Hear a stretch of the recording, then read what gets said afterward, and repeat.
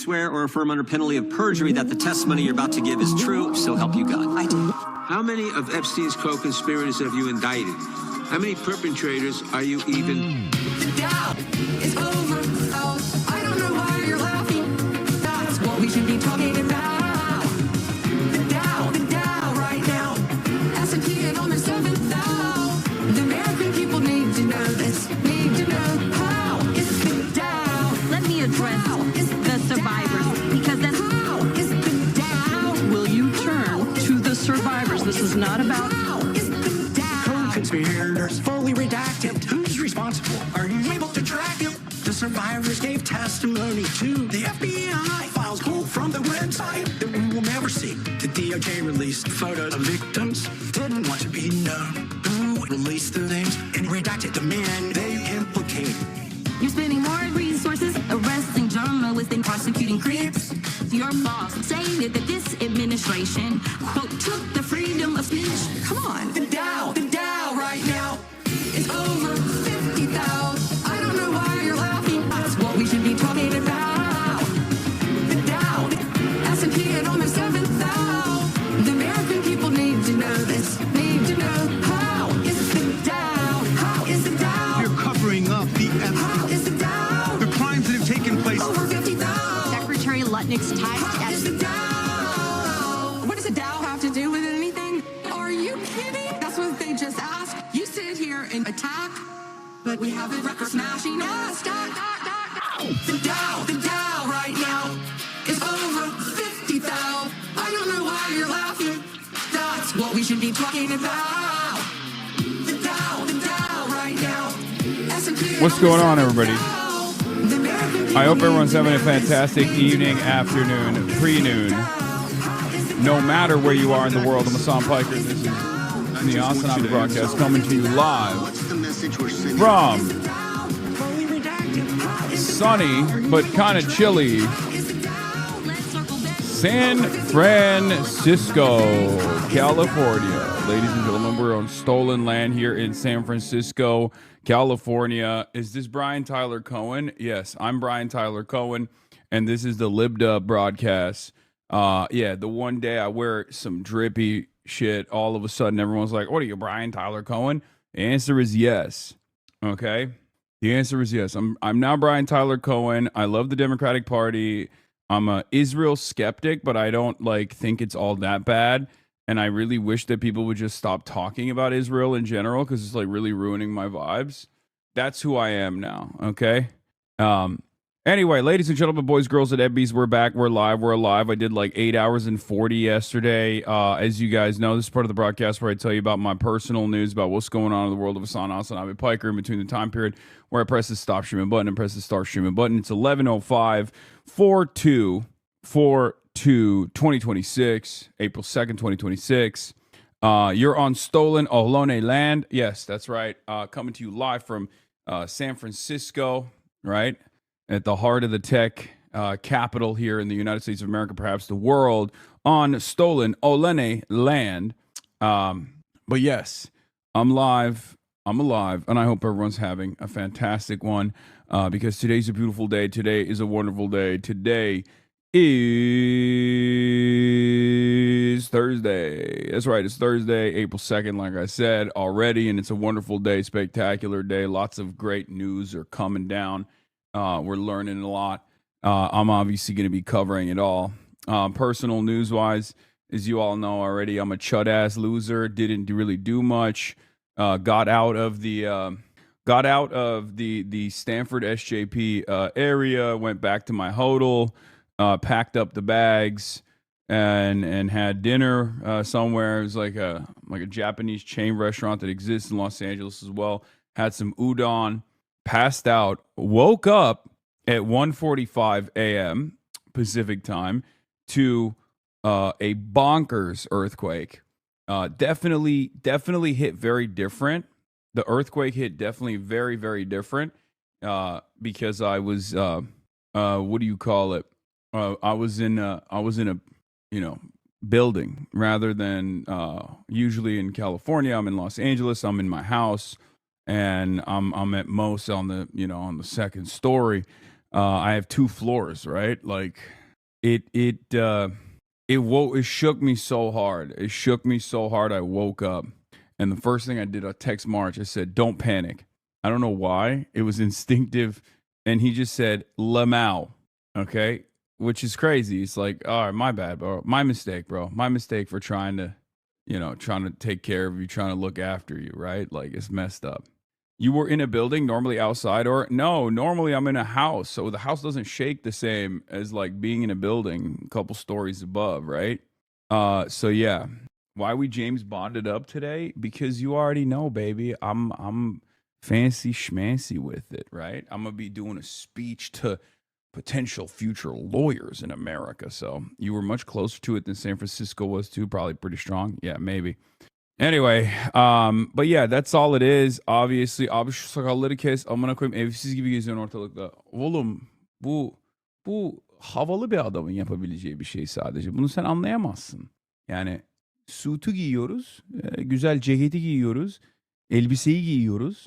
Canti bir adamım yani. Bu bir elegans. Sen bunu anlamazsın.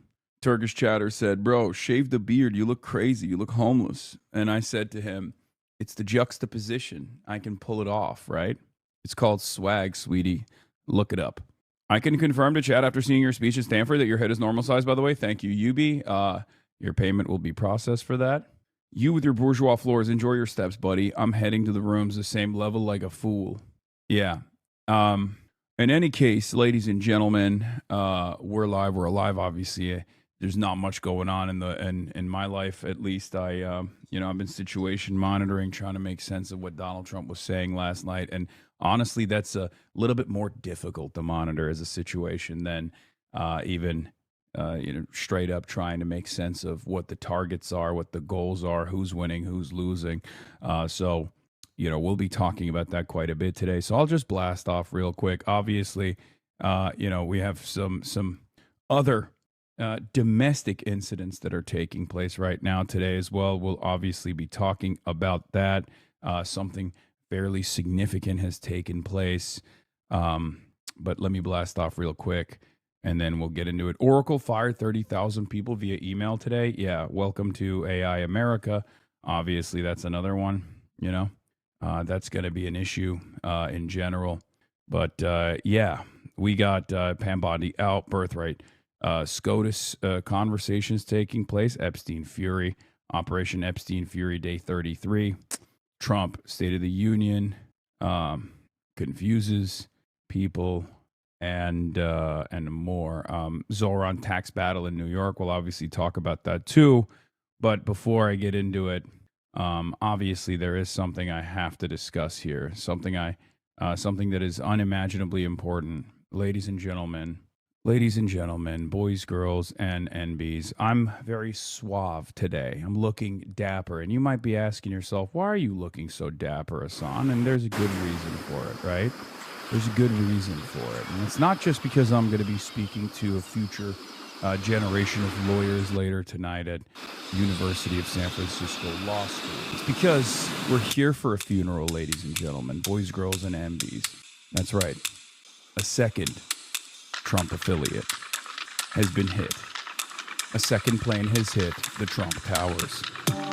Pamela Jo Bondi, an American attorney and politician who served, and I say served, as the 87th United States Attorney General from the year 2025 to the year 2026, a member of the Republican Party as the 37th Attorney General of Florida, has now been fired.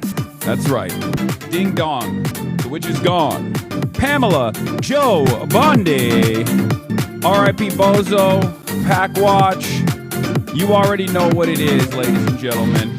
Throw a goddamn party. Spam to your heart's desire. That is now the second scalp of the Trump administration. That's right. It's the second scalp after Kirsty Bodacious Gnome, after Kirsty Gnome was kicked off and demoted from the Department of Homeland Security Secretary position. A second girl boss has been taken out by the Trump administration, and here we are misogynistically celebrating another fascist being dethroned, only to be replaced by yet another fascist regardless. Bye-bye, Bondi.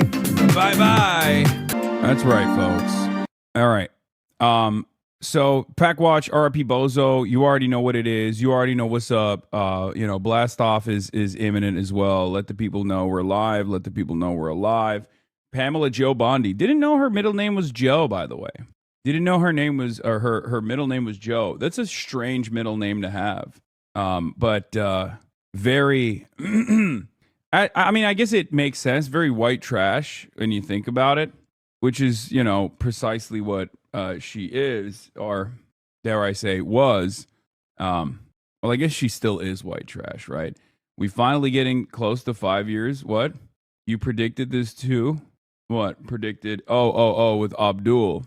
I'm a lawyer now, so obviously, that's how it works. When you go and speak to a law school, that means you have an honorary JD, not dissimilar to JD Vance, as a matter of fact. So I'm a lawyer now. And as a lawyer, I, if Donald Trump calls me up, I'll do it. I will become the next attorney general, right? Yeah, I got my Juris Doctorate. It's not a big deal. It's called a Doctor of Law in not Espanol, but Latin, which is kind of like Espanol. Okay? And, yeah, honorary JD Jorkin the Peanuts, if you want. You look great in that suit. Thank you. Thank you so much. Thank you. You're more qualified than Alina Habba. How dare you? How dare you come after my RGB queen, Alina Habba? You look like you're about to go sell peptides in that suit, bro. Take that shit off, Lamau. Dude, I swear to God, anytime I do anything that's a little bit different, anytime I do anything at all, there's gonna be chatters in here being like, nah, dog, put a t-shirt on, bro. Who the fuck do you think you are? Oh, look at this big guy. Look at this, bro. SpongeBob, big guy, dude. SpongeBob, big guy. Pants okay. Who the hell do you think you are, man? Why are you trying to be dapper, dude? You forgot about your fucking day ones, dude. It's crazy. It's crazy. It's just like anytime I do anything, can't do shit with this goddamn community, bro. I swear to God. Swear to God, there's always going to be somebody being like, wow, dude, you don't look like Dr. Jihad anymore. I don't like it. Like, quick, bro, get the job before they realize your credentials, what your credentials are. Bro, they don't know me as they don't know that I have a doctorate in both. I have a PhD in racism. I now have a JD, right? I'm a lawyer now. And also I have an MD. I'm Dr. Jihad, right? I wear many clothes.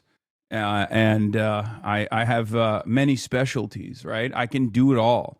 So put me in, coach. Put me in. I will be your guy. I will do the attorney general job, honestly. Don't worry about that, but do check in with Derek Guy. What? Yeah, go talk to the law school in bare feet like Rick Rubin. Yeah, Hassan the polymath. Yeah, I double majored in jihad and racism, right? Yeah, I'm a little bit like... I'm a little bit like a famous artist of the adult variety, Johnny Sins. I'm the Johnny Sins of politics. I'm a real technical player, multi-tool. Could play whichever role you need me to play. I got the expertise. With minors in anti-Semitism and electrical dog engineering. Electrical dog engineering, yeah. Who will replace her? My money's on Cat Turd. That's awesome. Yeah, that's what they're gonna do. The Trump administration is gonna go, let's do it. Let's just go YOLO. Let's just go crazy mode. Let's just put Cat Turd in there, Let's swap him in. Fuck it. No tomorrow. Fuck it, we ball type shit. But yeah, another pressure valve has been released. Obviously, we'll be talking about that. But it's pretty. I hope everyone's aware of exactly what's going on, right? Like Trump administration is like responsive to the pressures, and there's always going to be a fall guy. And I told you that eventually the fall guy would be, the person overseeing, the person that was the most televised individual on whatever that related incident was. For the Department of Homeland Security, it was Greg Bovino and Kirsty Noem. And they got axed for that reason. And for the Epstein files and the mishandling of the Epstein files, it's actually Kash Patel and Pam Bondi, but Kash Patel is seemingly standing strong, right? So I wonder what will happen for the economy. I wonder who will get the axe for the economy, and I wonder who will get the axe for the military quagmire that we found ourselves in the Strait of Hormuz as we have been attacking the state of Iran.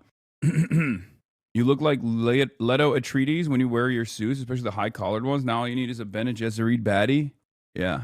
My Bene Gesserit baddie is obviously is obviously going to be Nancy Pelosi. I mean, I'm in her hood right now. Anyway, this is literally her place, right? This is swag. Okay.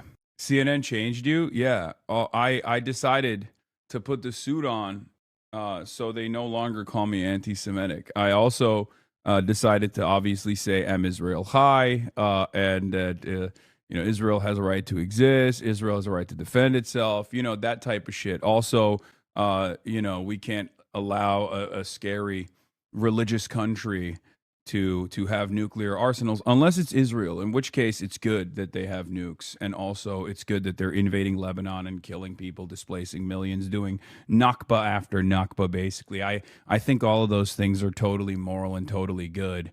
Now, Hassan, be so for real right now. How are you using swag in the big 226? That's crazy. Yeah, we must replace oxygen with swag. Okay, I'm 34 years old. You have to understand there's gonna be some limitations in my language. Okay, I don't know what the kids are using nowadays.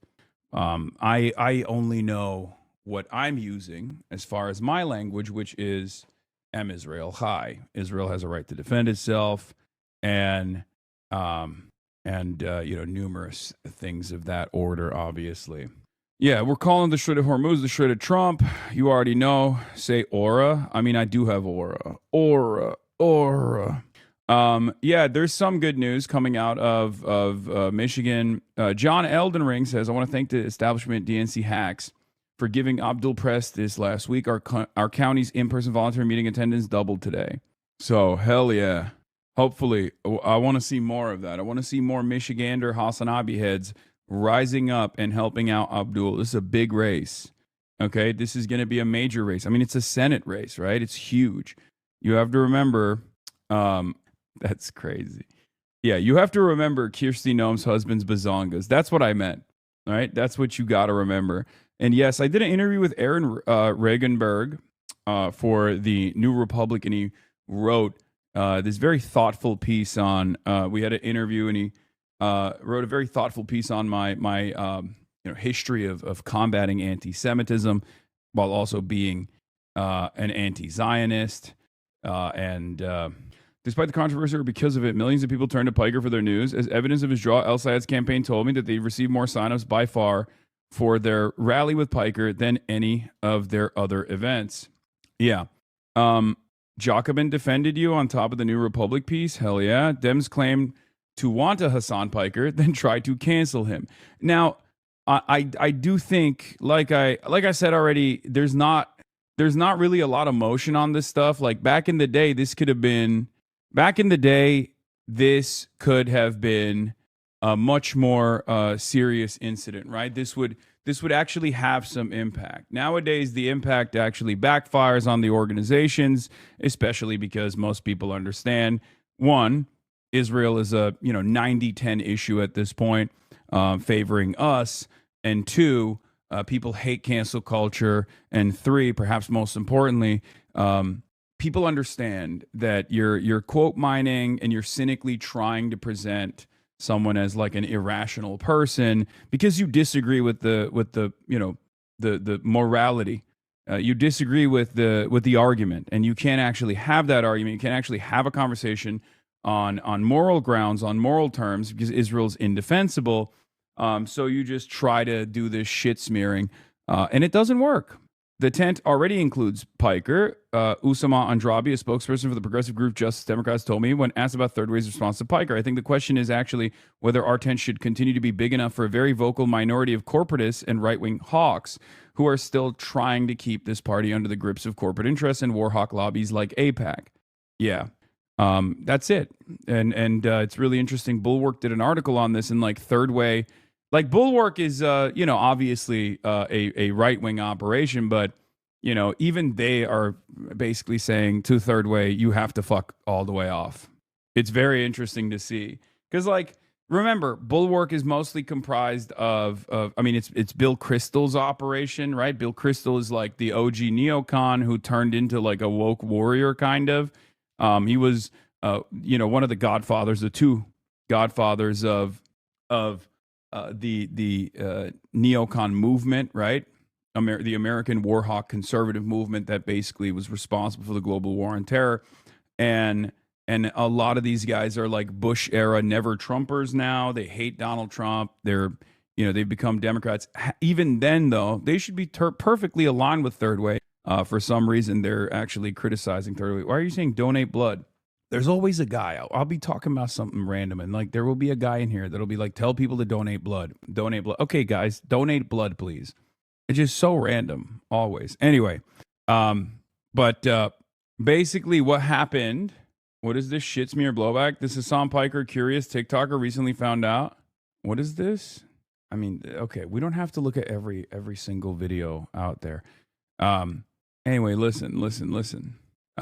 So Bulwark wrote this article, right? This is like now, I don't know, day 10 of not talking about Iran for Third Way style, far right, corporatist Democrats that want to turn back the clock and make sure that the Democratic Party still represents the exact same politics that caused the Democrats to lose to Donald Trump in 2024 and also in 2016. Like they're so actively doing it, and it's gotten so annoying and so frustrating that even people like unlikely bedfellows are coming out in defense of someone like myself. So to Third Way's critics, this was nothing short of abject hypocrisy, a group applying litmus tests to a liberal candidate after demanding that liberal groups drop the litmus test they placed on mainstream candidates. Because if you remember Third Way and also, the Abundist movement, they got together, they congregated, they did this whole thing a couple months prior.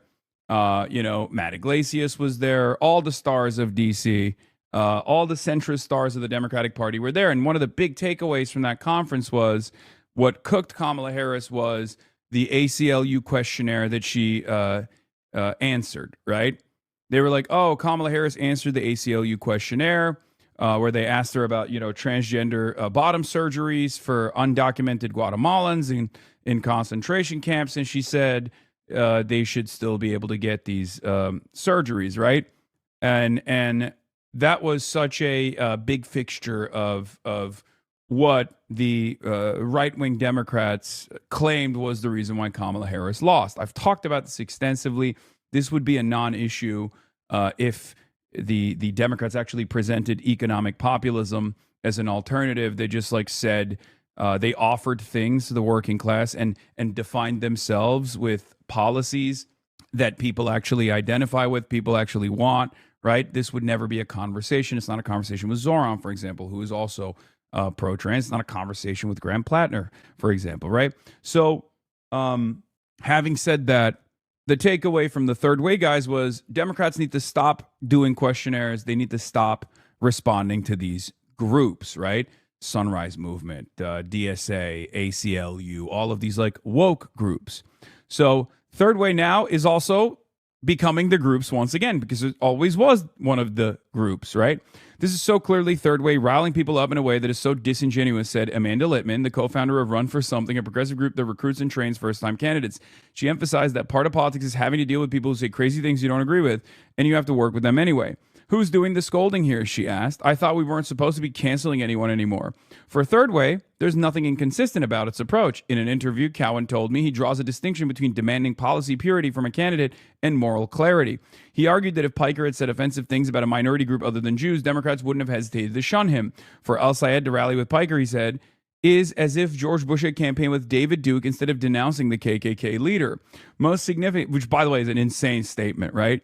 Because it's just objectively untrue. It's just, comparing me in any way, shape, or form to David Duke is psychotic. I mean, think about it this way. Between me and David Duke, who do you guys think is, between me and Third Way, whose worldview is closer to David Duke's? the right-wing pro-war Democratic consulting firm that is constantly telling Democrats to lean closer and closer to the Republican far-right neocon party in order to win votes, or the guy who is an anti-fascist, anti-racist, anti-Zionist? Like, who do you think is closer to David Duke? Apparently, David Duke endorsed Kamala Harris last election, is what people are saying. But in any case, for third way, there's nothing, because most significantly, Cowen made it clear he'd rather accept some electoral risk than see the party show flexibility on this front. If people are really arguing that the price of winning is becoming like a bigoted misogynist like Hassan Piker, then I'll take not winning, Cowen told me. What is the point of reviving the Democratic Party so it can compete in an age of right-wing populism if the price of that is that you mainstream bigoted anti-American misogynistic votes? They're just like throwing words into the pile too. Tomorrow they'll call me racist, right? Like they're trying to concoct a figure. Slowly but surely, they're trying to concoct a figure that is far removed from who I actually am and what I represent. The problem for them, of course, is that I have a significantly larger platform, and my platform is communicating my political worldview, my ideals, and therefore they're going to have a much harder time cutting across that noise because they have to rely on other outlets. They don't have a steady flow of communication out there. They just have to give quotes to pliant outlets like the Wall Street Journal and then like try to muster up some controversy, which will then inevitably cause eyeballs to come my way for people to really figure out what I'm really about. And when they do that, they realize, oh, this is all bullshit. So it doesn't really work. It's an unnecessary smear campaign. It's really stupid. They're doing it on a 90-10 issue in a way that's very transparent, in a way that people are actually really frustrated with, right? Like they've heard this, they've seen this so much. I'm closer to most people's worldview than they are. And that's it. So Ned Lamont and JB Pritzker have a bet on the Final Four matchup between Illinois and UConn. Lamont is putting a New Haven pizza. What is this? Illinois barbecue. This shit's disgusting. What? Oh yeah. Tim Miller also railed against this, that if people really are arguing that the price of winning is becoming like a bigoted misogynist like Hassan Piker, then I'll take not winning. Jonathan Cowan told Lauren V. Egan. This seems like a bad message to me, given the state of things. The perceived incompetence discounts their cynical malice. If you think of this as third way miscalculating, you're mistaken. They know what they're doing. Trump is serving up a clear and popular anti-war pro-social services campaign for Democrats on a silver platter, and they will do anything they can to avoid that. Yeah, because Democrats actually do, no matter how like corpo, no matter how centrist Democrats are, they actually do oftentimes present themselves as anti-Trump, right? Or they at least try to find a way to present themselves as anti-Trump. So if Donald Trump is like viciously and super vulgar in his imperialism, right? Democrats have to be against that. And therefore, they have to lean into being anti-war. Third Way hates that. They don't want that. They want to make sure that Democrats are still in line with billionaires, in line with corporations. They want to make sure that the Democratic Party and the way that Democrats communicate on these issues do not, stray away or shy away from what they want. Which is to keep the business as usual Kamala Harris style politics, right? It's a politics that has been a failure. It's been a failure on the politics front. It's obviously failed twice to Donald Trump, but it's also a failure to the people, right? And I'm not alone in this. This is something that I keep repeating over and over again. Something that I say all the time is look at the polls, okay? Look at the polls. Look at the way that the Democrats are being perceived right now. Look at the way the Democrats are being perceived right now. It's not popular. Here is Harry Emden talking about congressional Dems numbers with Democrats is atrociously awful, even worse among all voters. Most Dems think the party has the wrong priorities. Okay? This is a massive, massive issue.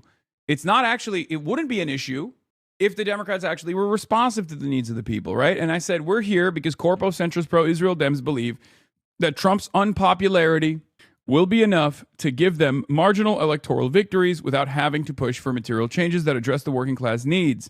People want real fighters. They want real change. This is at the heart of the conversation that we've been having for the last week, right? This is the major issue. People might try to misdirect. People might try to take your attention away. They might claim that it's actually about, anti-Semitism or whatever fucking smear campaign that they're leaning into. But this, keep your eyes on the ball, okay? This is exactly the problem, okay? The guys that have caused this issue, the people that have taken control over the Democratic Party since the Clinton era, the third way neoliberals, they know that they're losing their grip. They know that they're losing their influential, their influencing capabilities, and they're losing a massive vehicle for billionaires and corporate interests to be able to continue manipulating the Democratic Party and using it in whichever way they see fit. And they're desperately swinging wildly, but because of their overall inability to read the room, because of their total lack of understanding of where people are right now, they've chosen to do this on the issue of Israel, which is a 90-10 issue. They think they can bully Democrats, and they can bully some Democrats, right? But they think they can bully all Democrats into submission to make the wrong choice. You might say, okay, well, at least Dems like Democrats.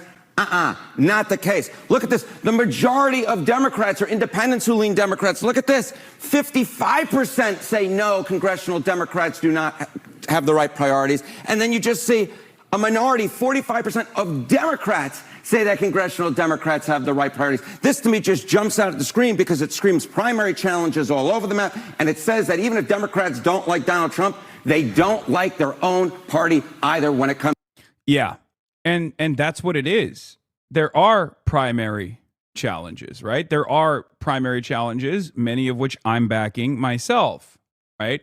Many of those primary challenges, this community is leaning into. They told us for the longest time, a lot of these liberals would say, "Oh, you and your community don't vote." That's never been the case, right? We vote. You and your community don't participate in politics. You don't understand how politics works. We do participate in politics. We do understand how politics works, right? Now that we're actually, taking advantage of the instability in an effort to put forward candidates that are more responsive to the needs of the working class, all of a sudden it's a huge deal, right? All of a sudden it's a massive deal. They're freaking the fuck out. Because they don't want it. They don't want people like Abdul. They don't want people like Shoykot. They don't want people like Claire Valdez. They did not want someone like Ana Lilia Mejia in New Jersey. They don't want Graham Plattner. They don't want these guys that represent a difference of opinion that want to actually do right by their constituents. They want controllable entities, right? They want controllable entities. They don't want Oliver Larkin, for example. They would much rather have someone like Moskowitz occupy that seat. And they're willing to lose elections. Okay? So it's not... the greatest example of this is Zohran Mamdani. We saw how the establishment Democrats reacted to Zohran Mamdani. They tried to get him out. When he won the primary, they didn't go, okay, it's time for vote blue no matter who. They actually turned around and tried to unseat him. They put up a right-wing opposition. They used a dynastic name in New York politics like Andrew Cuomo, in spite of the reality that he was a disgraced former governor who had to resign, right? And they were totally fine with doing that because Andrew Cuomo, in spite of his shortcomings, in spite of his awful behavior in office, is a controllable entity. He's not going to fuck the bag up. He's not going to do the right things. Like, think about it.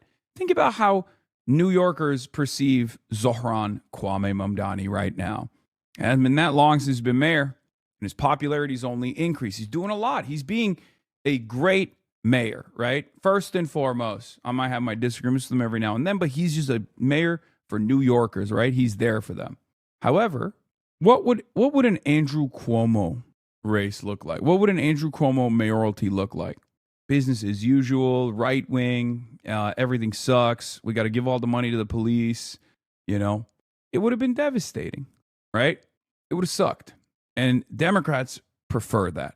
Democrats prefer that because Democrats don't want to do work. They don't want someone who is going to actually be a positive example that is going to cause voters to demand more, right? They don't want someone like Zohran. They don't want 100 Zohrans running and winning, because that would mean all of the other Democrats that are in positions of tremendous power in the National Party, those Democrats are going to have to change their attitude. They're going to have to say no to their corporate sponsors, and they're terrified of that. To Congress and overall, my goodness gracious. So this is sort of like Democrat on Democrat crime here. What's overall approval among Democrats of their leaders? Yeah, okay. So, you speak about Democrat on Democrat crime, and I want to know how unusual what we're seeing right now about how Democrats feel about Democrats in Congress is. Take a look at this. This is a trend line going back through the years, midterm elections in which there's a GOP president. Look at this. In 2006, Dems' net approval of congressional Democratic leaders was plus 28. You go back to the last midterm, look at that, plus 19. Very much on the positive side. The bottom has fallen out. The bottom has fallen out. Minus 4 points. That is Democrats' own net approval of their own congressional leaders. Even Democrats don't like their own leaders when it comes to Congress. And overall, of course, the numbers are just absolutely awful. So Democrat on Democrat crime, absolutely. This, to me, screams, again, primary challenges across the map. And it screams to me, hey, when it comes to those next leadership elections, maybe something might be cooking. It also just means we have to maybe look at these midterms differently, because this is a different prism. We haven't seen this type of thing before. We don't know what impact that might have. That's exactly. This is why I said this is a phenomenal opportunity to make necessary changes in the politics of this country. The Democrats are spectacularly weak, okay? They are the weakest they've ever been at a time when they're supposed to be the strongest they've ever been, right? Unprecedented unpopularity for the president should yield tremendous popularity for the opposition party. But because they do not play that oppositional role, because they've completely ceded ground, because they're just sitting around and waiting for the Republicans to fail so that they can bring back the harm reduction arguments one more time and remind people that they are not Republicans. After all, they're still marginally better than Republicans after all. That's the argument that they're trying to lean into, right? Here's the thing. This creates a tremendous opportunity for people like ourselves to run and to also win. Here's Bernie Sanders, obviously, seizing on that opportunity here. Senator Bernie Sanders is endorsing Claire Valdez for New York's 7th Congressional District, an earthquake in the commie corridor. As you guys know, Claire Valdez is a friend of the show. We are, she's part of the DSA slate, and I've already interviewed her. You can go back and watch that interview if you'd like. And we'll see. We'll see what happens. But I think her chances are pretty good right now. Right, and there are a lot of folks who've been looking at the generic congressional ballot and wondering why Democrats don't have a larger lead. Yeah, chaos is everywhere on Earth. The situation is excellent. Chaos is everywhere under the sun. The situation is excellent. Okay? Here's what Claire said. 11,200 plus people funded this campaign. No corporate cash, no APAC, no real estate, no AI or crypto. I'm humbled and energized by all of you. Together, we'll prevail on June 23rd and build the movement to take on the oligarchs and deliver the dignity working people deserve. That's what Claire said. So, yeah. And this is a big reason why, I would think. Okay, so there's Hakeem Jeffries in the House. Chuck Schumer is the Senate Minority Leader. What might this mean for Chuck Schumer? What are some of the predictions about whether he can stay as the Democratic leader? Chuck Schumer has been the Senate leader for the Democrats for a long period of time, before I even came to CNN, and I'm not quite sure that he will stay it. Take a look at where the people who are putting their money where their mouth is. Chance Schumer wins the next Dem Senate leader election. Back on December 1, look at this. It was 2 and 3 according to the Cash prediction market. This person is not a fan of yours, but still defends you? But if you care about Democratic politics, you should be deeply concerned about the smear campaign that's being perpetrated against him right now. Because for the past week, mainstream news sources and politicians have been saying that Hasan is a Muslim, vicious anti-Semite who hates America. And the only purpose of that narrative is to try to cut the left flank of the Democratic Party off at the knees, such that there is no power and influence that the left flank can have in upcoming elections, particularly in the midterms. The purpose of attacking Hasan is not just about Hasan himself, it's about about people like him who would dare challenge Democrat heterodox thinking, who would dare challenge the U.S.'s relationship with Israel, who would dare challenge our blockade of Cuba, who would dare to think about a world that could exist rather than the one that does. And I need you to hear me when I say this. I am not caping for Hasan Piker. I am not caping for Hasan Piker. I'm not making excuses for him. I recognize that people don't like him. I sort of mostly feel agnostic about him, like he's fine. He has Honestly, most of the negative things people feel about him are not valid at all. However you feel about Hasan Piker is valid. Just leave that out next time, because if he's in the narrative that he's not an objectively good figure, it's just, yeah, there's so much like hatred because I've always been like a vector for all things left politics for so many years, that a lot of people that are ostensibly on the left also don't realize that they're leaning into it when they do that kind of thing. And it's a self-defeating thing. Like, you're probably a lot closer, especially if you're outside of the confines of like neoliberalism and whatever the centrist establishment Democrats represent. You're probably a lot closer to my worldview than you have been led to believe. And you end up unironically engaging in that same kind of sectarian infighting because you saw something that you got baited into believing by a person who actually despises your worldview and your politics, despises our worldview and our politics. In many circumstances, it's exactly the same as what the third way is doing right now. You know, people are so aggressive in their hate for you that people feel the need to uselessly qualify their statements or just general support for what you do. Exactly. I mean, there are years and years and years of this kind of like endless barrage of hatred that I've received. And that's precisely the reason why a lot of people sometimes fall mercy to these sorts of smear campaigns. And even if they're like directly aligned with my worldview, they'll turn around and say, oh, I don't really understand.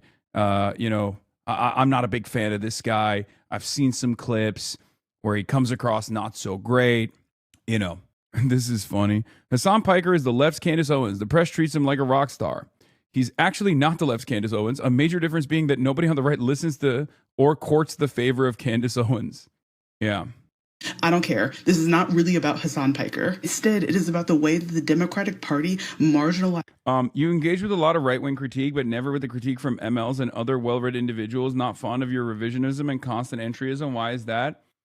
Because I occupy a very different lane than they do, and because I'm more successful in my initiatives than they ever will be in a country like the United States of America, at the heart of empire, where the only route to even mass class awareness, mass class consciousness has to come from taking advantage of the open electoral lane that currently exists in an objectively weak bourgeois liberal Democratic Party, and because I can't communicate with people that don't have class consciousness with dense terms that are fairly difficult to understand, even for the most well-read Marxists in general. You know, seems to me the clips are the thing that are actually revisionist. That's it. We just have different methods. If you don't have, you might disagree with my methods, but at the end of the day, I think, you most likely don't understand.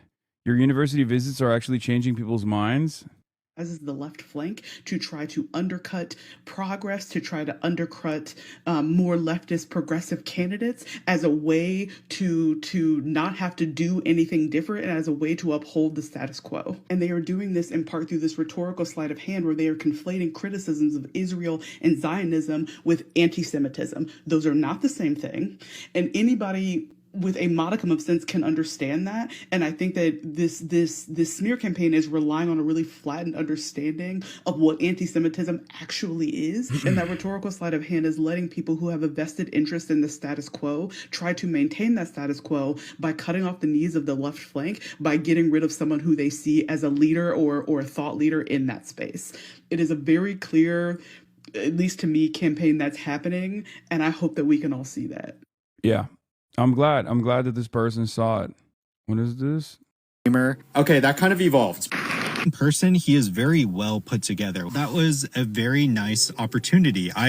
Some angel just gave me a ticket. I still have no idea who you are, but thank you so much. I tried to wait around outside, but I don't know. You just came out of nowhere to just be mysterious and nice. He had a speech prepared, which felt pretty relevant for me, especially growing up in the Bay Area and tech just being such a force here. Probably just see the whole thing online, I am guessing. But it also felt really cool to just be in a room full of people who feeling the same way, who like-minded. Thank you again to the person too who gave their ticket. If there's an organization I could donate to, we can work that out. More thing too, because I feel like it's relevant, is he was talking about the importance of political education and the role that it plays. Thinking about it on my drive home, because one of the most annoying comments I got on like that video was people assuming I was apolitical because I didn't know who Hasan was, which I just feel like is so weird and dismissive.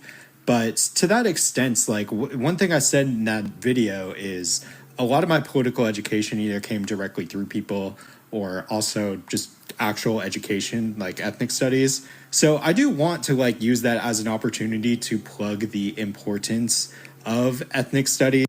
Yeah, I'm in San Francisco. Also, March said that my speech was, when I write my speeches, it's like a 7.5 out of 10. If I'm well rested and I go off the top dome, it's a 10 out of 10. If I'm super tired and go off dome, it's a 6 out of 10. So he still thinks I should just freestyle rather than write a speech and then read it. Then all right, we're gonna move on from the Hasan Piker anti-Hasan stuff, the Hasan Piker defense. I feel like it's just such a classic repeat. I'm gonna finish this Harry Emden video, and then we're gonna please do not freestyle. It was so much better. I don't know. I think freestyling is like my UBC speech might have been my best one still. Drops to 56% in February, and then look at where we are right now. Just 50%. A coin toss, if I had a coin, I would toss it up in the air. A coin toss when it comes to Schumer actually winning the next Dem Center leader election. And we've seen a number of Senate candidates, Democrats, across the map saying, we don't want any part of Chuck Schumer to be the next leader. And there's a big reason why that is, and it's because at this point, look at this -4, even Democrats don't approve of their own congressional leaders. Why are liberals freaking out about the Trump address? There was nothing in the Trump address. We're gonna do the full Trump address in a second, but obviously, first we are going to talk about the domestic instability that's taken place in the United States of America. We're talking about Trump. Another major shift. Seismic shift, ladies and gentlemen. As we already played the crab rave earlier, you already know Pam Bondi, Pamela Joe Bondi, is out as the Attorney General. Let's take a look. Wake up at the White House. Attorney General Pam Bondi has been ousted. Let's go now to CNN senior White House correspondent Kristen Holmes. Kristen, tell us what you're learning. This is brand new. Yeah, things are very fluid. They're moving very quickly, but I am told that Pam Bondi has been officially fired. She's out of her role. Now, where she goes next, that is a question mark. I was told in the meeting or in the conversation President Trump had with Bondi yesterday, he floated the idea of a judgeship as a potential landing place for Bondi. And in the interim period, while they are figuring out who is going to take over as Attorney General, Deputy Attorney General Todd Blanche will step into that role. So he will be serving in the interim. Pam Bondi, though, is out. We had already reported that she was in Florida. We have been talking about for the last several hours how in the last week, President Trump had been calling allies, asking about firing her, who should replace her. It doesn't seem as though they have someone. Perhaps the Dow is below 50K, and that might have played a role in the Pam Bondi ouster. Who knows? Turns out if you place a lot of emphasis on the Dow and then your president decides to blow up the energy markets, you might be the first to go.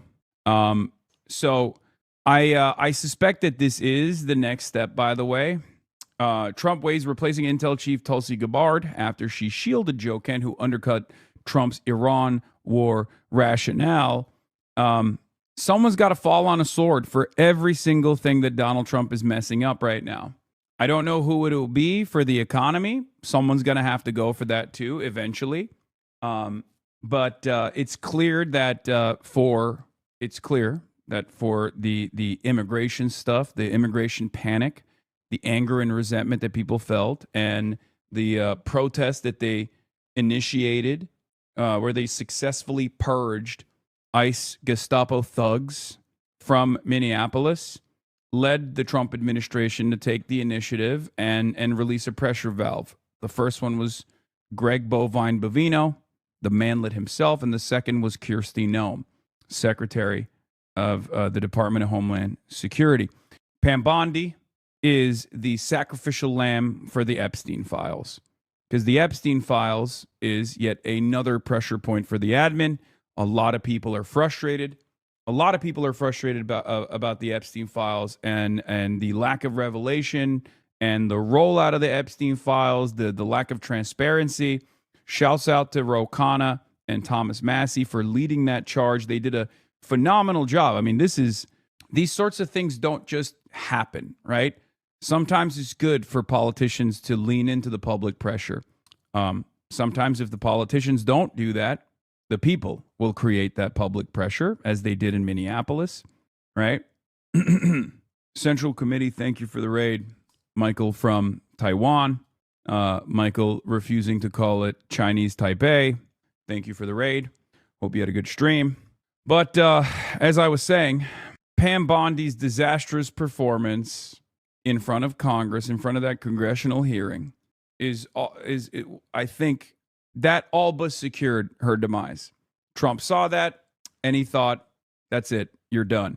Now, she's in a horrible predicament regardless, because there's no one in that position that can successfully defend the Trump administration's lack of interest in identifying Jeffrey Epstein co-conspirators. Trump himself is obviously heavily involved with Jeffrey Epstein. So she's almost in the same situation that Israel defenders are when they have to defend the indefensible, right? So that's precisely what happened here. Donald Trump made her fall on the sword, a pressure valve. There's two other areas that Donald Trump has to release pressure on as well to make it seem like he's actually responsive to the needs of the public. One of them is going to be the war in Iran, and the other is going to be on inflation. So I don't know exactly how he's going to retaliate on that front, how he's going to release another pressure valve on that front as well. But Pam Bondi will be remembered as the Attorney General who watched videos and saw images of powerful men raping kids and decided to protect the men. Is true. What? I know you hate spam, me too, but do you have any experience with Nick Land discussions or any beef? I have one, outing him out. He retweeted, zero experience, law. Sorry interrupting your explanation of what you're doing. But yeah, you have more experience, ? I am just no one, lol, Nick Land, haha. Any experience with having beef with Nick Land? What? I have one at the moment. Please tell me, let's work together. Okay, I don't know what that is, but good luck to you, chatter.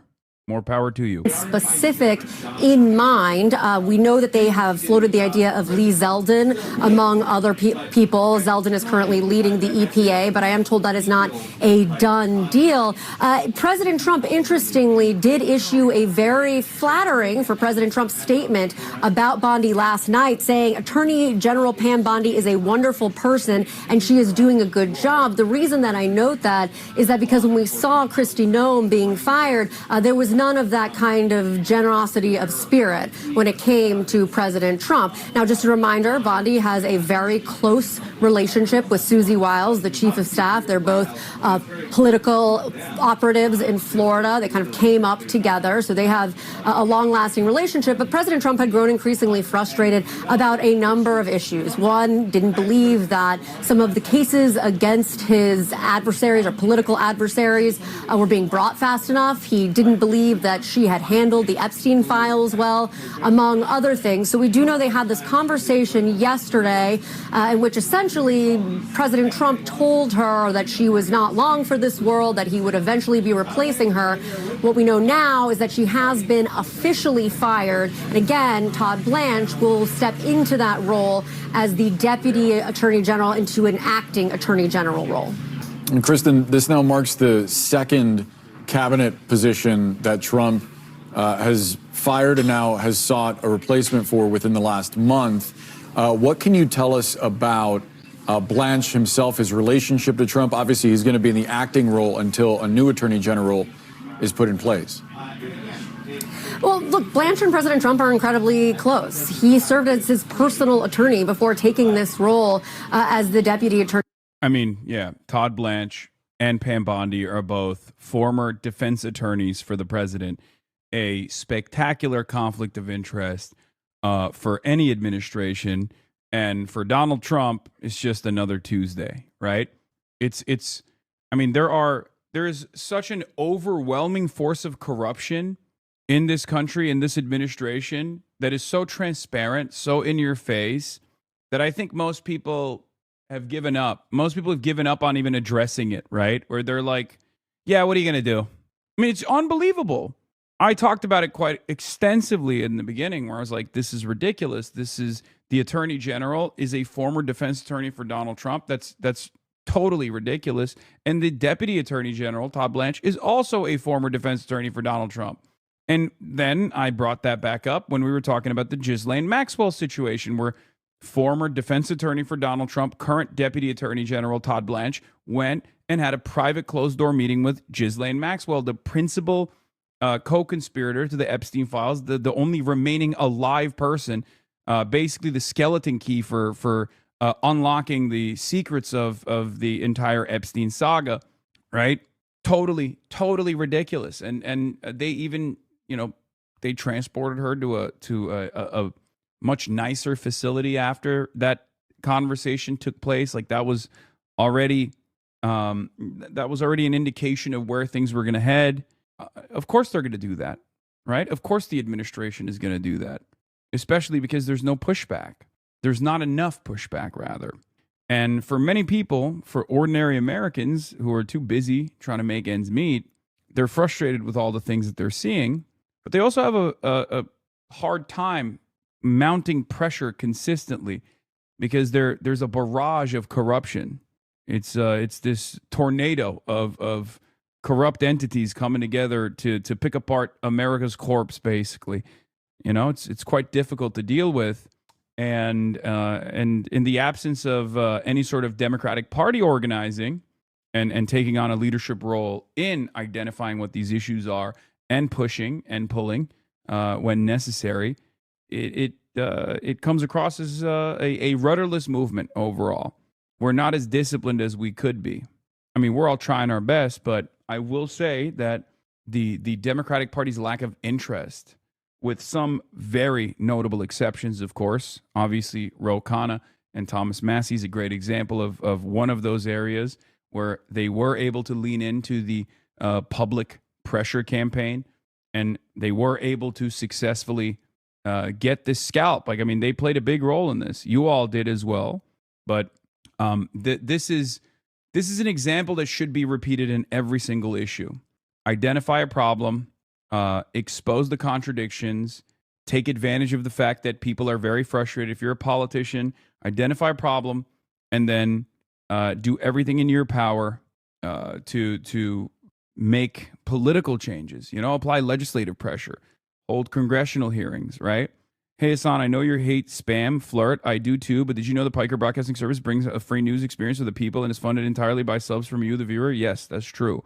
The Piker Broadcasting Service is funded by you, the people, for you, the people. If you'd like to fund the show, all you need to do is subscribe, which you can do for free with the Twitch Prime by connecting your Amazon Prime account to your Twitch account, or with a $6 a month subscription.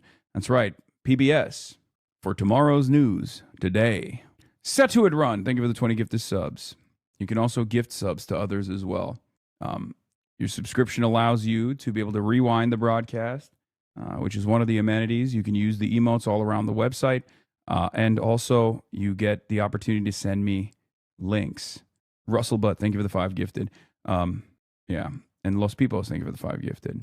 Are you surprised Trump did this now? I thought the Epstein file chaos had died down because of Iran. I don't think it's going away.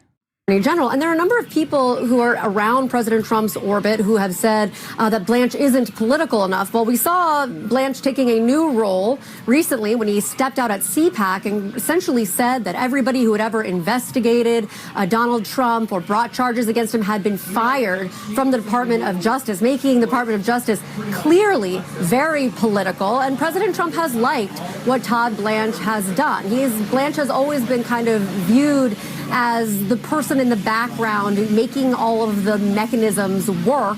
Now, of course, he'll be front and center, but it doesn't sound as though he's going to take this position long term, that they are going to still find a figurehead, so to speak, as the actual attorney general, but that he will be filling in the interim time period. And I do want to note, one of the things that's so fascinating about this removal of Kristi Noem and this removal now of Pam Bondi is that we spent the better part of over a year with no upheavals, with no turnover within the cabinet, and that was intentional, something that President Trump, Susie Wiles, did not want in his second term to look like a revolving door, the way it had looked in President Trump's first term. But obviously now we are entering a new phase of President Trump's presidency, with him feeling as though the people who aren't working, and he's going to get rid of them.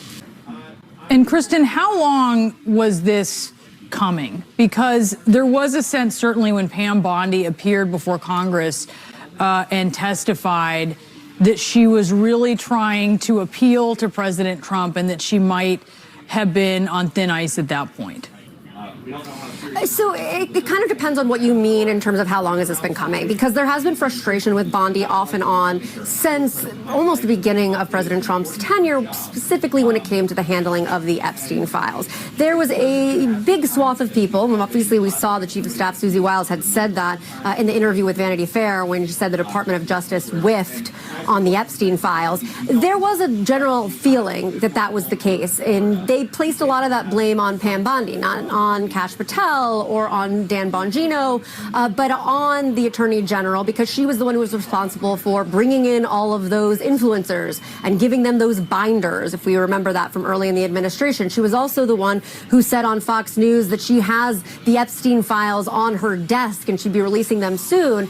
All things that put everybody into a tight spot and then caused enormous amount of problems down the road. But when it comes to actually replacing her, what we're told is that in January, this started becoming a real conversation, that the names started floating around as to who would potentially replace her. Now, that had died down a little bit, and then in the last week ramped back up. And I'll tell you, I was getting calls and text messages from people who aren't in the administration, who don't work at the White House, who were saying that they were hearing it. And they were hearing it because President Trump was making calls really starting on Monday, asking allies what they think about the fact that he might replace her, who should replace her, what does this actually look like?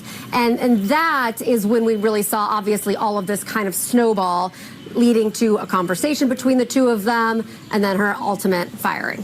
Kristen, please stand by for us. We have some extra voices to add to the conversation. Evan Perez, Jeff Zeleny, and Ellie Honig are with us. Evan, first to you. You could see this coming, but we weren't sure. Earlier it was described as a gray area that she was in, that she might be able to salvage her job. Clearly she couldn't.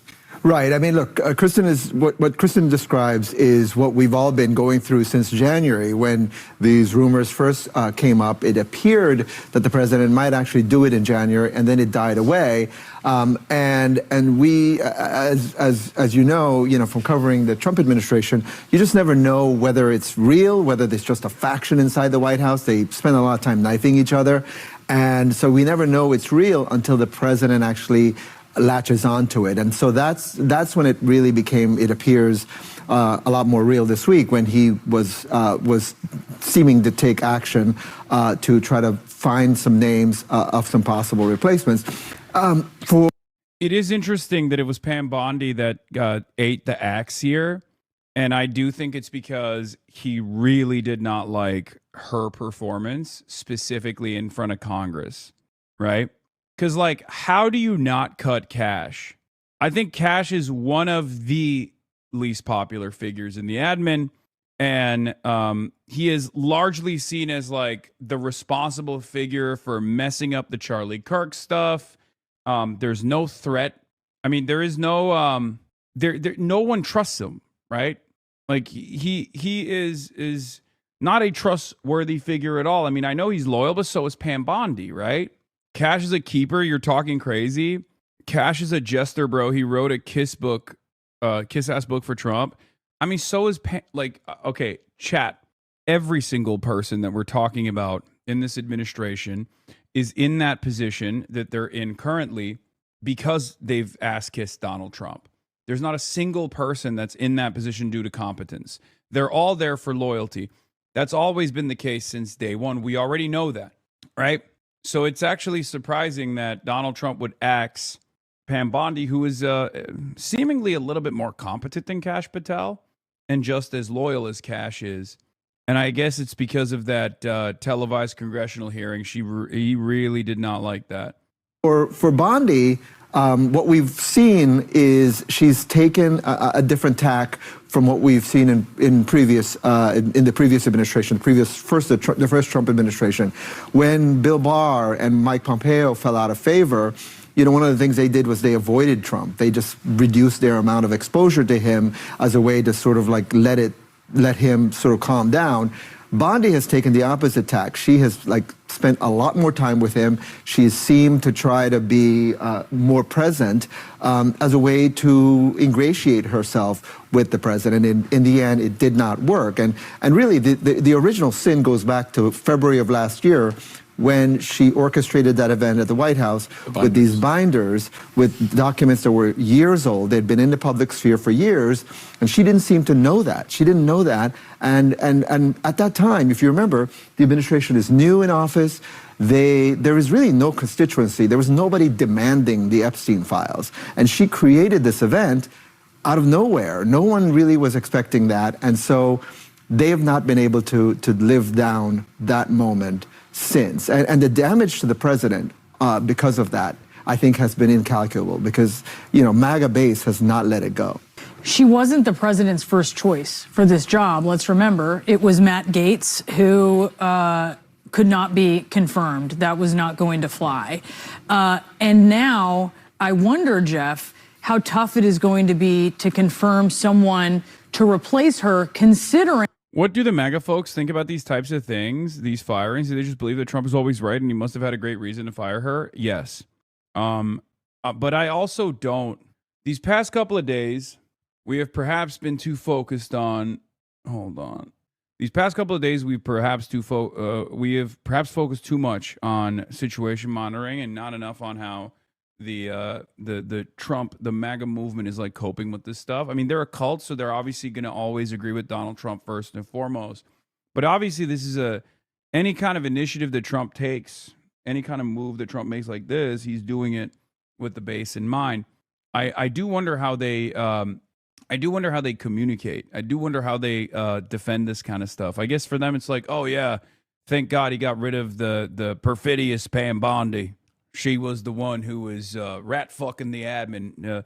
Maybe she was the reason why we couldn't get the Epstein files, out on time in a timely manner. I don't know. I don't know. You have to, I guess, like for some, to develop a better appreciation, develop a better understanding, we got to do hogwatch, right? We haven't really done enough hogwatch as of late, because I've been too busy, covering the actual news and also simultaneously having to deal with hogs in our own ranks, right? The ostensibly left flank hogs, the centrist right-wing Democrats.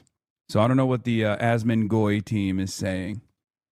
There are a number of senators. She and Kash Patel were put in their positions with promises of not going to retaliate or use DOJ or the FBI to go after President Trump's enemies. And yet we've seen that is exactly what it has been used for. So I wonder how difficult this process will be to find someone to replace her. I think the confirmation process will be very difficult and dramatically different from what we've just seen with the Secretary of Homeland Security, Mark Wayne Mullen. Even if a senator happens to be chosen, and if you have been mentioned possibly, one is going to be very reluctant to accept this position because Attorney General is different than every other position in the cabinet. And there's what is this? MAGA mom has been saying she wants Bondi fired to atone for Epstein. Boomer MAGA will be all over the moon with this. Interesting. I guess for them, they see this as a much needed respite. Maybe they see this as like the administration being responsive to their needs. Perhaps maybe that's the case. Enough muscle memory now, beginning with Jeff Sessions, who could not be any more loyal initially until he fell out of favor because he recused himself. And that's something that the president still has in mind.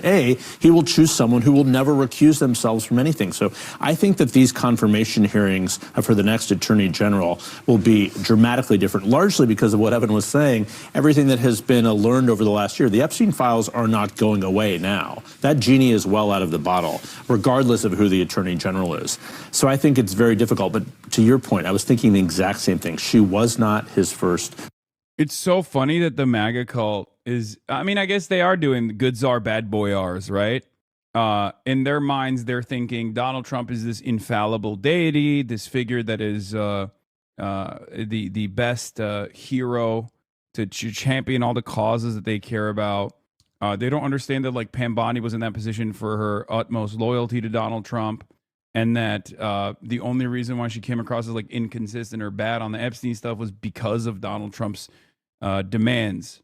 Donald Trump put her in this bind. Donald Trump put her in this indefensible position where she had to sit there and defend it. Asmongold reacts to Pam Bondi's national crash out. Yeah, I remember him saying this. 2 people voted against it, and you were one of them, hypocrite. Honestly, Donald's got to get rid of this bitch. He does. Like, one of the best things he could do is just say, like, listen, like, we tried, we did what we needed to do. You know, we thought that she'd be able to do it, and it turns out... Do what?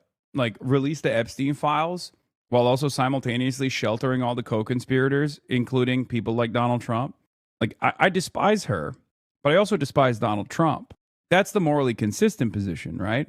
Because Pam Bondi is a mere expression of the desires of Trump. That's why she was the attorney general. So it just doesn't make sense that these guys will be like, yeah, Pam Bondi is like singularly responsible for not releasing the Epstein files. As a matter of fact, it's all entirely in her hands, right? A choice. He knew her well, obviously. She was involved in the campaign from Florida. Wasn't inherently a political years ago, became very political. But she was not, she was chosen because she would be reputable and pretty easy to be confirmed after Matt Gaetz. So it's going to be fascinating to see who the president picks. Lee Zeldin is one of the leading contenders, a former member of Congress, different for a House member than a senator we've seen over the years here. So the confirmation process. Why would anyone take this position? You know your ass is just going to get cooked in congressional hearings 24/7. There's no other alternative, you know. That's just, it is what it is. I mean, these guys are brown nosers. They get a tremendous amount of time in front of cameras. They elevate their platform. They know, look, I don't think anyone is so stupid that they think Trump is not eventually going to use them as a sacrificial lamb when things get hot. Okay? Michael Pence was Donald Trump's vice president. When Donald Trump lost the election, he decided to lie and say that the election was stolen from him. And they looked for a way to seize control over the government and deny the democratic outcomes in 2020. Okay? One of the things that they thought they could do is maybe identify this like totally procedural, ceremonial a process that Mike Pence was overseeing. They wanted to pressure Mike Pence to stop the authorization of all the votes that were coming in, right? That's January 6th. Mike Pence was Donald Trump's vice president. Donald Trump literally goaded his fans to go and do an insurrection where they were demanding to assassinate his vice president. Okay? So if Donald Trump will demand or play a role in the attempted hanging of his vice president, what makes you think the attorney general is going to be free of such scrutiny, right? It's totally ridiculous. Donald Trump has a track record of consistently firing people whenever he wants to shift the blame away, shift the attention away from himself and his shortcomings. I think everyone that's in this administration is aware of that, right? They just think it'll be someone else holding the bag. Seems to me like Tulsi Gabbard might be next. I mean, get ready for this. It is going to be much more complicated than the one we just saw last week. Let's get to Donald Trump's insane speech last night, which was just a rehashing of virtually all of his Truth Social posts, wrapped up in a nice little 18-minute speech. Okay, so last night Donald Trump delivered the State of the Union, and everyone was expecting him to make a new revelation here. He did not. He basically just summarized all of his Truth Social posts, and that was it. So let's take a look at the playback reel of the Trump victory speech. President of the United States. Thank you very much. My fellow Americans, good evening. Let me begin by congratulating the team at NASA and our brave astronauts on the successful launch of Artemis II. It was quite something. It will be traveling further than any manned rocket has ever flown and will very substantially pass the moon, go around it, and come back home from a distance that has never been done before. It's amazing. They are on the way, and God bless them. These are brave people. We want to God bless those 4 unbelievable astronauts. As we speak this evening, it's been just 1 month since the United States military began Operation Epic Fury, targeting the world's #1 state sponsor of terror, Iran. In these past 4 weeks, I'm waiting for him to accidentally say Epstein's Fury. I believe in my heart that it will happen at some point. Also, one thing that I noticed, because I was listening to this while I was waiting to deliver my speech in the conference room that I was in, he was very winded. Like, he just seems tired. He seems out of it, you know? Labored breaths. He's angry. It's late. It's late for him. Kind of feels like he just doesn't want to do this at all. Our armed forces have delivered swift, decisive, overwhelming victories on the battlefield. Victories like few people have ever seen before. Tonight, Iran's Navy is gone. Their Air Force is in ruins. Their leaders, most of them, terrorist regime they led, are now dead. Their command and control of the Islamic Revolutionary Guard Corps is being decimated as we speak. Their ability to launch missiles and drones is dramatically curtailed, and their weapons, factories, and rocket launchers are being blown to pieces. Very few of them left. Never in the history of warfare has an enemy suffered such clear and devastating large-scale losses in a matter of weeks. Our enemies are losing in America, as it has been for 5 years under my presidency, is winning, and now winning bigger than ever before. Before discussing this current situation, I also want to thank our troops for the masterful job they did in taking the country of Venezuela in a matter of minutes. That hit was quick, lethal, violent, and respected by everyone all over the world. After rebuilding our military during my first term, we have by far the strongest military anywhere in the world. And now we're... Yeah, so strong, and yet we cannot defend our allies. We cannot defend any of the countries that are oil-rich countries that give us trillions of dollars in investment in exchange for purchasing our weapons at a comfortable price point. Yeah, strongest military of all time, and yet, once again, has been taking L after L for the past 33 days now. Strongest military of all time, and yet we need an additional $200 billion to up our defense capabilities, our offensive capabilities. Strongest military of all time, yet we've utilized a quarter of our Tomahawk missile launchers.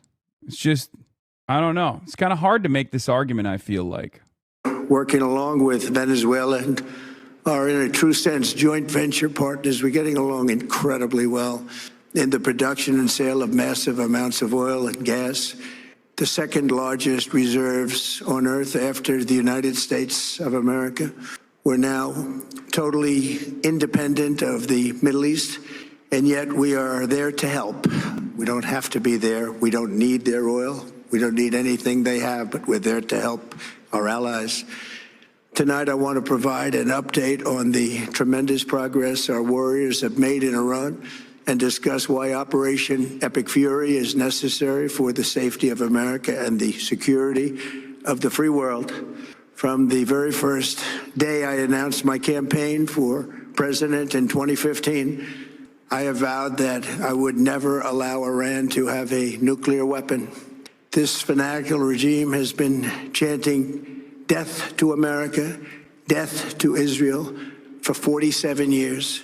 Their proxies were behind the murder of 241 Americans in the Marine barracks bombing in Beirut, the slaughter of hundreds of our service members with roadside bombs.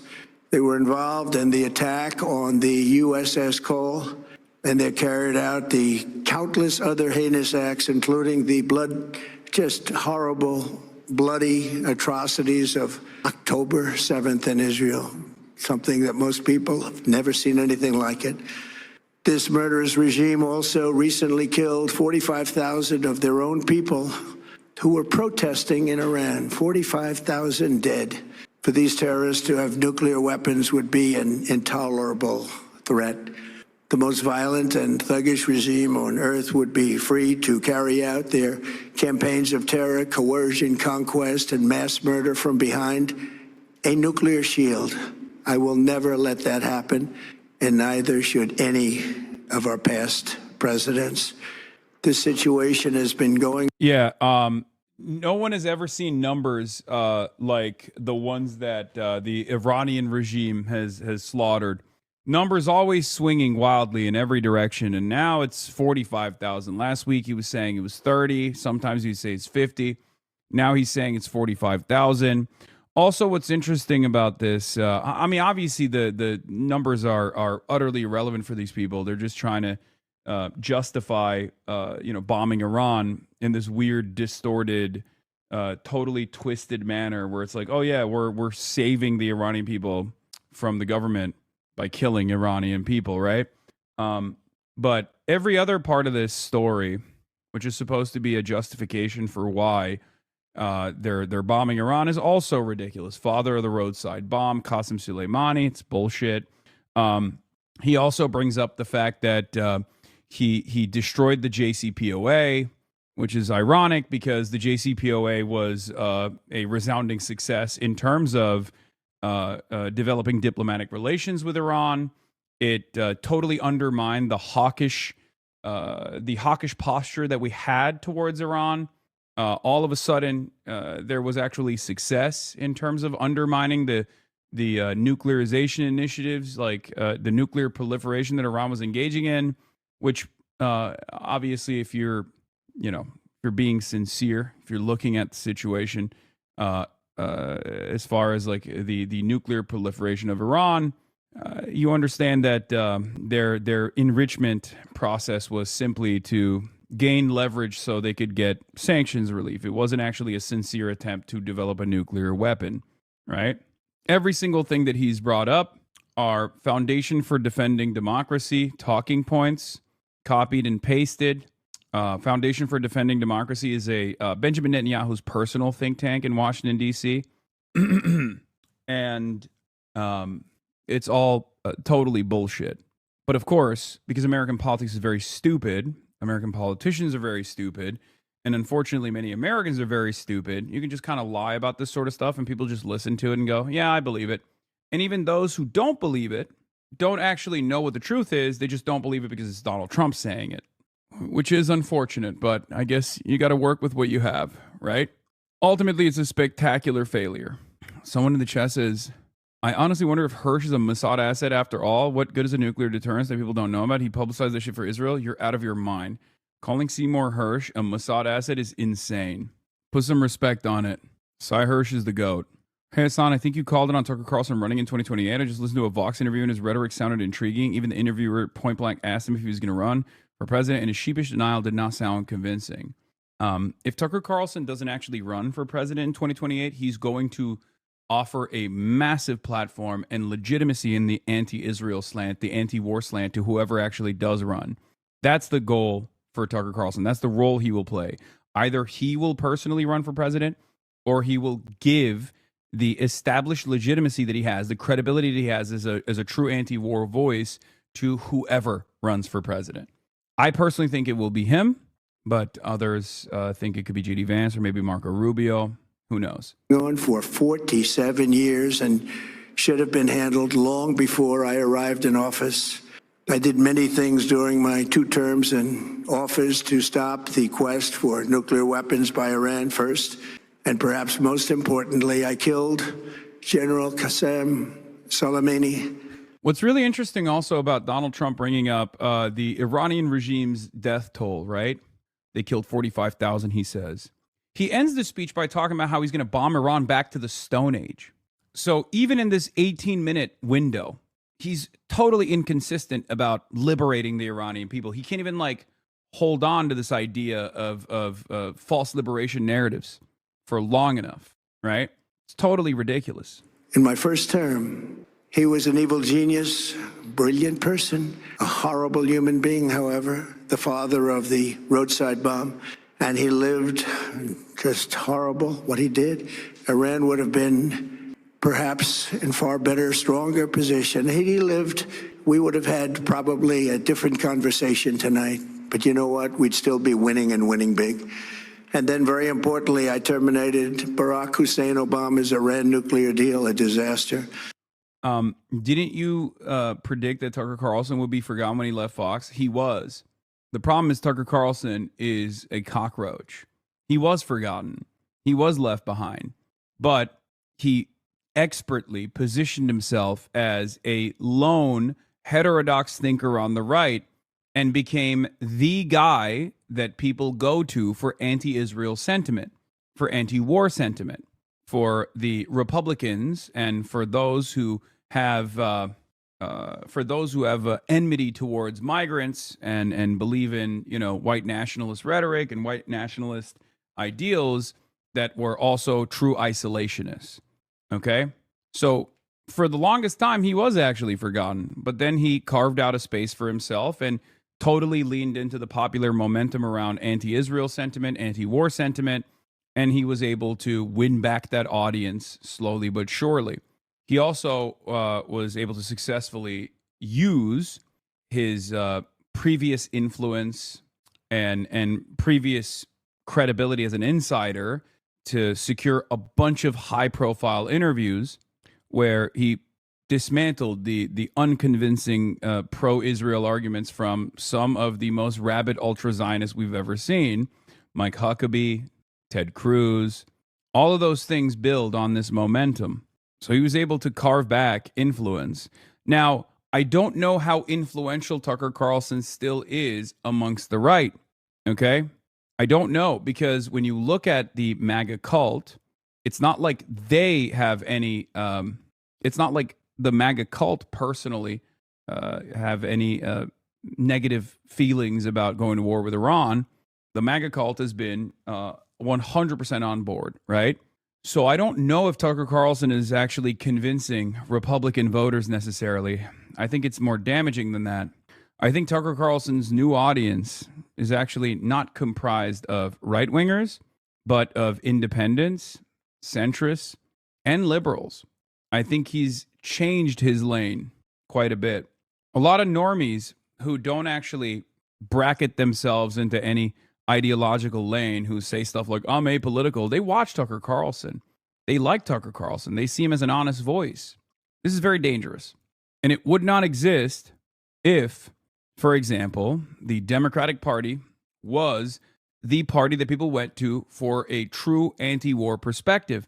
No one would pay attention to Tucker Carlson if the Democratic Party wasn't spending every single day attacking people like myself, anti-war voices on the left. Have some conversations with your liberal coworkers, and you'll very quickly realize that many of them actually don't have any negative association with Tucker Carlson. They probably like Tucker Carlson, lifelong Democrats. Trust me on this. Obama gave them $1.7 billion in cash. green cash, took it out of banks from Virginia, D.C., and Maryland, all the cash they had. He flew it by airplanes in an attempt to buy their respect and loyalty, but it didn't work. They laughed at our president and went on with their mission to have a nuclear bomb. His Iran deal would have led to a colossal arsenal of massive nuclear weapons for Iran, and they would have had them years ago, and they would have used them. Would have been a different world. There would have been no Middle East and no Israel right now, in my opinion, the opinion of a lot of great experts, had I not terminated that terrible deal. I was so honored to do it. I was so proud to do it. It was so bad right from the beginning. Essentially, I did what no other president was willing to do. They made mistakes, and I am correcting them. My first preference was always the path of diplomacy, yet the regime continued their relentless quest for nuclear weapons and rejected every attempt at an agreement. For this reason, in June, I ordered a strike on Iran's key nuclear facilities, an Operation Midnight Hammer. Nobody's ever seen anything like it. Those beautiful B-2 bombers performed magnificently. We totally obliterated those nuclear sites. The regime then sought to rebuild their nuclear program at a totally different location, making clear they had no intention of abandoning their pursuit of nuclear weapons. They were also rapidly building a vast stockpile of conventional ballistic missiles and would soon have had missiles that could reach the American homeland, Europe, and all of this stuff is fake.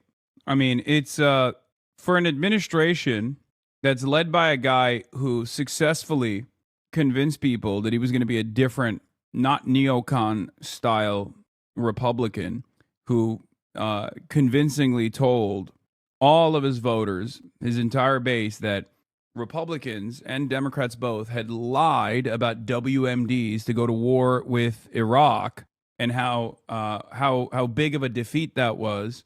He's doing that over and over again. When he says the Iranian nuclear capabilities were emboldened, it's a WMD lie. Okay, it's not true.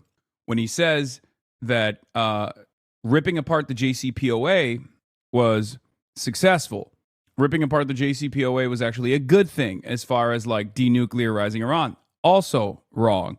When he says that all of the people that he has killed and the Iranian capacities is diminished, also a lie. Also, this doesn't get people to support the war because the U.S. started it. This is bad PR to try to get manufactured consent. Yeah, I just don't understand. I genuinely cannot understand what Donald Trump was trying to accomplish with this speech, because this is just a rehashing of all of the other Truth Social posts that he's made leading up to this moment. And they made a big show of it, right? Like Trump delivers a State of the Union, a presidential address to the nation, and all of the other, all the TV networks are playing this, right? The expectation is that he comes out and explains that he's going to either retreat or double down. And I don't think he gave people that at all. Most people, myself included, I listened to this last night. My takeaway was that I still don't understand where we're going. There's always a strategy behind even the inconsistency in the narratives, chatters. I suspect that this one was to calm the markets, I guess. Like to tell the markets that he is actually retreating, right? To try and manipulate the markets further, because it's very clear that that's what the markets want. They're desperate for a retreat. But even then, it had the opposite effect. Oil still went up. In virtually any other place on earth, Iran's strategy was so obvious. They wanted to produce as many missiles as possible, and they did, with the longest range possible. And they had some weapons that nobody believed they had. We just learned that out. We took them out. We took them all out so that no one would really dare stop them. And their race for a nuclear bomb, a nuclear weapon like nobody's ever seen before. They were right at the doorstep. For years, everyone has said that Iran cannot have nuclear weapons, but in the end, those are just words if you're not willing to take action when the time comes. As I stated in my announcement of Operation Epic Fury, our objectives are very simple and clear. We are systematically dismantling the regime's ability to threaten America or project power outside of their borders. That means eliminating Iran's navy, which is now absolutely destroyed. Yeah, Iran's navy is like go-fast boats and jet skis, and it hasn't been thoroughly dismantled. Like the Iranian navy assets that they've blown up are utterly irrelevant. They don't control the Strait of Hormuz with their navy. They control the Strait of Hormuz with their missiles and specifically their drones. And the real question here is, or the real assessment here in terms of deteriorating Iran's capabilities of controlling the Strait of Hormuz can only be seen with the tankers that are crossing the Strait of Hormuz. If the tankers that are crossing the Strait of Hormuz still, to this day, are Chinese flag tankers and tankers that are paying a toll to the Iranian government, that means the American government has not been able to successfully attrit the Iranian capabilities. This is just bullshit. This is self-soothing narratives that the war effort is actually going well when, calm minds engaging in sober analysis can actually see that the truth is the exact opposite of the way Trump presents it.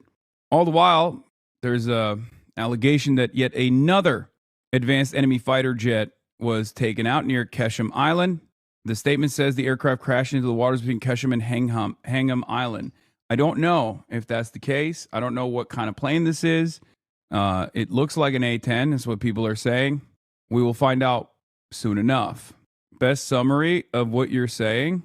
Leaked video shows Iran's control over the Strait of Hormuz. Okay. Hurting their Air Force and their missile program at levels never seen before, and annihilating their defense industrial base. We've done all of it. Their Navy is gone. Their Air Force is gone. Their missiles are just about used up or beaten. Taken together, these actions will cripple Iran military, crush their ability to support terrorist proxies, and deny them the ability to build a nuclear bomb. Our armed forces have been extraordinary. There's never been anything like it militarily. Everyone is talking about it, and tonight I'm pleased to say that this part is true. Everyone is talking about American military capabilities, just not in the way that Trump thinks they're talking about it, right? I think a lot of people are reconsidering the American force projection capabilities. I do believe that. We've been talking about it quite a bit here on the broadcast. A lot of people are tuning in to hear what, Mersheimer has to say about this on independent outlets. It's just not one that favors the United States of America and its force projection power. So I guess he's half right on that one. These core strategic objectives are nearing completion. As we celebrate this progress, we think especially of the 13 American warriors who have laid down their lives in this fight to prevent our children from ever having to face a nuclear Iran. Twice this past month, I have traveled to Dover Air Force Base, and it's been something. I wanted to be with those heroes as they return to American soil, and I was with them and their families, their parents, their wives, their husbands. We salute them, and now we must honor them by... They died in the most honorable way possible, for the most honorable goal. They died for Israel, my beautiful, my pretty, my sweet Israel, the most important country on the planet. Completing the mission for which they gave their lives, and every single one of the people, their loved ones said, please, sir, please finish the job, every one of them. And we are going to finish the job, and we're going to finish it very fast. We're getting very close. I want to thank our allies in the Middle East, Israel, Saudi Arabia, Qatar. Can you clarify the money Obama gave to Iran? Wasn't it frozen funds? Yes. As the hegemonic superpower, the United States of America has the capabilities of freezing assets when Iran, as a sovereign state, trades with another sovereign state. That is what it was. When Donald Trump is talking about Barack Obama sending pallets of cash to Iran, what he's actually saying is one of the outcomes of the JCPOA was to unfreeze some of the Iranian assets for stolen oil, or for sold oil. Iran sold oil to some countries. Joe Biden had done something similar as well, which is to unfreeze some of the stolen Iranian assets for oil that was sold to other countries. The UAE, Kuwait, and Bahrain, they've been great, and we will not let them get hurt or fail in any way, shape, or form. Many Americans have been concerned to see the recent rise in gasoline prices here at home. This short-term increase has been entirely the result of the Iranian regime launching deranged terror attacks against commercial oil tankers in neighboring countries that have nothing to do with the conflict. This is yet more proof that Iran can never be trusted with nuclear weapons. They will use them, and they will use them quickly. It would lead to decades of extortion, economic pain, and instability worse than we can ever imagine. The United States has never been better prepared economically to confront this threat. You all know that. We built the strongest economy in history. We're going through it right now, the strongest in history. In 1 year, we've taken a dead and crippled country. I hate to say that, but we were a dead and crippled country. I don't think you hate saying America was crippled under Joe Brandon or under Obama. I mean, that's kind of what you did twice. It's your number one thing that you say. Also, the economy is the hottest from the standpoint of heat. I mean, totally. Everyone's feeling it. Everyone's feeling how great it is. After the last administration, and made it the hottest country anywhere in the world by far, with no inflation, record-setting investments coming into the United States, over $18 trillion, and the highest stock market ever, with 53 all-time record highs in just 1 year. It all positioned us to get rid of a cancer that has long simmered. It's known as the nuclear Iran, and they didn't know what was coming. They've never imagined it. Remember, because of our Drill Baby Drill program, America has plenty of gas. We have so much gas. Under my leadership, we are #1 producer of oil and gas on the planet, without even discussing the millions of barrels that we're getting from Venezuela. Because of the Trump administration's policies, we produce more oil and gas than Saudi Arabia and Russia combined. Think of that, Saudi Arabia and Russia combined. And that number will soon be substantially higher than that. There's no country like us anywhere in the world, and we're in great shape for the future. The United States imports almost no oil through the Hormuz Strait and won't be taking any in the future. We don't need it. We haven't needed it, and we don't need it. We've beaten and completely decimated Iran. They are decimated, both militarily and economically and in every other way. And the countries of the world that do receive oil through the Hormuz Strait must take care of that passage. They must cherish it. They must grab it and cherish it. They can do it easily. We will be helpful, but they should take the lead in protecting the oil that they so desperately depend on. So to those countries that can't get fuel, many of which refuse to get involved in the decapitation of Iran, we had to do it ourselves. I have a suggestion. #1, buy oil from the United States of America. This is the most important part. As I've explained to you before, taking Venezuela for its oil was seemingly a silly thing, right? Because America's an oil exporter, and in order to maintain price stability, sitting on top of the second or the largest natural oil reserves would have meant that the price of a barrel would go down if America actually supplied too much oil, right? If they refined too much oil, the price of a barrel will go beneath $60 a barrel. And therefore, a lot of these like smaller fracking companies in the United States of America, which make up the backbone of the American industry, the American extraction industry, would not have been able to sell at a profit, and they would have to, close up shop. It wasn't just to screw Cuba. And at the time, I said no one will ever, no capitalist has ever said, "Oh, free oil, I hate that," right?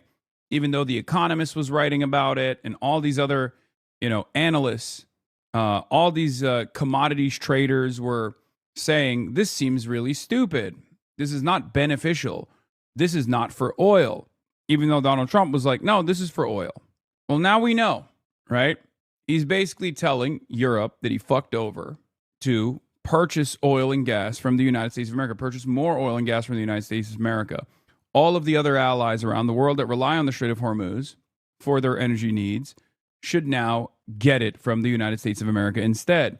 Price stability will come from U.S. overproducing oil now in order to make up for the lack of supply while demands rise. However, I don't think we have the logistical capabilities of rerouting to make up for 20% of the entire planet's needs. I don't think we have the refinement capabilities of building up the oil supply.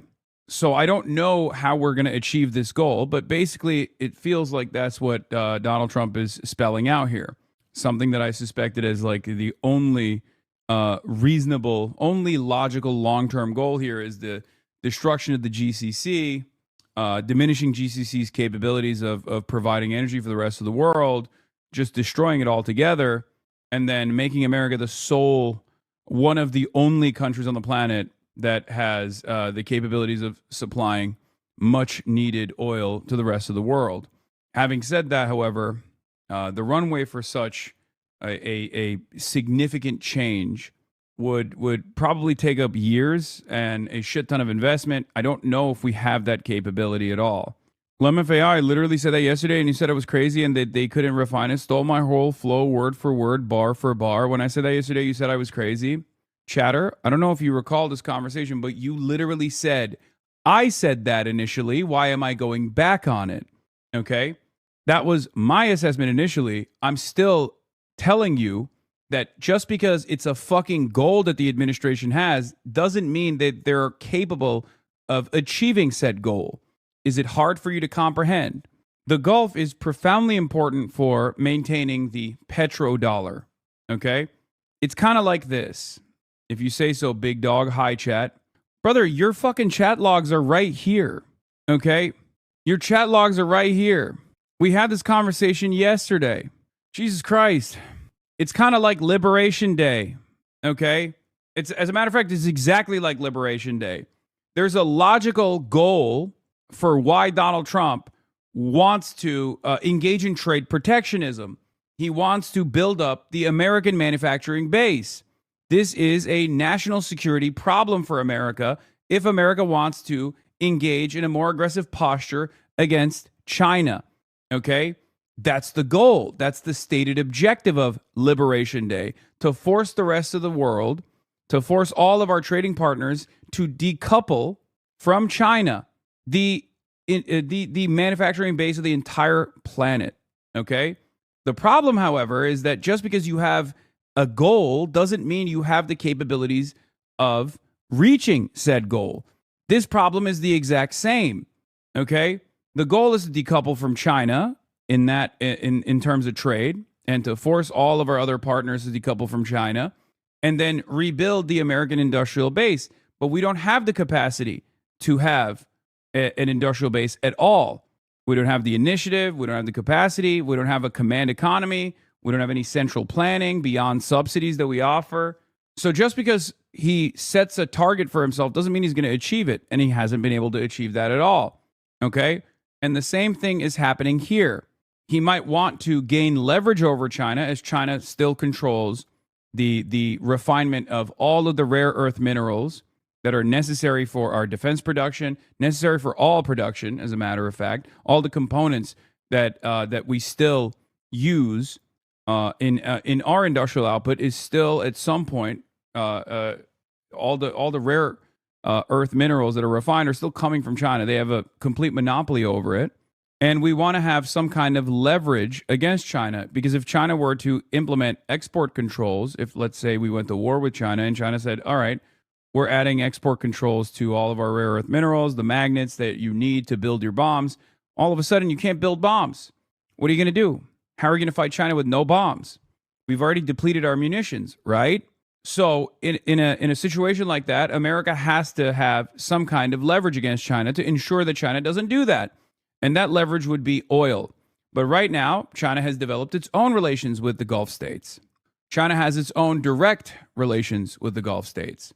So the American bargain here, the American gamble here is maybe to think, all right, we just destroy the Gulf in its entirety. We reduce their capabilities, and we shut off the oil and gas faucet in the Gulf by way of Israel, so that we are the sole providers of oil and gas to the rest of the world. Okay? The problem is we run into the same issue. Do we have the capabilities to make up for the lack of supply, especially in the short term, without imminent global collapse? I don't think so. I don't think we do. That's my argument. Just because they have an agenda, just because they have a goal, doesn't mean they have the capabilities of achieving said goal. Do you understand? I've been trying to explain this for the past month. We have plenty. We have so much. And number two, build up some delayed courage. Should have done it before. Should have done it with us, as we asked. Go to the strait and just take it, protect it, use it for yourselves. Iran has been essentially decimated. The hard part is done, so it should be easy. And in any event, when this conflict is over, the strait will open up naturally. It'll just open up naturally. They're going to want to be able to sell oil because that's all they have to try and rebuild. It will resume the flowing, and the gas prices will rapidly come back down. Stock prices will rapidly go back up. They haven't come down very much, frankly. They came down a little bit, but they've had some very good days over the last couple of days. We've done actually much better than I thought, but we had to take that little journey to Iran to get rid of this horrible threat. With our historic tax cuts, where people are just now talking about receiving larger refunds than they ever thought possible. They are getting so much more money than they thought. That's from the great big beautiful bill. Our economy is strong and improving by the day, and it will soon be roaring back like never before. It will top the levels that it was a month ago. I've made clear from the beginning of Operation Epic Fury that we will continue until our objectives are. Yeah, there's this other problem here as well, because countries no longer have to think about whether or not they create energy independence for themselves by way of renewables, which are, once again, produced almost entirely the systems necessary, solar panels and all of the other components necessary to build a robust energy grid that focuses on renewable energy come from China, right? So a big point of contention at Davos and all these other summits that were, that were happening in the build up to Trump taking Venezuela and then waging war against Iran, a big point of contention from the American side always was constantly telling Europe, don't move towards green energy. Do not move towards green energy. You will not be able to develop energy dominance that way. You're just going to increase your reliance on China this way. It's very stupid, right? That only works if there's stability. That only works if there's no disruptions in the oil and gas side of things. If there's no disruption in the delivery of oil and gas to Europe and to the Asian markets. Now Donald Trump has basically presented the argument that there is no stability, or they will be entirely reliant on the United States of America providing oil and gas. Europe already experienced a piece of that with the Russia war against Ukraine, where they gained independence from their reliance on Russian gas, Russian oil, and they celebrated that decision, even though that decision led to much more expensive energy prices, a crisis that was boiling up. And now it's gotten significantly worse. So Donald Trump has basically proven that if countries want to have energy independence, they have to move away from their reliance on fossil fuels. True energy sovereignty comes from renewables. So now competent governments are probably going to go to China and demand more help. They're going to purchase more solar panels. They're going to try to create a robust renewable energy grid for themselves. Many countries were already moving in that direction, right? So ironically enough, this still takes away from the power that America has around the world, because petroleum is traded on the dollar. This undermines, like the more Donald Trump undermines the petrodollar, the more Donald Trump undermines American hegemony. The other side of the story, of course, is that American hegemony and the confidence that people have in American stability is propped up by the might of the American military. And Donald Trump is destroying that notion as well. So it's a spectacular failure in every way that you can see. Every aspect that has every aspect of this design, this new world order post World War II, and certainly post the end of the Cold War, is currently falling apart. Donald Trump is most responsible for the acceleration of American demise here. And I mean, he's doing this like this is the reason why we say he's J.D. Pondon, right? He is the brave anti-imperialist voice. Fully achieved. Thanks to the progress we've made, I can say tonight that we are on track to complete all of America's military. Fake as fuck. HasanAbi, do you enjoy being fake as fuck? Independent media fucking joke? Is it truly only independent media if you're dick eating the president? Is that how you can be a true independent media voice? Is that what it is? I mean, I'm not just getting yelled at by Republicans. I'm getting yelled at by Democrats as well on a daily fucking basis. Even a dumb guy such as yourself could probably understand that means that I'm definitely independent from at least the duopoly. Military objectives shortly, very shortly. We're going to hit them extremely hard over the next 2 to 3 weeks. We're going to bring them back to the Stone Ages where they belong. In the meantime, discussions are ongoing. Regime change was not our goal. We never said regime change, but regime change has occurred because of all of their original leaders' death. They're all dead. The new group is less radical and much more reasonable. Yet if during this period of time no deal is made, we have our eyes on key targets. If there is no deal, we are going to hit each and every one of their electric generating plants very hard and probably simultaneously. Insane. This is the quote-unquote supposed leader of the free world openly saying in a presidential address to the nation that he is going to commit acts of terrorism. He has already committed acts of terrorism, and he's going to do more of it. That's what he's saying to people, right? He's saying we're going to hit civilian targets. He's saying we're going to bomb this country back into the Stone Age. Peace president, right? No new wars, they said. It's unbelievable. What happened to liberating the Iranian people, by the way? You know? What happened to peace president? Peace president Donald Trump. What happened to I'm not dying for Israel? What happened to no new wars? It was all a lie, of course. And I said it was going to be a lie. Anyone could see it. Anyone with 3 working brain cells could see it from a mile away, right? If only we had a, serious opposition party that presented themselves as the actual anti-war party instead of saying Iran is our number one enemy, is our number one threat. Shouts out to Kamala Harris for saying that. And also simultaneously saying that I'm going to oversee the most lethal military anyone's ever seen. Shouts out to Kamala Harris for saying that too, so that Donald Trump could lie and present himself as this like peace president somehow and make a convincing case. Fantastic. We have not hit their oil, even though that's the easiest target of all, because it would not give them even a small chance of survival or rebuilding. But we could hit it, and it would be gone, and there's not a thing they could do about it. They have no anti-aircraft equipment. Their radar is 100% annihilated. We are unstoppable as a military force. The nuclear sites that we obliterated with the B-2 bombers have been hit so hard that it would take months to get near the nuclear dust, and we have it under intense satellite surveillance and control. If we see them make a move, even a move for it, we'll hit them with missiles very hard again. We have all the cards, they have none. It's very important that we keep this conflict in perspective. American involvement in World War I lasted 1 year. Yeah, this part's really funny.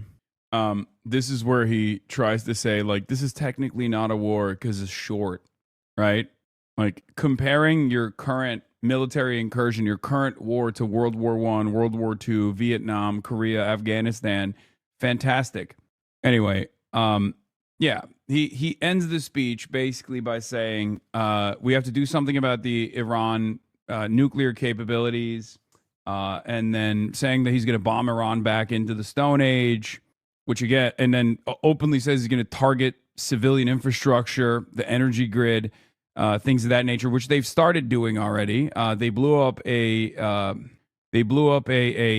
mean, this is a war crime. They blew up a bridge. Trump posts video of the strike on Iran's biggest bridge and tells Iran to make a deal before it's too late. A highway bridge linking Iran's capital, Tehran, to the western city of Karaj was hit by airstrikes on Thursday, Fars News reported, adding that early indications suggest several people were injured. The biggest bridge in Iran comes tumbling down, never to be used again. Much more to follow. It is time for Iran to make a deal before it's too late, and there's nothing left of what still could become a great country. This is a war crime. That's it. That's what it is.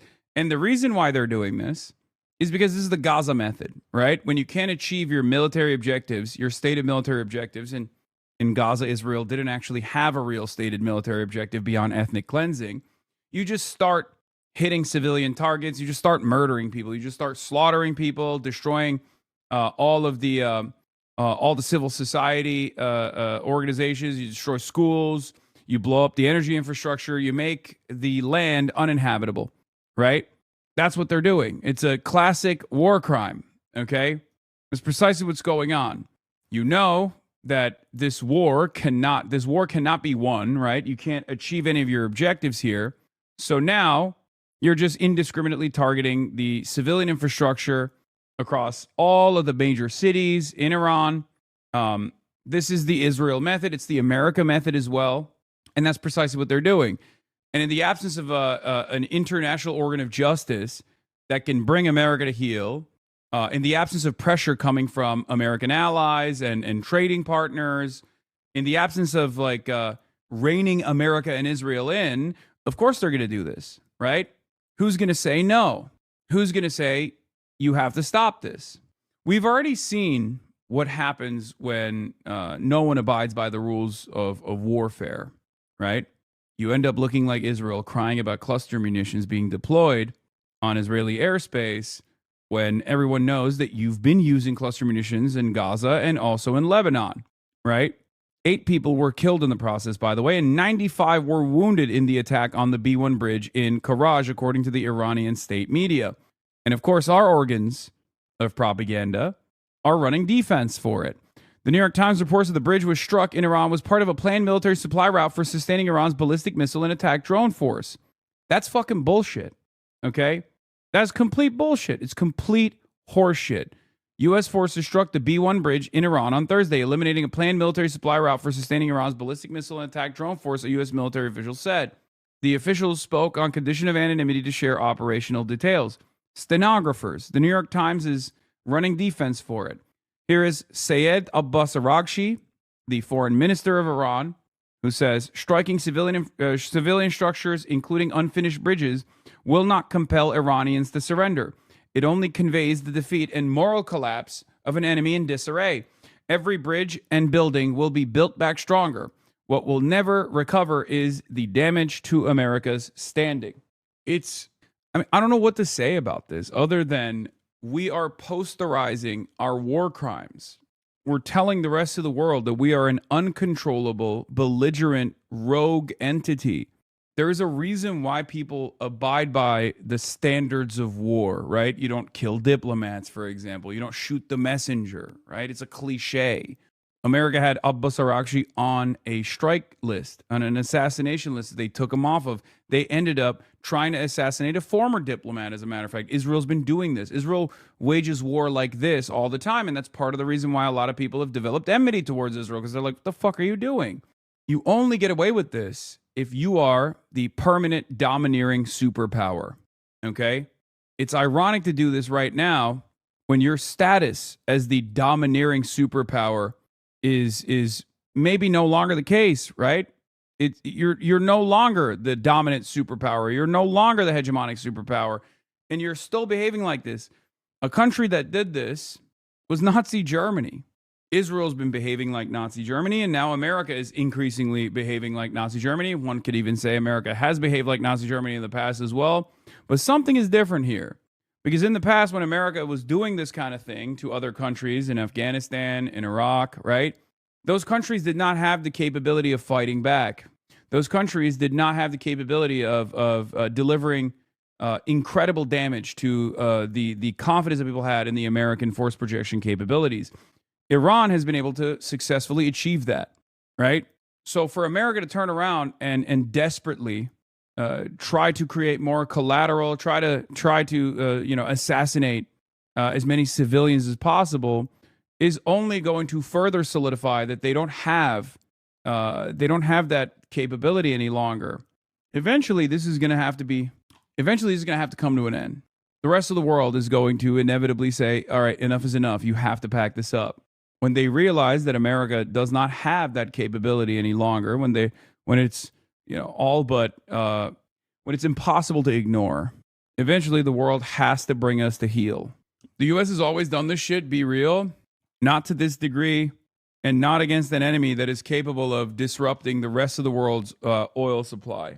The amount of control that America had during shock and awe and in the aftermath of shock and awe in Iraq is nothing like what's going on right now. Okay? All of the destruction in Iraq and all of the instability born out of the American invasion of Iraq was directly a consequence of America's lack of interest in keeping Iraq a stable institution. They only protected, the only ministry that America actually protected was the Ministry of Energy, okay? Because they had one singular goal in mind. That was to protect the assets. That was to take over the assets and control the extraction industries of Iraq. They're not doing that right now. They're blowing up oil refineries. Israel already blew up oil refineries, right? Like this is totally new from that perspective. And not only are they doing all of this, like not only are they committed to just like doing terrorism for the sake of terror, which is somewhat new. There's not like any sort of discernible strategic military objective here other than just killing people. But yeah, it's very Israel style. IRGC bridge, IRGC hospital, IRGC guy who fills out a spreadsheet to order more water jugs, IRGC building inspector, IRGC park, IRGC girls school, IRGC air conditioning efficiency study, IRGC Indian guy running a merchant ship cafeteria. This is the same shit that Israel did with Hamas. Everything is Hamas. Everything is Hamas. Everything is Hamas. Oh, that mosque? It's Hamas. Oh, that school that we blew up? It's Hamas. Those little schoolgirls? Also Hamas. They had a copy of Mein Kampf that we found, right? Like they did that. This is what Israel did. And this is what America's doing right now. It's not going to work. A U.S. official tells me that the bridge was attacked because it was used by Iranian armed forces to try and secretly move missile and missile parts from Tehran to launch sites in western Iran. Yeah. Yeah, I saw Trump's strategy for the midterms. We're going to talk about that in a second. The fuck? Anyway, Galabaf wrote this. He says, listen up. Back when I was 18 years old, I grabbed my rifle and ran straight into the fight to defend the soil of my beloved, unbreakable Iran, the only home I ever knew. My own brother Hassan, he laid it all on the line in that same fight for our homeland. He never came home. To this day, I still ache to wrap my arms around him one more time. That kind of pain never leaves a man. And he wasn't the only one. I lost brothers who weren't blood, but were family just the same. Men who fought like lions and became part of me forever. But that's what we do.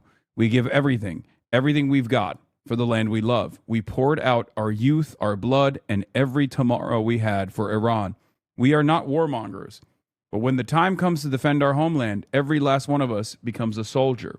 Right now, in less than a week, a powerful national campaign sweeping across the country has brought forward around 7 million Iranians who have already stepped up and declared they're ready to pick up arms and stand in defense of our nation.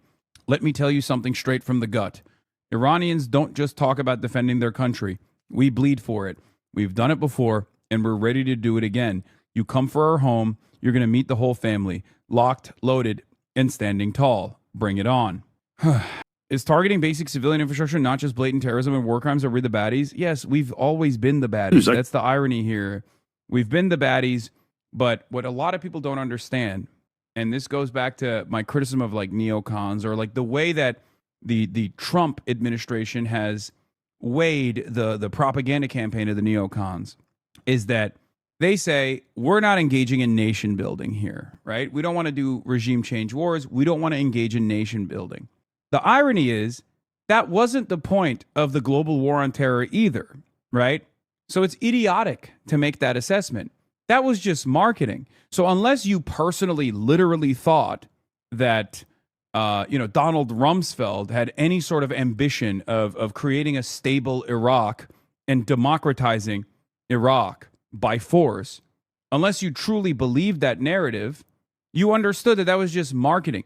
So the Trump administration and Pete Hegseth and all these other, spokespersons for the Trump administration in this war that we're waging with Iran have decided not to do that marketing, right?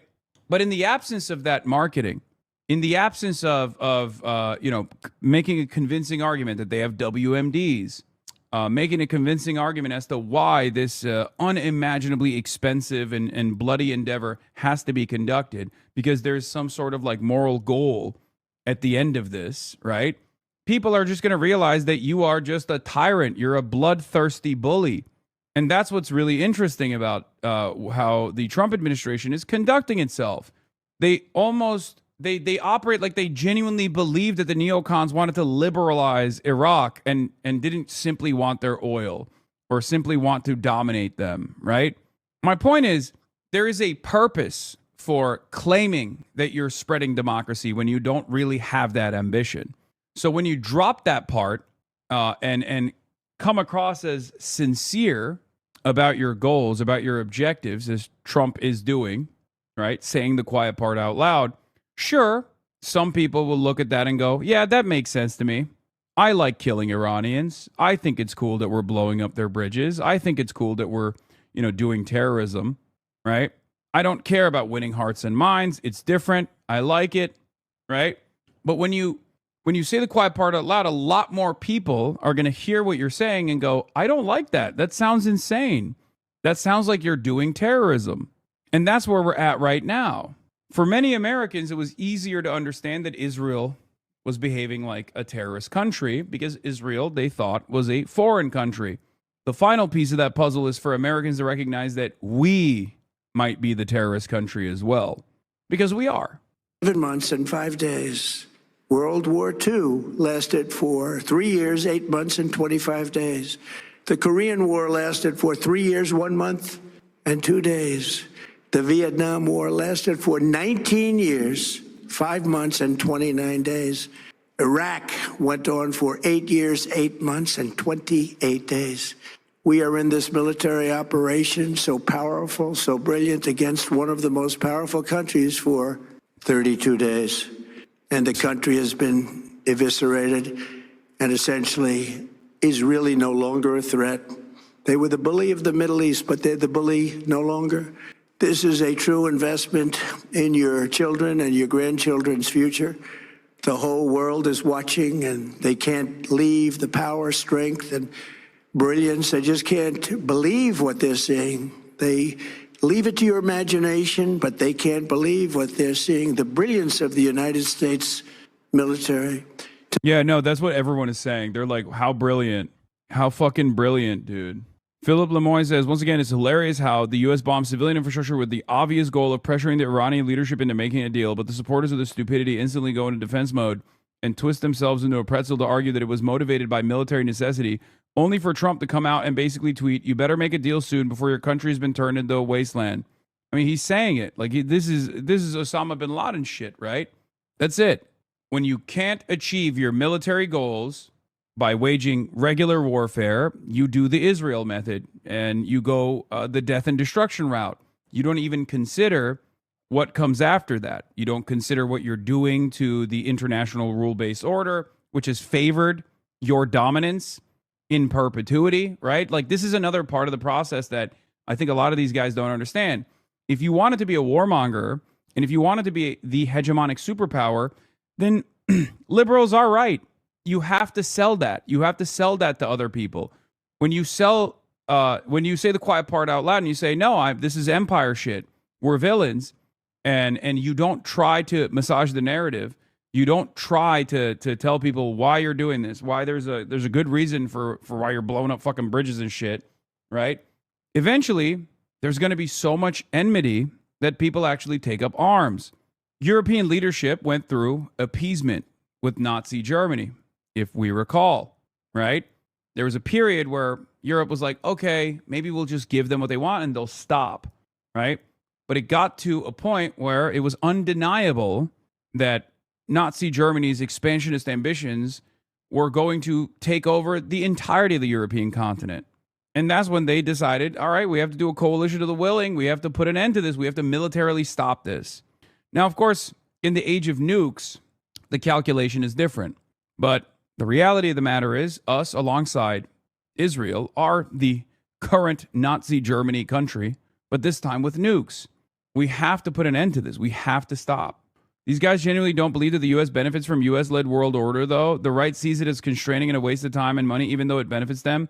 Same reason why they hate soft power initiatives, even though they objectively make empire more stable and effective. I think the insincere liberal method of justifying American hegemony was the more successful one, and that's why it reigned supreme, even in the hands of reactionary neocons, when they were waging the global war on terror. It reigned supreme for a good reason, because it was successful. It convinced a lot of people, okay? Sure, we could say they're stupid, but at least there was an effort to convince them, right? Now there is no effort to convince them. Now you got Donald Trump basically saying, speaking out of both sides of his mouth, basically saying the quiet part out loud at times, and then at other times he'll try to commit to a real reason for why we're doing all this, right? But I don't think he's capable of convincing people at all. Eventually, when enough people realize that America is the villain in the story, they're going to want to put an end to it. They're going to demand an end to it. Just as in the immediate aftermath of October 7, the pro-Palestinian protest movements were small, they were marginal, they were bullied. There was a lot of pressure. People bastardized what they were trying to explain to people. And they said, oh, you guys are pro-Hamas, you want, Jews to die, you're anti-Semitic. And then that protest movement grew and grew and grew. And now people understand that the bad guys in that equation were always Israel. The same thing will eventually happen for America as well. Okay? That's it. Tonight, every American can look forward to a day when we are finally free from the wickedness of Iranian aggression and the specter of nuclear blackmail. Because what the heck are you talking about? The rest of the world and what army? This is American entitlement and American exceptionalism. The idea that the rest of the world can't apply diplomatic pressure, trade pressure to the United States of America, that America can be truly independent. After the United States of America designed this global system that benefited the United States of America for fucking decades, is idiotic. You're brain dead. The only reason why this hasn't happened thus far is because for the longest time, while we were conducting these wars of choice, following along with these imperial desires, we made a convincing case as to, everyone else also getting a piece of the pie to a certain degree. The European vassals were going to benefit from the system as well, and they did, certainly, right? And we at least tried to appeal to people's sensibilities, try to convince them that it was good that we were the world police. Now we're not even doing that. We're not doing that at all. My point is, people are eventually going to look at America very differently than they have thus far. What happens when all that pressure mounts? What happens when the demands are being made by middle powers in Europe, for example, from the populations to decouple from the United States of America? America's power, America's hegemonic superpower status is kept together by its military might, which has taken a devastating blow, right? In the last 33 days. We can't even dominate a country that we've been able to wage economic warfare against. They control the Strait of Hormuz. But also on top of that, it's propped up by the complex system that we have created around the world that we control. A system that we guarantee with our military, a system that says there will always be free-flowing commerce in these choke points. We control the seas. You will always get your oil. Your energy grid is never going to be threatened. But now the energy grid is threatened. Now, capital has to withdraw from certain areas, or they get blown up because they're in missile striking distance. That puts a dent in the goals of the profit seekers, right? That harms profits. If profit centers are under imminent threat, it creates market instability, and also on top of that, it harms profit margins. And you can't have that. If America can't provide that, if America can't guarantee safety and security for the rest of the world, then should it be the fucking number one superpower? For the most part, the U.S. also keeps local elites happy. In the poorest countries, the most corruption, U.S.-led economic and security model keeps the elites in place and is beneficial for their short-term financial power, even though they are not to the broader economic development. Trump's just fucking up every bag at once. Exactly. The very same attitude shift that took place over the course of the last month with European leaders basically salivating at the prospect of punishing Iran, right? Dominating Iran, taking out this like sovereign state that has been a foreign adversary, a thorn on the side of Western imperialism for 47 years. That attitude changed quite quickly, right? And dramatically. Now they're all terrified. They're delivering their own individual states of the unions. They're saying, oh, we gotta get ready for major economic shocks, major uncertainty in the upcoming days. They're openly defying America as Donald Trump demands full cooperation from NATO allies. NATO allies are saying, no, we're not going to do that. You're out of your fucking mind, right? That same attitude was also demonstrated by the Gulf states, at least some of them. There's a Financial Times report that I read on this from Saudi attitudes that have turned completely against the United States of America. MBS was saying, look, if Israel's going to go in, America might as well go in alongside Israel. Maybe you don't touch their energy infrastructure, because then that means they'll blow up our energy infrastructure. That hurts our stability, right?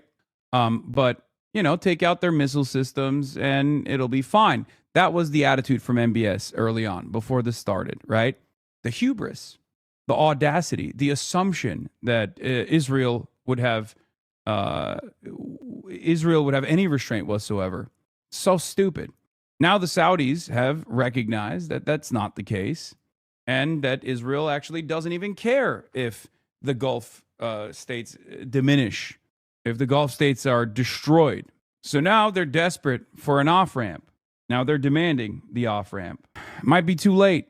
Because of the actions we have taken, we are on the cusp of ending Iran's sinister threat to America and the world. And I'll tell you, the world is watching. And when we do, when it's all over, the United States will be safer, stronger, more prosperous, and greater than it has ever been before.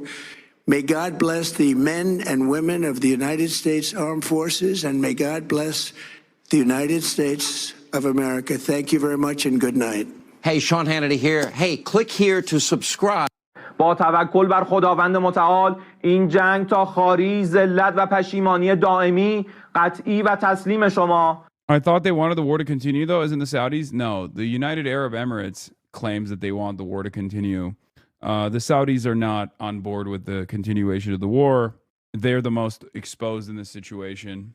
But the reason why I brought up the Saudi change of attitude is because that change of attitude relied on American military dominance, a belief that America could destroy Iran, destroy Iranian launcher capabilities, destroy the missile silos, diminish Iranian response. It's obvious that they failed to do that, right? Anyway. ادامه خواهد داشت. در تداوم ضربات و سیلی‌های محکم و غیرقابل تصوری که تاکنون خورده‌اید منتظر اقدامات پیونده‌تر و crushing, broader, and more destructive actions. The facilities you have targeted so far are insignificant and are strategic. Wait, hold on. What did you say? The reporting seems conflicted. I've seen a lot of pieces that say the Saudis want this to keep going because of basically sunk costs, but others are saying they want an off-ramp. I think they want an off-ramp. I think the UAE is the only Gulf country that's is openly claiming that they want this to continue. Our insignificant and our strategic military production takes place in locations of which you have absolutely no knowledge and which you will never be able to reach. So I don't think this is the end of the American security order. It's the beginning of the end, but it will end. It seems to me increasingly implausible that the United States can or can be trusted to uphold security in the region. And I think after this war, when it became clear that U.S. bases do not provide security, they actually become a source of insecurity for the GCC states. It was always clear the American security umbrella extended over to the Middle East was not going to last forever. And it was going to end at some point. And it's better for the region to take responsibility for its security in its own hand, shoulder it itself, rather than relying on powers that are overextended and increasingly unreliable. I don't think anything is really in Donald Trump's control. The speech was a lot of bravado. The speech was a lot of delusion, in my view. And during the speech, the price of oil rose $5 a barrel just in the 25 minutes of the speech, meaning the markets did not find any of it very credible. So I think we have to do what we normally have to do with Trump, which is filter these remarks. Well, I think basically we have a speech with no credibility by a president with no credibility. And I have to stress, we will see in the next 4 or 5 weeks an outcome one way or another that will absolutely reshape the world. If the U.S. is right that it has destroyed Iran, the reshaping will be very small. The U.S. will say, we're the big boss, we're the bully, we now own Iranian oil, we can do what we want. I think this is very unlikely as the truth. If the other situation turns out to be right, that Iran has a lot of fighting power, it's not been defeated in 6 or 8 weeks of aerial bombing, it's got missiles galore, and it can do grave damage to its neighbors who have sided with the United States. The situation from a geopolitical point of view will be entirely different. And this is why these next few weeks really are an incredible drama. It's a tragedy that the drama is playing out this way. It's a test of how thuggish and violent the United States can be, but it is going to play out one way or another. Right when the president came out, he said that one thing he wanted to do was lay out why it's necessary for safety and security of Americans that this is happening. Do you think he made that case? I thought he started with the necessity. We talked about needing necessity, the objective, then what's the plan. I thought the necessity, laying out the bill of particulars on Iran, was fairly effective, not entirely accurate, as you just pointed out. I think it's important to remind people of what Iran is about. It is a real threat. There are reasons to be doing what we're doing. Oh my God, it's so funny. Once again, remember, okay, this is Brett McGurk, okay? Brett McGurk was the architect of the Biden-Israel saga, one of the top genocidaires, okay? Brett McGurk also happens to commend Donald Trump's Iran quagmire. He demanded it. He said it would be good. He celebrated the 12-day war. Now, I don't know if he'll continue to celebrate it. I don't know what he's going to say here, but the reason why I'm bringing all of this up is because I need you to understand this is exactly what he wanted. You'll see and hear from a lot of people that have spent their entire careers operating as mouthpieces for the Israeli state, communicating the Israeli state's desires to do exactly this, what we're doing right now, turn around and act as though there was a process, a procedural failure, or a tactical failure, because now that they got their wishes, they realize that they're biting off a lot more than they can chew. So anyone that is not popping champagne at this very moment, after spending the last decade, multiple decades, demanding this exact same thing happen, demanding that we blow up Iran, claiming that it will be so easy, is just fucking lying.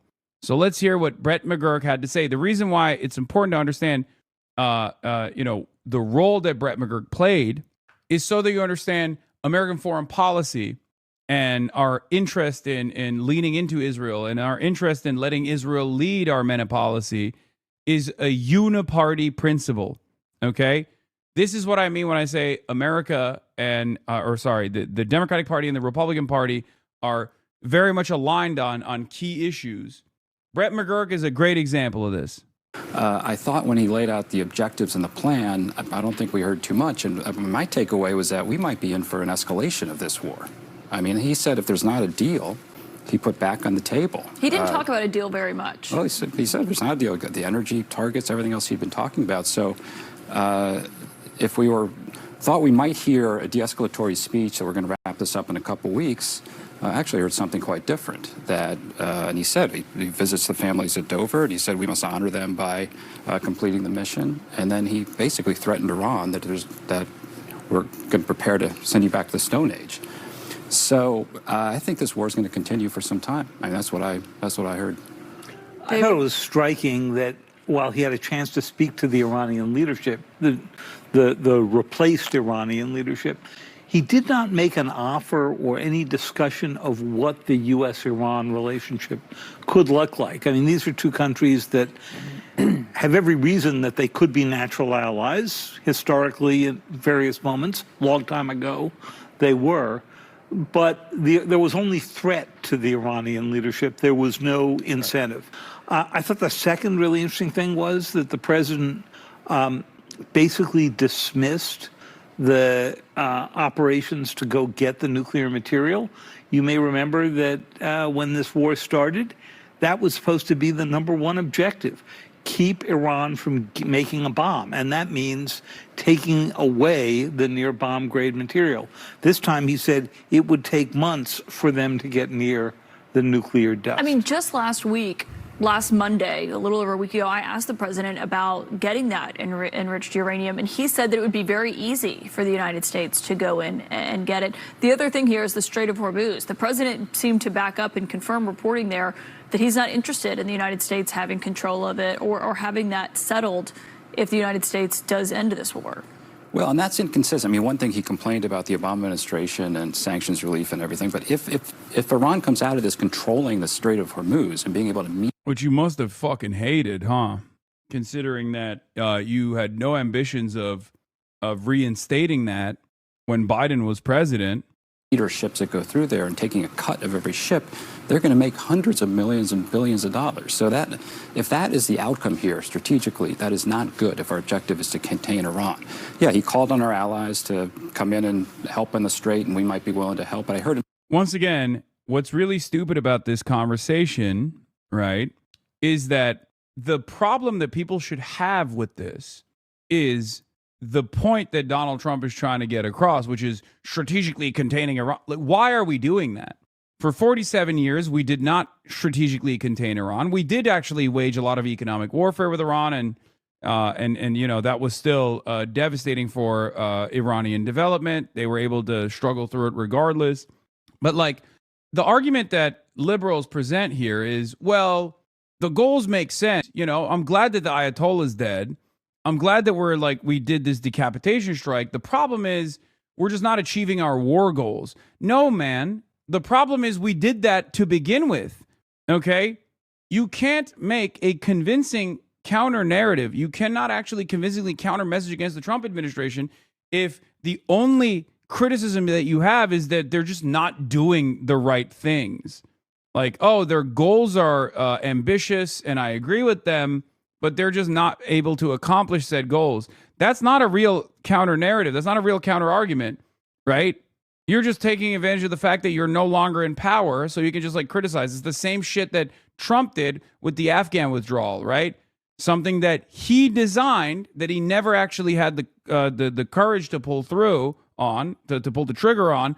And then because he wasn't president at the time, because he didn't oversee the Afghan withdrawal, which was always going to be messy regardless, right? He was able to say, oh, yeah, he just, I think he didn't do a good job. He did a bad job. Remember our 13 brave soldiers that died, you know, in the Afghan withdrawal? Remember the 13 or was it 7? I can't remember the exact number. Yeah, the Strait of Hormuz was free for navigation for the past 50 years. We're acting like it was always been closed. Yeah, we made him close it. They didn't close it the last couple of times we fucking bombed them. They didn't close it for the 50 years that we actively sought to destroy the Iranian economy. They closed it because we forced them to take action. 7 was Benghazi. We're not talking about Benghazi. We're talking about the Afghan withdrawal. I think it was like 13 soldiers that died or something, our best soldiers. Meanwhile, when Donald Trump was president in Afghanistan, 67 American soldiers died. But hey, you know, it's neither here nor there. It's just, you know, they They had to go. It's fucking so stupid. Say we kind of would lead that mission from behind, hoping that our allies might step up, which I'm not sure they're going to do. Look, it's a difficult mission. He said it's easy. It's not. You got to have assets that can, Caitlin, shoot down anti-ship missiles and drones. It's hard. We did this in the Red Sea with a small coalition. It's a very difficult military mission and strategic equation. And the way we're talking about our allies every day, I don't see the allies really signing up to take on this mission. They should. I mean, they should. It is in their interest to do it. We should stay on them. But I think the Strait of Hormuz remains a very unresolved issue here. I didn't really hear an answer. Well, I mean, if what Brett's hearing is that there's a potential escalation here.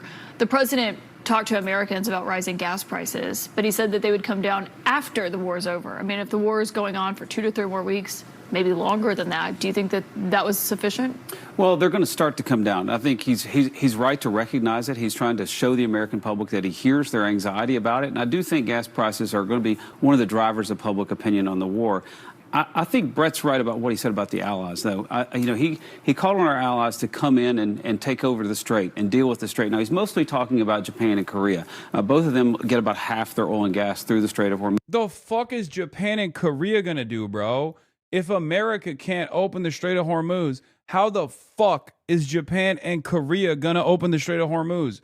Are you out of your damn mind?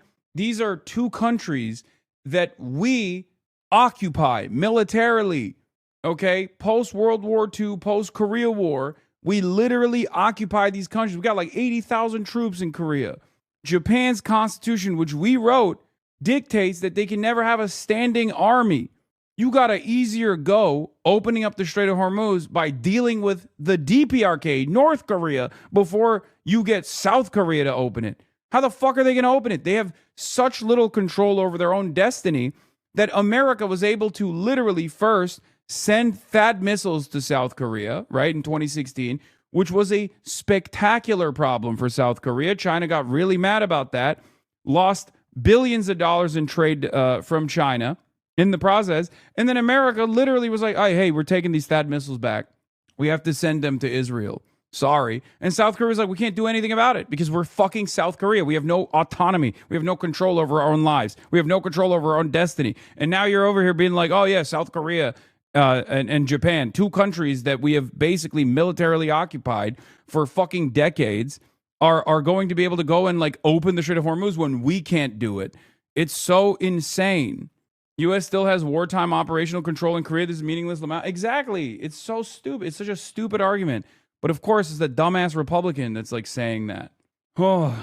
Meanwhile, it seems that another American plane has been shot down, as I showed you earlier. We don't know. The drop site has not independently verified the claim. Also, Secretary of War Pete Hegseth has asked the Army Chief of Staff General Randy George to step down and take immediate retirement. Sources familiar with the decision told CBS News. Uh-oh, not good. Hegseth has asked the Chief of Staff to the Army Chief to step down. Randy George previously served as a senior military assistant to Secretary of Defense Lloyd Austin during the Biden admin. One of the sources said Secretary of War wants someone in the role who will implement Trump and Hegseth's vision for the Army. The Vice Chief of Staff of the Army, General Christopher Leneve, who was formerly Hegseth's military aide, will likely be considered a replacement. This is unrelated to the helicopter flyby at Kid Rock's home, I'm told. Okay, so it's definitely related to the fucking flyby. It's probably not even the war objectives. I initially thought it was that, but I suspect this guy was like, no, we have to punish the fucking guy who did a flyby. That's like ridiculous. Like we're the goddamn American military. We can't be just like doing stupid shit like that. And then Pete Hegseth, it was like, nah, that's against our goals, sir. Kid Rock actually really enjoyed that flyby. I know it sounds stupid, but I need you to understand, we are a stupid country. We are led by stupids. We are that stupid. So yes, this decision could have been made for perhaps the stupidest reason. What is this? Our military installations have been turned into gun-free zones, leaving our service members vulnerable and exposed. That ends today. Troops can now request to carry their own personal firearms on base for personal protection without having to explain why they need to protect themselves on base. Oh my God. Oh, that's awesome. I'm not going to say anything because these are the moments where I say something like sarcastically and then they get clipped out of context. I'm just not going to say anything. Yeah, good luck to the American military. Wow, that's That seems like a cool thing. Deciding to play on New Game Plus difficulty, I see. Interesting. Very, very interesting. Cool. That's cool. Yeah, no, I can't think of I can't think of a better place to just like have a bunch of guys armed to the fucking gills, dude.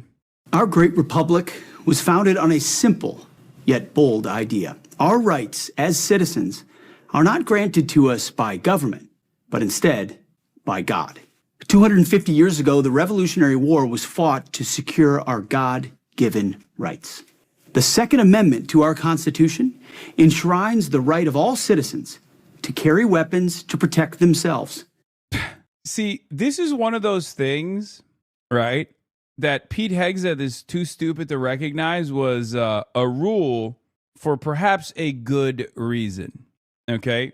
Anyone who has ever spent any time as military police will be the first to tell you that this is a major mistake, okay? Our boys get rowdy. They already have a lot of issues with rapes and murders on these bases without people running around with weapons, okay? They have unconventional ways of getting those goals across, okay? So if you just give them all guns, I feel like it's going to be a very different dynamic. It's very interesting that these dumbasses legitimately think like, oh, it was the libtard pussies that made it so that, you know, our brave boys don't have their fucking personal firearms at their hip on these military bases. And not because you don't want those guys to have access to their personal weapons outside of moments where they are you know, tasked with using them. Okay? Cool. Their families, what do you say? And their fellow countrymen. The War Department's uniformed service members are trained at the highest and unwavering standards. These warfighters, entrusted with the safety of our nation, are no less entitled to exercise their God-given right to keep and bear arms than any other American. Our warfighters defend the right of others to carry. They should be able to carry themselves. Recent events like what happened at Fort Stewart, Holloman Air Force Base, or Pensacola Naval Air Station have made clear that some threats are closer to home than we would like. In these instances, minutes are a lifetime, and our service members have the courage and training to make those precious short minutes count. Before today, it was virtually impossible. Most people probably don't know this. It was virtually impossible for War Department personnel to get permission to carry and store their own personal weapons aligned with the state laws where we operate our installations. I mean, effectively, our bases across the country were gun-free zones. Unless you're training or unless you are a military police. I wonder if there was a good reason for that. Because, like, when I think of like American military bases having such a rule, my assumption is there's probably a good reason for that, you know? Given a bunch of 18-year-olds that are, you know, going through some crazy emotions and constantly getting yelled at, constantly bullying one another, an unlimited amount of access to weapons kind of doesn't feel like the right thing to do. Yeah, okay, cool. You couldn't bring your own firearm for your own personal protection on to post. Well, that's no longer. Yeah, for what reason? Like, there's got to be a reason, right, Pete? You didn't think about that? You didn't think that there was a reason for that? In your mind, you thought it's because our generals were pussies? Is that what you thought was going on? They're libtards. They want to do gun control because it's woke and gay. That's cool. Okay. The memo I'm signing today directs installation commanders to allow requests for personal protection to carry a privately owned firearm with the presumption that it is necessary for personal protection. On a military base, brother, who are you protecting yourself against other than your fucking drill sergeant? Like, how is he not understanding the words that are coming out of his mouth? Like what this implies? Protection from who? You're on a fucking military base, you idiot. Protection from who? I guess they do legitimately believe that, like, an armed society is a polite society. I guess they do actually feel like, You need to constantly be armed because, I mean, I always thought, it's a lie. Like, Republicans do understand that obviously you have to have gun-free zones because, like, more guns does not automatically translate to more safety. And part of the reason why I said that, and part of the reason why I believe that, it was because the NRA convention is a gun-free zone, right? Trump rallies are gun-free zones. It's not like Donald Trump is doing rallies where everyone can bring fucking weapons, right? So clearly, they kind of understand that you have to have areas where there's no guns because more guns means less safety. More guns means accidents. More guns means someone could potentially use that gun, right? This was one of those areas where I assumed, people kind of understood that this is a reasonable request. Nope. Turns out Pete Hegseth actually does believe it. He legitimately thinks having ease of access to a weapon actually makes you a safer person, makes these bases safer. Cool. Request is for some reason denied. The reason for that denial will be in writing and will explain in detail the basis for that direction. Again, the presumption is service members will be able to have. I feel like this is at first going to increase the amount of rapes happening, and then it's going to end up decreasing it, if you know what I mean. Their Second Amendment right on post. Not all enemies are foreign, nor are they all outside our borders. Some are. What are you saying? Not all enemies. Dude, it's a military base. You're saying the enemy is within. You're saying that the enemy is other guys at the base. What the fuck? What a strange thing to say. Domestic. Confirming your God-given right to self-protection is what I'm signing into action today, and I'm proud to do so. I just don't think it's gonna. I don't think any commanding officer is gonna allow this to happen. I just don't think so. It would be really funny. It would be very funny to see how this plays out. I just don't think it's going to happen. Yeah, the real enemy is amongst our ranks, is next to us. Cool, man. That seems good. Russia sends another oil tanker to Cuba and Trump will say nothing. Putin continuously plays in Trump's face. If you can't see something stinks there at this point, it's because you don't want to. Okay. I don't think this is a bad thing at all. I think this is a good thing. I don't know why Tennessee Holler is criticizing this. Anyway, let's get back to CNN. But he's also talking about Europe. And I think the heads of state of our NATO allies need to have heard this message pretty loud and clear. We've maintained bases in their countries. We've fueled their economies. We've protected them from Russia for 75 years. And they wouldn't let us use our own bases in their country to engage in our national security here. And I think that, I'm a big supporter of NATO. Most Republican senators I talk to are as well. But I think there's a real schism here. And I think if our allies they need to hear the president tonight. And it's time to get on the horse and ride. Well, I should know, the president saying that he could withdraw from NATO. It was his Secretary of State who did co-sponsor a bill saying the president can't unilaterally do so. He needs Congress to help him.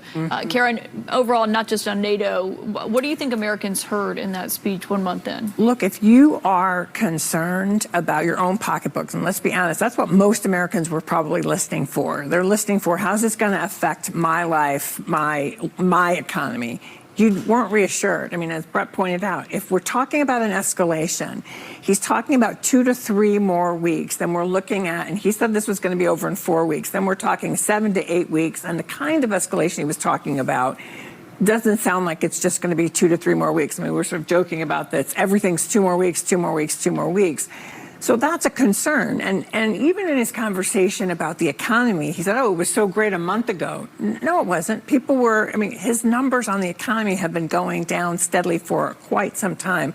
So I don't think people heard anything to make them feel reassured about why did we have to do this right now. I know he tried to make this imminent argument, but again, the fact checkers will, I think, correct that.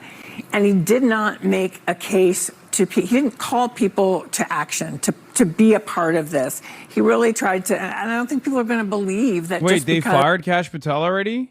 They already did?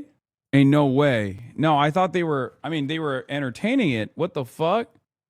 He says it should be over. Did they? I can't tell. I can't tell if you guys are fucking with me or not.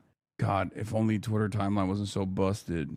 Okay, Mr. President, I know you might think I'm not cut out to be the Attorney General, but I do have experience in podcasting.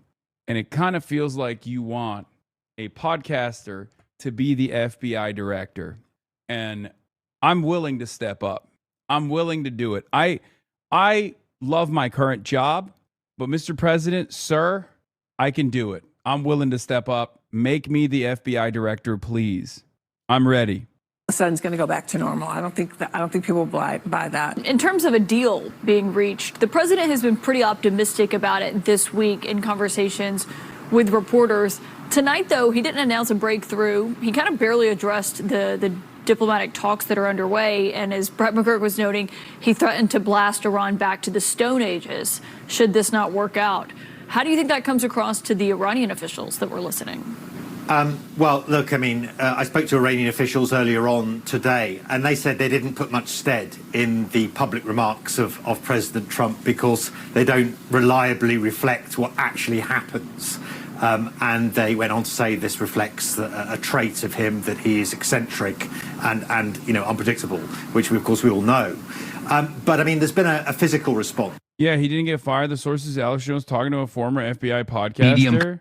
Okay, to be fair, this is the podcaster government. You know what I mean?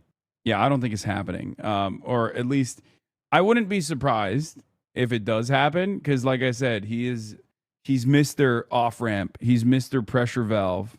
Okay? And obviously it wasn't just Pam Bondi that a lot of people are frustrated with. They were frustrated with Kash Patel as well. So I don't know.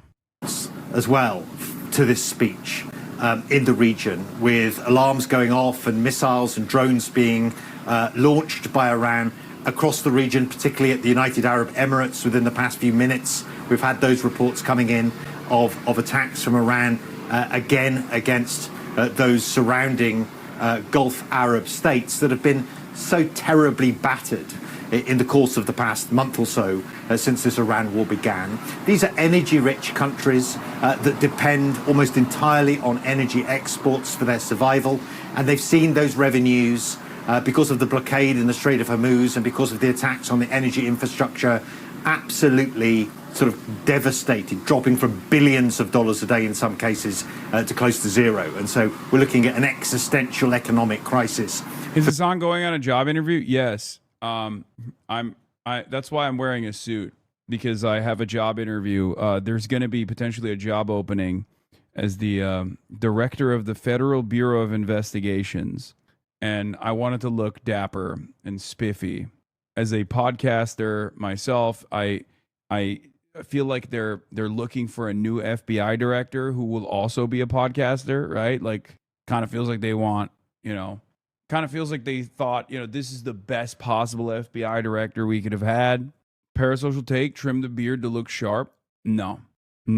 This region. And there was very little in terms of reassurance in that speech by President Trump. He talked about potentially escalating the conflict, at least continuing it. Certainly there was no word on when this conflict would come to a conclusion. And in so much as he did address that, I think we're all left with the impression that at the end of this conflict, we could see an Iran which is strengthened strategically, that will keep the Strait of Hormuz under its control, and possibly even have the capability to have ballistic missiles and even a nuclear program at the end of this war. And so that's very alarming for the countries in this region. President Trump has downplayed the United States' reliance on the Extremely funny to get this so painfully wrong when your whole thing is pretending to be an economist on Substack. I know everyone's freaking out about Trump bombing Iran, but I wouldn't worry too much about the economic ramifications, at least. Nice. If you aren't blocked by Noah Smith, please don't let him get away with pretending that he opposed this war. Yeah, lol, no, bomb the IRGC bases. Yeah, no, definitely causing a foreign adversary to shut down a strategic choke point where 20% of the entire world's energy needs flows through is not going to have devastating impacts on markets. Okay? Certainly. I'm an economist. Amazing. What do you think is preventing Iran from fully taking out GCC oil? What do you mean? They just that's their last card. That's the last card that they can play. They're not going to play it yet. So, what's really interesting about this is some people are beginning to recognize that, we're the villains here. Joe Rogan and Theo Vaughn had a conversation. Let's take a look at what they had to say. What do you think is going to happen? You think we're going to be okay? I hope so. Of course. I don't know. Do you think about it? I'm confused. I can't believe we went to this war. When we started bombing Iran, I was like, this can't be true. And what about Lebanon now? I know. Israel's invaded Lebanon. Yeah. Yeah. And it's like, just fucking stop. Like, what do you need? Well, they're trying to, supposedly, they're trying to stop the terrorists. Yeah, that's crazy, though, if you're the fucking terrorist. You know what I'm saying? Like, if you want to stop them, fucking stand in front of the fucking mirror. And start there. What do you think is going to happen? You think we're going to be okay? I hope so. Of course. I mean, what do you say? What can you even fucking say to that? Oh, damn. It's all good. It's illegal. That's crazy. Thank you. Marsh got me Zins. What time are we supposed to leave? Have you eaten yet? Oh, you did? Can you put your room in the Postmates? I can't do it. I wasn't able to do it. Anyway, I'll figure it out. It's a cat. Okay. It's all just a cat and mouse game. People are like, we'll elect the Democrats next time. It's like, but it's all the same shit has been happening forever. They haven't been helping anybody forever. They're letting fucking politicians slurp on kids. All of our fucking money goes to Israel and they're using it to fucking genocide people. It's like everybody is scared out of their wits right now. It's like our religious leaders are afraid to speak out. And it's like it's a time where it's like Satan is amongst us and our religious leaders are fucking talking about bullshit at the poll. It's just like, what is going, I don't know, man. We got to get you off those antidepressants, son. You're losing your fucking marbles. You think I am? Come hang out with us. Oh my God, Joe Rogan. He's right. Like, he's not even wrong. He's right. Joe Rogan, the fuck's wrong with you? He's literally correct. Like, everything that he addressed is unironically true. It's like the only time where someone is making sense on the Joe Rogan Experience. And Joe Rogan's response is, "Oh, bro, you're just like kind of bumming me out, dude. You're bumming yourself out. Here, do some drugs. Come hang out with us. We'll fix you up real quick. Don't think about it, bro. You're bumming my high right now. You're just ruining my high, bro. Fuck. Oh my God. Yeah, Joe Rogan be like, let me give you some raw milk. Fix you up real good. Yeah, Theo Von 2026. It's no measure of health to be well adjusted to a profoundly sick society. That's right. I got to go on Theo Von again, dude. That's what I got to do. Some more from this convo? Yeah. How come you get paid? I'm just sick of this shit. And I'm sick of rich people not putting their fucking kids over in these wars and shit like that. Put your... All right, we'll get back to that in a little bit. The Strait of Hormuz, one of the world's most important waterways. Now, Iran's near closure of it in the past month has led to the largest global energy market disruptions in decades. Now, President Trump says the U.S. imports almost no oil from here and won't be taking any in the future. It's true, crude imports into the U.S. have fallen drastically over the years, but it still relies on the Strait of Hormuz for a fraction of its imports. Now, government data shows in 2024, it brought in 500,000 barrels per day. That's 7% of its total crude oil imports and 2% of its petroleum product imports. The way President Trump also sees it, the U.S. is the world's largest producer of oil and gas, and it's insulated with what's happening thousands of kilometers away. And yet, people are paying more at the pumps because gas prices are more than $1 a liter, the highest since 2022. Now, the U.S. and Israel's war on Iran has also left the rest of the world feeling the pain of supply disruptions and rising. I think you should go on Tucker. I think you can move him left. First of all, that's never going to happen. He's not going to move left. Don't be ridiculous. And secondly, Tucker Carlson will not have me on. I don't know why. I have my suspicions, but anyway, let's continue. Prices. Hours into President Trump's speech, we've had oil prices jump and we've had Asian stocks slump. Now, the UK and dozens of countries have held talks on reopening the Strait of Hormuz. Remember, much of the oil and gas produced in the region is headed to Asia, but some part of it also up from the Suez Canal into Europe. About 2,000 ships are stranded because of Iran's partial blockade in retaliation to US and Israeli strikes. Now, before the conflict, tankers carried 20 million barrels of oil or 20% of global energy consumption pass through this strait every single day. But in the past month, very few ships have made this passage in coordination with Tehran. A huge fireball blazes across the night skies over Isfahan after a US strike on a military base there. The city in the center of the country, home to one of its 3 key nuclear sites too. President Trump promised to hit even harder these next few weeks, and he's following through. Here, the Pasteur Institute, a prestigious research and public health center in Tehran, blown to smithereens. Yeah, this was disgusting.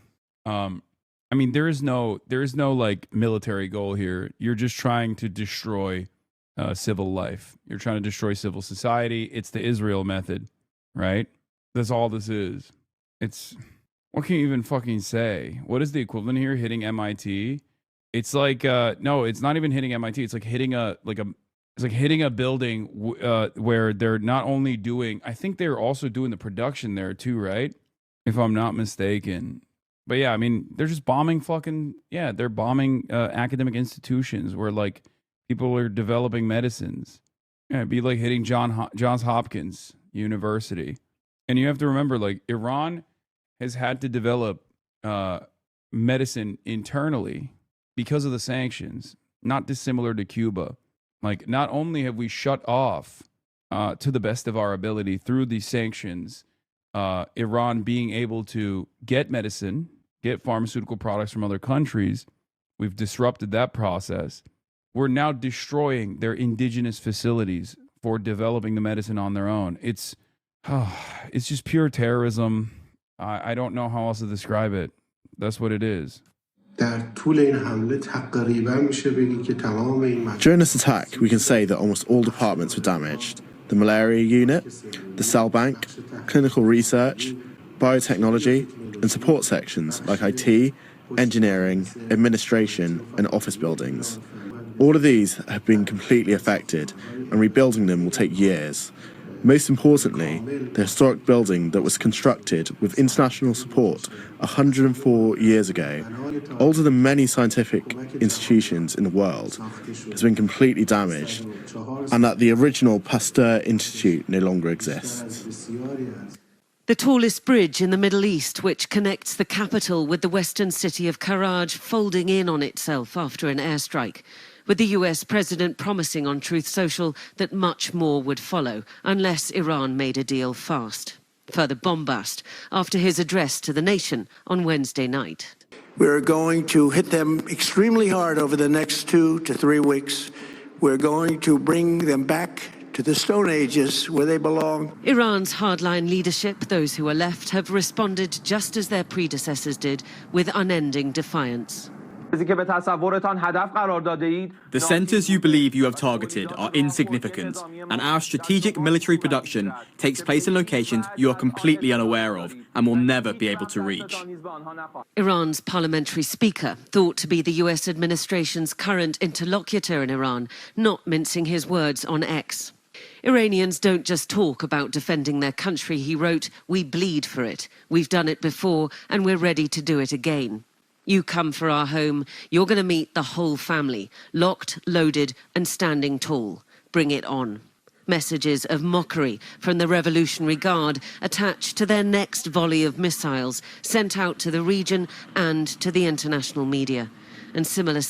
Yeah, Israelis are getting ready to discard the pro-Israel Iranian opposition, much of which will inevitably object to a plan for deindustrializing the country via aerial bombardment. But that doesn't matter because that was always the fucking goal. This is a lesson that the United Arab Emirates couldn't learn for some reason. This is a lesson that America can't even fucking learn, right? There is no allegiance with Israel. They'll just use you. They'll use you and abuse you. You're not going to have leverage in the aftermath of whatever deal you make with Israel.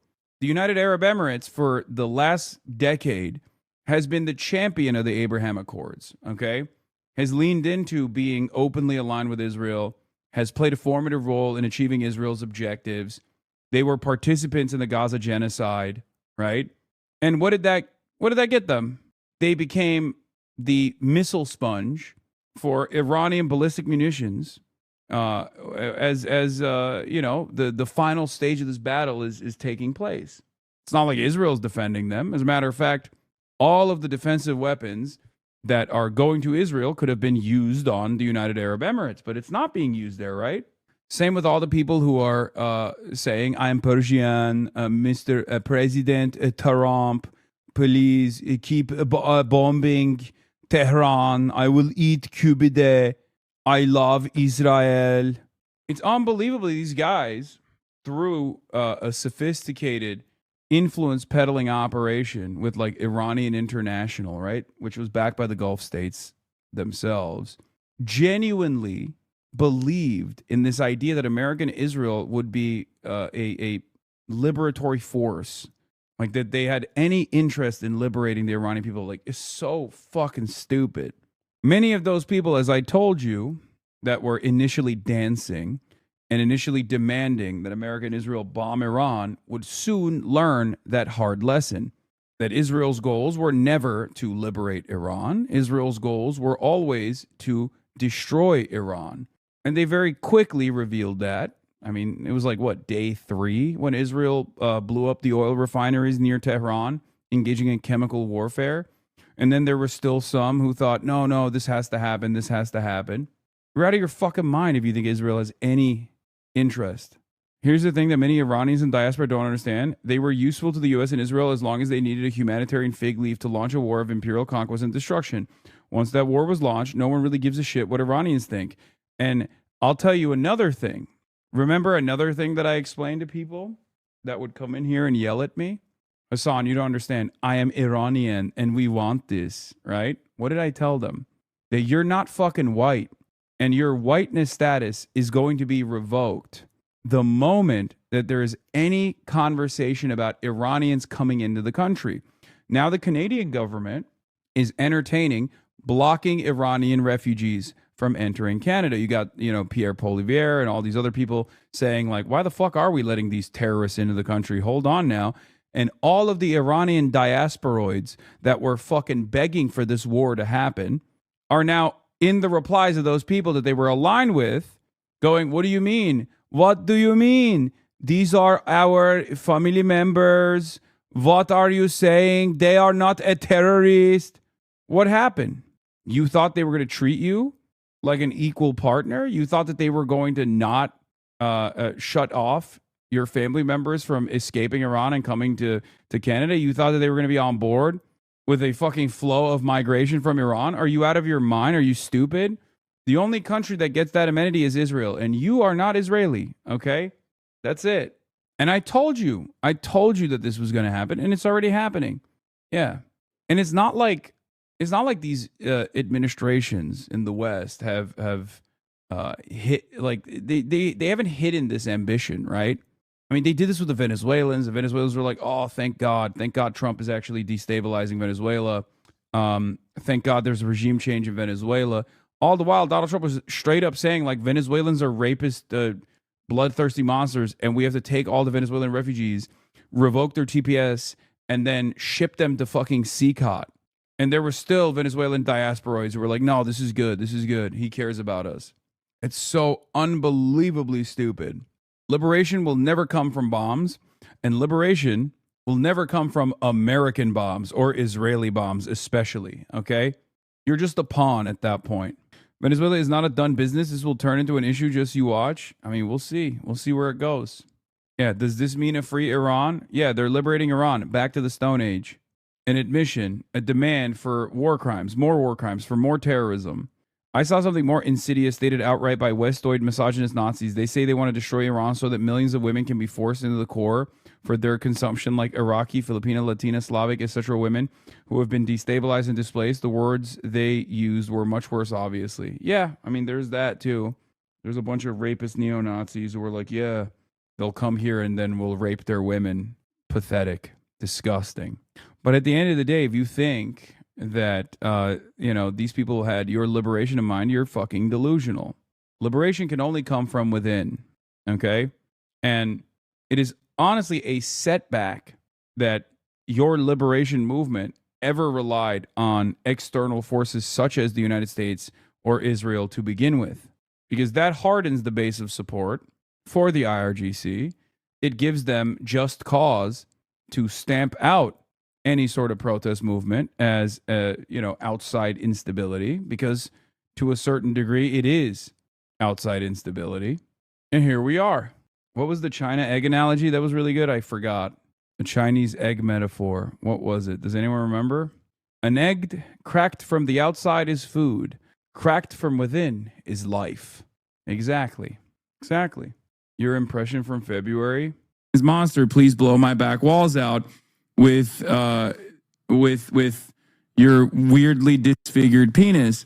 But like, that's again not the main character. You're in many ways like you are a freak show, a curiosity, something that will be forgotten, something to be fascinated with, but never.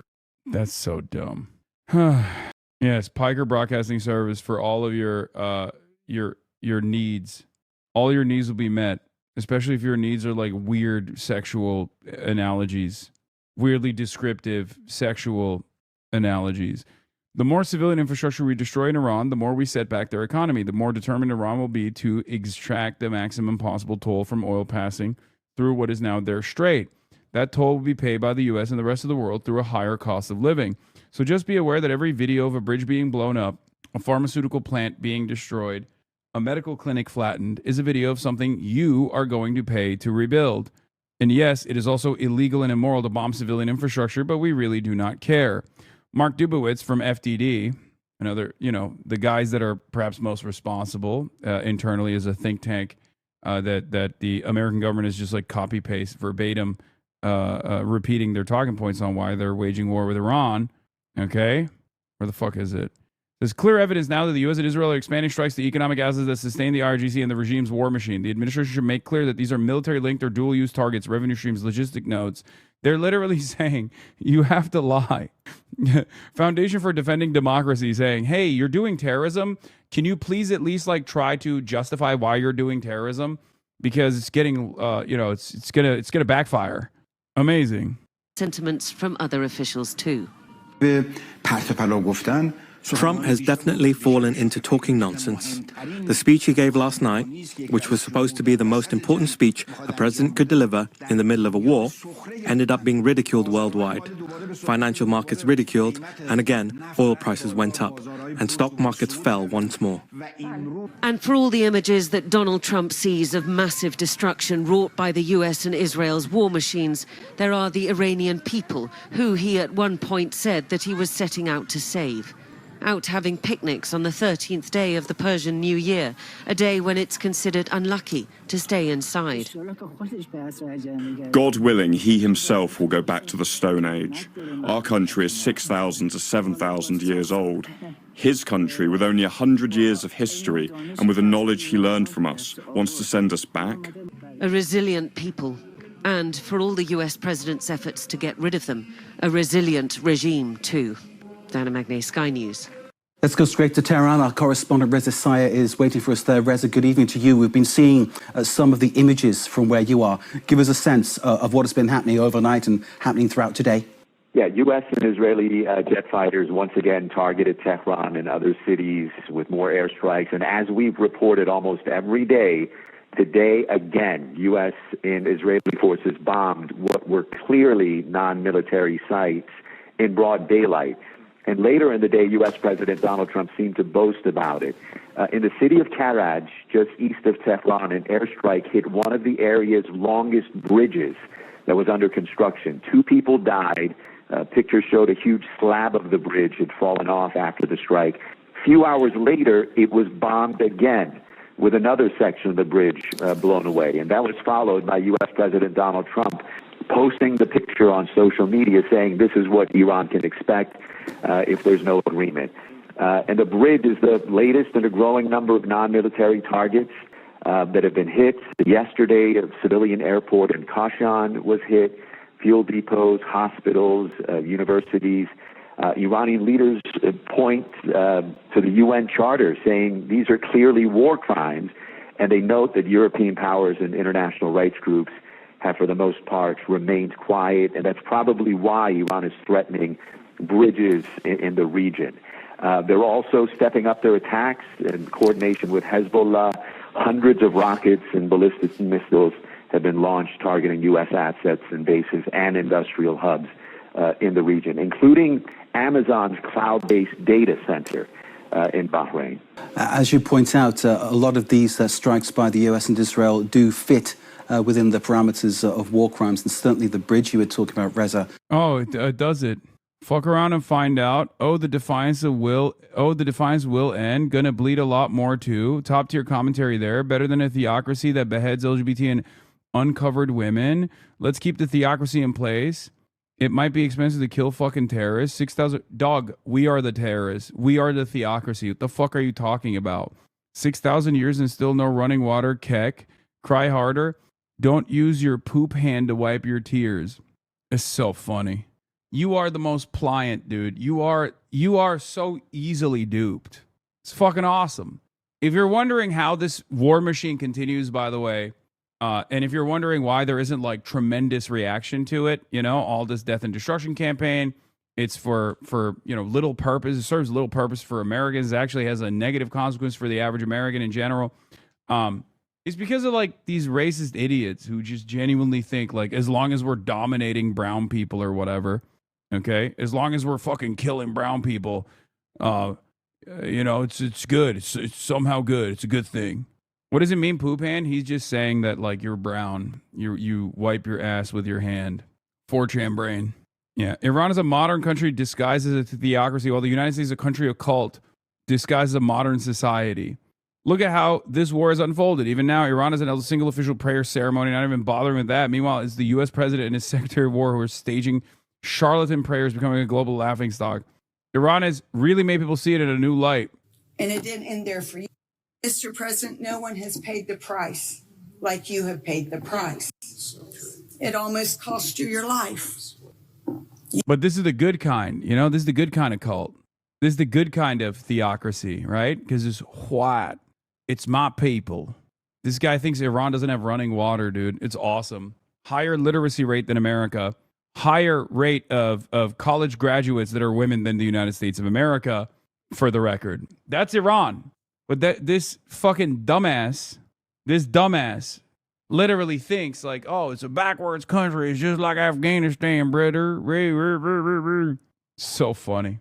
Intercept. Hundreds of U.S. personnel have been killed or injured in the region since the U.S. launched a war on Iran just over a month ago. CENTCOM sent outdated statements on casualty numbers. There is also a casualty cover-up taking place as well. The last number we knew was like 250 or something. I'm willing to bet casualty means like, you know, wounded in action or killed in action. Okay, just before you yell at me because you don't know what it means. Casualty means wounded in action or killed in action. Casualty numbers right now are around 250. The official numbers a month ago was like, or, you know, a couple weeks ago was like 250. And that only came out because investigative reporters found out that it was actually much higher. I personally think, especially paired up with the defense contractors that don't actually have the same, those numbers don't actually get revealed. But if you add the defense contractors in the region as well, it's probably above 1,000 at this point. They're absolutely hiding the numbers. You were betrayed and arrested and falsely accused. It's a familiar pattern. That's awesome. GOP is cooked if this is true. Oh, yeah, this is Trump to release 2027 budget plan with midterm election messaging centered on massive defense buildup, paid for by cutting domestic agencies and healthcare programs. He already floated this yesterday. Yeah, he is unironically taking the thing that we complain about the most, which is why are we spending all of this money bombing other countries when we should be spending it on building our country here at home? And he's reversing it. He's not reversing it necessarily. He's saying it's good that we're using all of our money on bombing other countries instead of building our own home, building our own housing here, building our own healthcare system here. It's awesome. That's a spectacular message, dude. Thank you. That you'll definitely win with that. Meanwhile, what are the fucking third-way dipshits saying? They're like, no, that message is actually kind of fine. We should be worried about Hasan. Yeah. Donald Trump is also set to seek a $1.5 trillion defense budget for the next fiscal year, according to a Reuters report. Amazing. certainly has the air of a double tap attack. Again, something that could be classified as a war crime. In terms of what Iran is doing to strike back, there's been the word from the official Fars news agency about bridges across the region now sort of within the crosshairs of Iran. Can you tell? Yeah, here's Trump saying it yesterday. We covered it yesterday. Here, let's watch it again. This is a generational message, okay? Every Democrat should be constantly talking about this, okay? Every Democrat should be putting this in their fucking campaign ads. Everyone that's running against this administration should be constantly hitting this note over and over again. States can't take care of daycare. That has to be up to a state. We can't take care of daycare. We're a big country. We have 50 states. We have all these other people. We're fighting wars. We can't take care of daycare. You got to let a state take care of daycare, and they should pay for it, too. They should pay. They have to raise their taxes, but they should pay for it. And we could lower our taxes a little bit to them to make up for, but it's not possible for us to take care of daycare. Medicaid, Amazing that the Dems have a stronger stance on Hassan Piker than the war in Iran. Yeah. Hassan is a tyrant and dangerous. People should beware elevating him. Oh my God, that guy sincerely said that, by the way. Like, this guy is unironically refusing to recognize how stupid. A tyrant? Brother, I'm a Twitch streamer. Like, what do you mean? I tyrannically banned you from my chat or something? Fucking insane. He went on another Hitlerian rant. Oh, yeah, of course. Of course he did. This is the proud language of a white supremacist, says Mehdi. There is no other way to describe it. There's no defense of it. Pure racism. Well, a lot of people say it's the worst country anywhere in the world. Talking about Somalia. They have no money, no nothing. They have no government. They have no police. They just shoot each other all day long. It's just pure bedlam. Probably the worst, most dangerous country. We have some beauties. They go to Minnesota, and they stole $19 billion. $19 billion. And they're low IQ. Dog, that's okay. That's like 2 bad days of the Iran war, okay? You know? Generally, I mean, I can generalize. They're low IQ people. They're bad people. They have 94% unemployment. In other words, they don't want to work. You know, get a lot of jobs available, right, with the economy. They don't want to work. Why would they work? And they sell more Mercedes-Benzes than any state in the union because they come here with no money and they go out, they love a Mercedes-Benz and they go out and buy Mercedes-Benzes. And I think you're going to get to the bottom of it real easy. And every one of them should be. And Ilhan Omar, who married her husband. Oh, my fucking God. Married her brother. Her brother became her husband. When she has to check a book, she says, any brothers? One. Any husband? One. She checks 2 people. So on top of everything else, she gets a double income tax cut. She's a stone cold crook, and everybody knows it. And the papers, they have one paper out in particular. The guy made a living writing about her, and I spoke to him. He said, but nobody does anything about it, sir. All you have to do is get his writings from the Indianapolis Star or whatever paper he works for. You don't even have to do anything. This guy spent 10 years investigating that crook, and you got to do something about it, or our people are going to they're already upset. Takes too long. So JD, you go do it, and Russell, you better do it. Yeah, I mean, it's indefensible racism. It's pure hatred. It's idiotic. What do you fucking say? It's just the new normal, you know? This is what people respond to. They love it. Tell us more about that. Yeah, their position from the time this war started is that we didn't start the war, but we're going to finish it. We didn't target economic and industrial sites and hubs. But if we're getting hit, if ours are getting targeted, we're going to do the same. And that's perhaps why in the past few hours we've had statements from Iran's military leaders that bridges in the region and Gulf states are going to be targeted. And that's the sense that you've gotten, this tit for tat from Iran's leaders. They say as long as they get hit, they're going to hit back. And again, it's this dangerous escalation of violence where you have Iran seemingly growing confidence that they can maintain this fight. They say they're still open to negotiations if the talks are legitimate, if Iran's rights are recognized. But so far, there's no sign of that happening. Reza, as you're talking to us, we're seeing images, well, now we're seeing images of military leaders, but before that it was damage on the ground, and the state of the devastated places that have been struck is alarming, and I'm wondering whether there is the capacity to cope with the casualties of that. But of course, as part of what is being hit will include health structures, clinics, hospitals and the like, given the fact that there is a dense population centre where these bombs are dropping. Is Iran coping with its casualties? Is there enough to cope? Yeah, I mean, so far they're coping remarkably well. This is a resilient population. They're showing solidarity, with their military, solidarity with the population. They're working together to take care of the most vulnerable. And they understand that this is going to take a long time to rebuild this country. Some estimates say it's going to take at least a decade and hundreds of billions of dollars. But first, this war has to end. We're in the middle of this war that is now in its 34th day. And Iran's military position seems to be clear now. They seem to be sensing that they have the confidence, and they don't mind if this goes longer. They don't like to see this destruction, but they see this as an opportunity to change the dynamics of the region. They want to make sure if this war ends, it ends on their terms, and they're never going to be threatened again by the U.S. in Israel. And that's why you get the impression that they don't mind, even with the destruction, for this war to continue so it can end on their terms. Reza Sayeh in Tehran, thank you very much indeed for giving us a sense of how things are there in the Iranian capital. Reza Sayeh, thank you for joining us live. Next. Today marks 13 Bedar, or Day of Nature in Iran, a day when many families traditionally leave their homes to spend time outdoors, marking the end of Persian New Year or Nowruz holidays. 13 Bedar is traditionally spent in nature, with people casting away the sabze or sprouted greens, symbolizing a fresh start.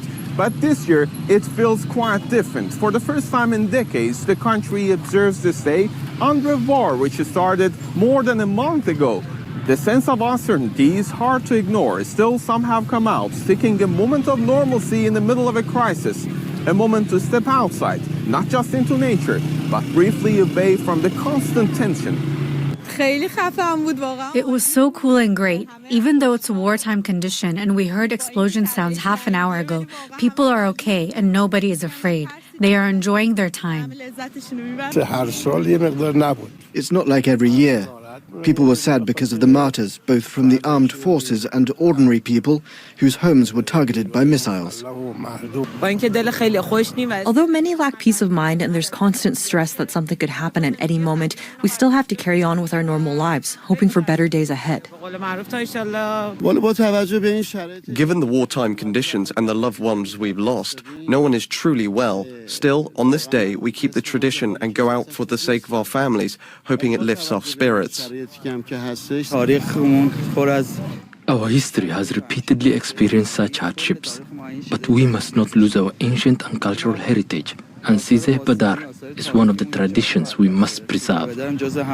For the families here, 13 Bedar is no longer just about tradition. It's about holding on to routine, to each other, and to small moments of normal life as the war goes on. Toida Sadi, Al Jazeera, Tehran. This war did not need to happen. It's the equivalent of what the Nazis did during the Second World War with Israel and America occupying other states, subjecting them to the blitz that we had in London during the Second World War. So you've gone straight, sir, within 10 seconds of the call, you've gone straight to a Nazi comparison, have we? Well, conceptually, if you're occupying your neighbours and raining missiles down on London during the Blitz, what's the difference? What's the difference? Explain the difference. Thankfully, the Nazis never occupied this country. They bombed it, but they never occupied it, in the same way that America is not occupying Iran. It doesn't have boots on the ground at all. America is defending the occupation of the Golan Heights, of Lebanon, of parts of the West Bank and Palestine, and it is looking to put boots on the ground. It's got bases all around the Middle East. Yes. It's quasi-occupation. What else is it? It's not quasi-occupation to have bases in countries where those countries have agreed to have those bases, in the same way that America does not occupy England because it has bases here. You need to look at what happened during the Second World War. I think you need to find a definition of the word occupy, matey. I get it. I'm not supposed to win. but I'm sick and tired of playing not to lose. I'm tired of being told that we cannot fight for certain things, that we should not hope for them, that maybe someday we'll fight for Medicare for all, but not this election, not next one either, maybe the one after that. And watching people who deserve the health care that should be a birthright in this country go without it, watching our kids go to broken schools, and then wondering when we will ever actually win the future. LBC is like the liberal-based content network at this point. Anytime Themasius puts an LBC video on the timeline, is always like some British person being like, we need to arm Iran.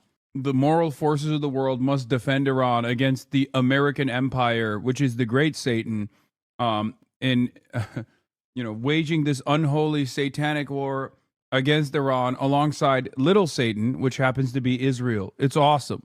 For them. So look, I'm not playing not to lose. If you want somebody who's only going to hold the seat and do the exact same thing that a Republican would have done, I'm not your guy. But if you want a Senate seat that is actually going to go out and fight for you, that is going to say the thing that ought to be said, that is going to do the thing that ought to be done, that is going to try to secure the basic dignity of having health care when you need it, to make sure that our schools are well-funded places for our kids, to make sure that our politics are not corrupted by corporations, to fight the fight for dignity for Americans, then I hope that I can earn your support. I'm so grateful that you're here, and I really appreciate you. A budget breakthrough in New York City. The city council says it has cobbled together a savings plan that would solve the city's multi-billion-dollar deficit without raising property taxes. Mayor Mamdani is already ripping the council's plan, saying it would result in the slashing of crucial city services. Pix 11's chief political reporter Henry Rossoff joining us now live in the newsroom try to help us make sense of all of this. Well, it's understandable, surely, if New Yorkers have a little bit of whiplash here. So just to recap very quickly, the mayor has said the city's budget is in such bad shape you might have to raise property taxes, and the council wasn't happy with that, and now they say that's not necessary. They have their own savings plan. The mayor disputes that. The two sides have been going back and forth on social media really all afternoon, and hanging in the balance are important, kitchen table issues that all of us care about, taxes, schools, and many, many more things that New Yorkers need. Our position has been clear. We have been a hard no on the property tax. We also are a hard no on raiding the rainy day fund. City Council Speaker Julie Menon says she and the council have found $6 billion in the city budget. In general, the council is claiming that across the board, Mayor ZOHRAN Mamdani and his team are underestimating everything from hundreds of millions of dollars.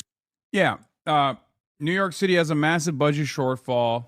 Okay, it was supposed to be $12 billion. They knocked it down to like 6. Kathy Hochul did help with that a little bit. Okay. But now the real battle.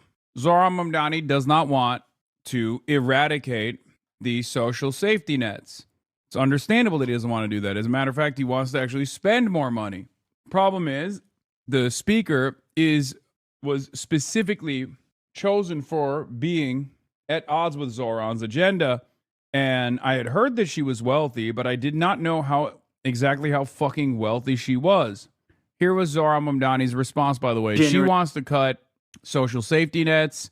She wants to cut, city budgets, money that goes to like picking up trash, for example, fixing the potholes, shit like that. Things that ZOHRAN has been doing so far that have been endlessly positive, right?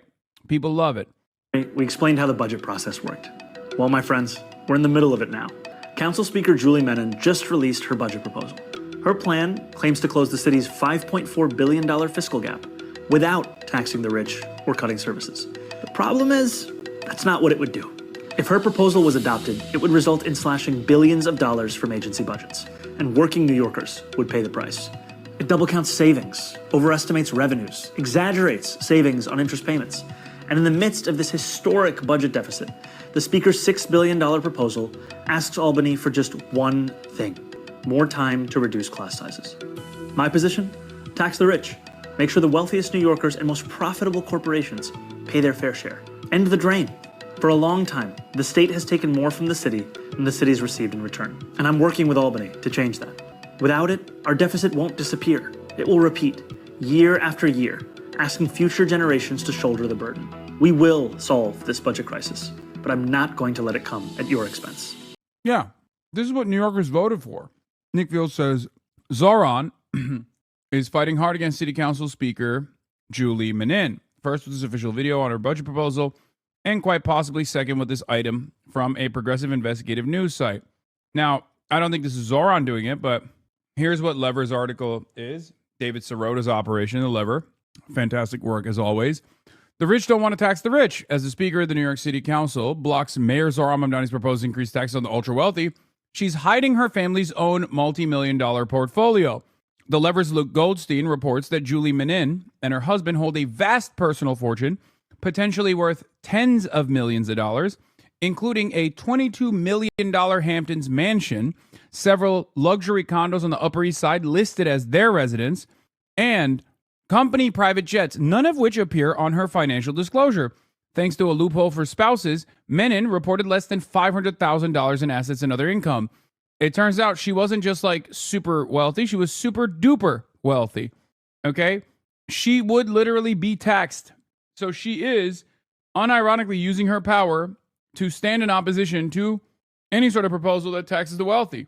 Because she is the wealthy. Streamer wealthy? Brother, you have a very broken understanding of how wealthy streamers are if you think streamers have multiple private jets.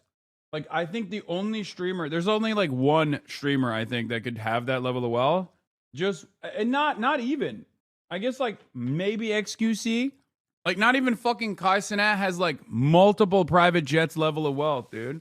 People are so funny. They're saying I show speed. Like, Mr. Beast is the other one, but he's not a streamer. Yeah, I'm over here, as always, finding myself talking about taxing the wealthy, as always. And motherfuckers are like, well, oh, says you. This level of wealth is like on a totally different income bracket, regardless. But who cares? Yeah, tax me, motherfucker. Anyway, it's totally insane how unbelievably wealthy she is, and it makes a lot more sense why she's doing everything in her power to stop this from happening. And tax revenue to millions more coming the city's way from building permit fees. At the same time, the council is suggesting the city can save money on a laundry list of items like education contracts, facilities, even basic supplies like fuel, postage, and printing. But the biggest single savings coming from the city council is a claim that thousands of city job vacancies will remain vacant for some time, adding up to $860 million. We're not saying these positions shouldn't be hired. We're just saying they haven't been. And it does take time to do the hiring. But Mayor Zohran Mamdani immediately called out the council's plan as a return to the budget games of years past. He says it will do nothing to fix the city's underlying issues. Speaker Menin's preliminary budget proposal would result in slashing billions of dollars from agency budgets, which would force the city to cut services. Double counting previously identified savings, overestimating revenues, and exaggerating debt service savings does nothing to close a deficit. The speaker flatly refutes that claim. There are so many different items in this list where we are able to responsibly reach savings without doing cuts on services whatsoever. We're not at the point where we need to do cuts. Now, the mayor and the speaker are in alignment in asking state lawmakers in Albany to send some $600 million down to the city to help hire teachers and do other things to help reduce class sizes and meet a legally required state mandate. But they are not in alignment on if state lawmakers should pass a millionaire's tax or increase it and pass a corporate tax, which the mayor's been pushing for. The speaker's still not ready to say that she's throwing her support behind that proposal. And then all of this uncertainty in the city, well, it's wreaking havoc on the state budget, which we covered yesterday. So a budget mess statewide, Shirley. Live in the newsroom, Henry Rossoff, Pix 11 News. It sounds like it sure is. Okay, Henry, thank you. Back in January, we explained how the budget process worked. Well, my friend. Labor movement, we have a very simple question. Which side are you on? This is the question we have to pose to Governor Hochul. Which side are you on? Are you on the side of people or polluters? Are you on the side of the working class or corporate donors? Because right now we have a budget we're negotiating that could put working class people at the heart of our agenda, and she is saying no. Thanks to our climate laws. Yeah, that's right. And she is saying don't tax the rich. Are we going to tax the rich?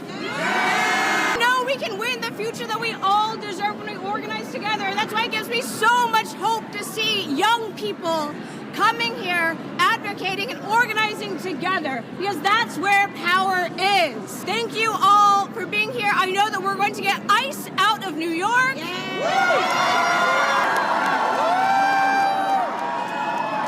We're going to protect our climate laws. And we are going to tax the rich. Tax the rich. Tax the rich. Okay, the question for you, Mr. Mayor. Given the anti-Muslim and anti-Semitic rise in the in those incidents, what kind of messaging do you want to put forth and go forward with to bring that down, prevent it? What do you want to say to the city? This is a city where everyone who lives here should know that they belong across these 5 boroughs. There's no person of any faith that should ever be made to feel as if this is not their home, that this is not a place where they can be safe. And frankly, we are looking to build a city where the threshold is not simply safety. We want this to be a city where New Yorkers are cherished, where they are celebrated. And we know that that is the case for many, and still there is so much more work to be done to ensure that is the case for all. In January of this year, Google co-founder Sergey Brin made his first major political donation. After he wrote a $20 million check to start a new super PAC, more million-dollar checks started flowing in from other Silicon Valley heavyweights. Nice. So what was it about this moment that moved Brin to get involved in politics for the first time? Why now? Mr. Brin, you are worth $245 billion. Start paying your fair share of taxes. A proposed tax on billionaires living in California is gaining national attention. I mean, how many yachts do you need? They just keep getting wealthier and wealthier, and us on the bottom are just getting stuck with more debt. When Sergey Brin wrote that $20 million check, he was responding to an unprecedented political moment. We will deliver universal child care for the many by taxing the wealthiest few. At a moment of skyrocketing costs for healthcare, utilities, and groceries, a group of labor unions in California are making a bet with huge stakes. The 214 or 15 billionaires in California collectively have $2.2 trillion worth of wealth, which is just an unimaginable amount of money. What we've proposed is a one-time 5% tax on their worldwide assets that will produce $100 billion. So we went to California to find out, is a wealth tax key to solving the state's problems? Or is it the first domino that could take down the 4th largest economy in the world? You would see a significant reduction in taxes because taxpayers will move. What can the fight over California's wealth tax tell us about the problems our country faces and how to solve them? At first glance, an elementary school outside of Boston might seem like a strange place to go to better understand a wealth tax in California. But once you understand what's going on here, it becomes more clear. 8 years ago, school breakfast was stigmatized. Our breakfast program, we served maybe 2% of students. But on this day in Watertown, Massachusetts, just outside Boston, every kid gets free breakfast. Same with lunch, and same at every public school across the state. Here you go, Caitlin. Hi, Francesca. Hi, good, how are you? That's because back in 2022, the state's voters approved a ballot initiative called the Fair Share Amendment. The proposal would require people who make over $1 million to pay 4% more in state income tax. Across the state, 2 free meals a day at school are saving millions of families money on groceries. Better trains and buses and tuition-free community college are lowering their transportation and education bills. All of it. That's where I'm from. That's my high school. I don't understand. Did every billionaire and millionaire escape Massachusetts then? Like, is that what happened? How are they surviving? How are they surviving with this unjustifiable attack against their wealth? This doesn't make any sense to me. They've basically killed all innovation in the city, right? Paid for with the millionaire's tax. Every year when Massachusetts reaffirms that we're having a free breakfast and free lunch, I breathe a sigh of relief. Everybody in Massachusetts who was a lobbyist and a spokesperson for the wealthy, they said, oh, we're going to see an exodus, a mass exodus of the wealthy. And these guys are going to say, okay, I'm going to go to Florida instead of staying in Massachusetts. And it's a very legit concern. So Massachusetts doesn't want to position itself in a way that our tax code is an impediment to economic growth. Well, guess what? There was no mass exodus. In fact, the number of millionaires in Massachusetts actually grew close to 40% in the 2 years after the amendment passed. Now, this same argument is being recycled in California. It's the California gold rush in reverse. What the hell? What do you mean it didn't fail? An economist would never lie to me, dude.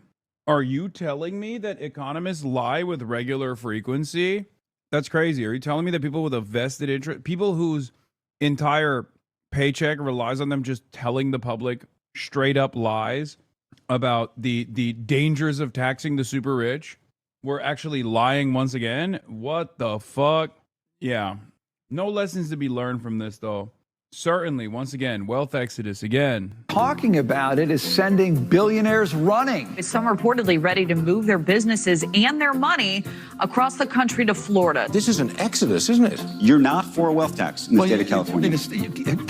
You can't isolate yourself from the 49 others. We're in a competitive environment. Unlike the Massachusetts tax, the California proposal would tax wealth, not income. And it would apply to a much smaller group of people, the 200-odd billionaires in the state. It's also a response to one of the largest wealth transfers in the country's history. I've been a healthcare worker for 57 years. This is the worst threat that I've ever seen. When President Trump signed the legislation, the world changed. Trump's signature on this bill redirected billions of dollars from Medicaid into the pockets of billionaires and corporations. So that money is now sitting in the investment portfolios of billionaires like Mark Zuckerberg and Sergey Brin instead of paying doctors and nurses and care flight pilots. It's not lowering monthly premiums for low-income folks who are dropping out of the pool and making premiums go up for the rest of us.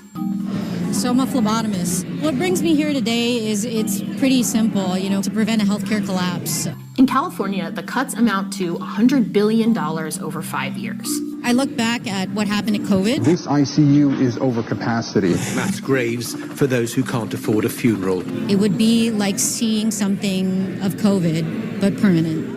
The Antelope Valley Medical Center has already had to close its public health clinic in response to this routing of billions from Medicare to billionaires' pockets. If the ER closes in one town, the next town's ER is going to be overcrowded. Well, it turns out we're all in this together. So we are in uncharted territory, and that's an unprecedented situation. Nobody has ever had to manage that before. You can't just manufacture the dollars out of thin air. Ultimately, we are all going to pay. It is higher amounts we spend for doctor's visits, it's higher co-pays, it's higher insurance costs. It comes out of all of our pockets, one way or another. So there's this crisis, and the question facing California was, what are you going to do about it? If not asking the richest among us to pay, what do? Well, we do. California has the most progressive tax structure in the United States of America. But there are billionaires who are sitting on equity who don't sell it We have and who are paying a billionaires lower tax rate. that are paying those progressive taxes. We have the highest progressive tax rate in the United States of America. It is true, California has relatively high personal income taxes. Those are meaningless to billionaires. The income that you earn at your job or that I earn by going out in public and begging strangers to talk to me. We're working on a video about the billionaire tax. Do you guys want to talk about it? Do you want to talk about it? You guys want? This is the thing. I pay as a California resident with my federal and state taxes because of the way that I am a 1099 employee and because none of my assets, like none of my wealth is accumulated capital, none of it is in the stock market. I pay a higher burden, like a higher tax burden, right, than pretty much any other person on the planet that is like super wealthy, right? It's true. In the state of California, if you are at the top marginal tax bracket, you basically at the end of the year are paying like 50+% almost of like your effective tax rate. Okay? It's literally more than my French counterparts. They're actually shocked by how much taxes we pay. The reason why they're shocked by how much taxes we pay is twofold. One, because there's this attitude in America where you actually don't pay any taxes at all, or the tax burden is actually low. That's not true. If you're getting taxed on your income, your tax burden is fairly high. It's actually very low if you are super, super wealthy and have all of your wealth in assets. Okay? These guys get to never pay anywhere close to what you pay in taxes percentage-wise. Their year-over-year income growth is directly associated with capital accumulation. Okay? And their effective tax rate at the end of the year is sometimes 1% or much, much lower than 1%, right? Because they're making billions and billions of dollars. Like their net worth is growing by the billions in some instances, and none of that is getting taxed. As long as they never cash it out, they don't ever have to get taxed on it. That's the reason why they're trying to implement some kind of wealth tax in the state. And it is controversial, to say the least, because the entire point of keeping your assets in the stock market for many of these super wealthy people is not so that their wealth is more productive and somehow being spent on productive forces, and you get to build more businesses, all this bullshit that people tell you in econ. But the reason why they do it is because they don't have to get taxed on it, and there are alternative means of borrowing against their net worth that basically transfers what would be a much higher tax rate that would go to the state coffers to basically a fee that you're paying to the bank in the form of an incredibly low interest loan, incredibly low interest rate. Okay, so instead of paying the tax on your capital that you have turned liquid, that you've the stocks that you've sold, you get to pay just a tiny, minuscule percentage of that, not to the state, but to the bank in the form of interest. The bank is obviously happy with this because they have a tremendous amount of assets that they now look at as leverage, right?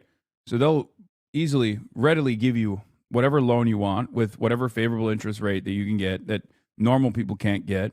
And it's not enough. This is true. This is a wealth tax, but it's not even a real wealth tax. It's a one-time fee that says 200 billionaires need to give California 5% of their net worth. That's not a real sustainable tax. It's just kind of slop to say we're taxing the rich. Real tax reform is needed, including perhaps a wealth tax. I agree. I think it's a test. California imposes the highest state income tax rate in the U.S. for high earners, with a top marginal tax rate of 13.3% on taxable income over $1 million. How does that get to a 50% tax rate? It's a 37% on the top marginal tax rate at the federal level. Did you not know that? Did you not know that there's a federal tax that Americans pay as well? The point is that for people at the top of the tax bracket, if they're like, there are not that many people that are at the top of the tax bracket that are just like operating on pure income, right? And that is because the system is designed to feed all of that back into the stock market. So most people don't do that. So the people that end up paying the highest tax rates or the highest effective effective tax rate at the end of the year are usually doctors and athletes and people like that. It's never the tech billionaires or the CEOs, because all of their year over year revenue gain directly comes from their stock prices going up, their assets increasing, capital accumulation, their assets increasing in value. And that's why people say at the end of the year, when you look at a billionaire and like their effective tax rate, it's like less than 1%, as opposed to you, the average person, you're paying, 30, 40% of your entire income. The only money that you have, the only money that goes into your pocket, the government takes it. Now, of course, that still needs to happen, obviously, because there's a lot more people that are just working off of pure income than people who are engaging in capital accumulation, at least in a meaningful manner.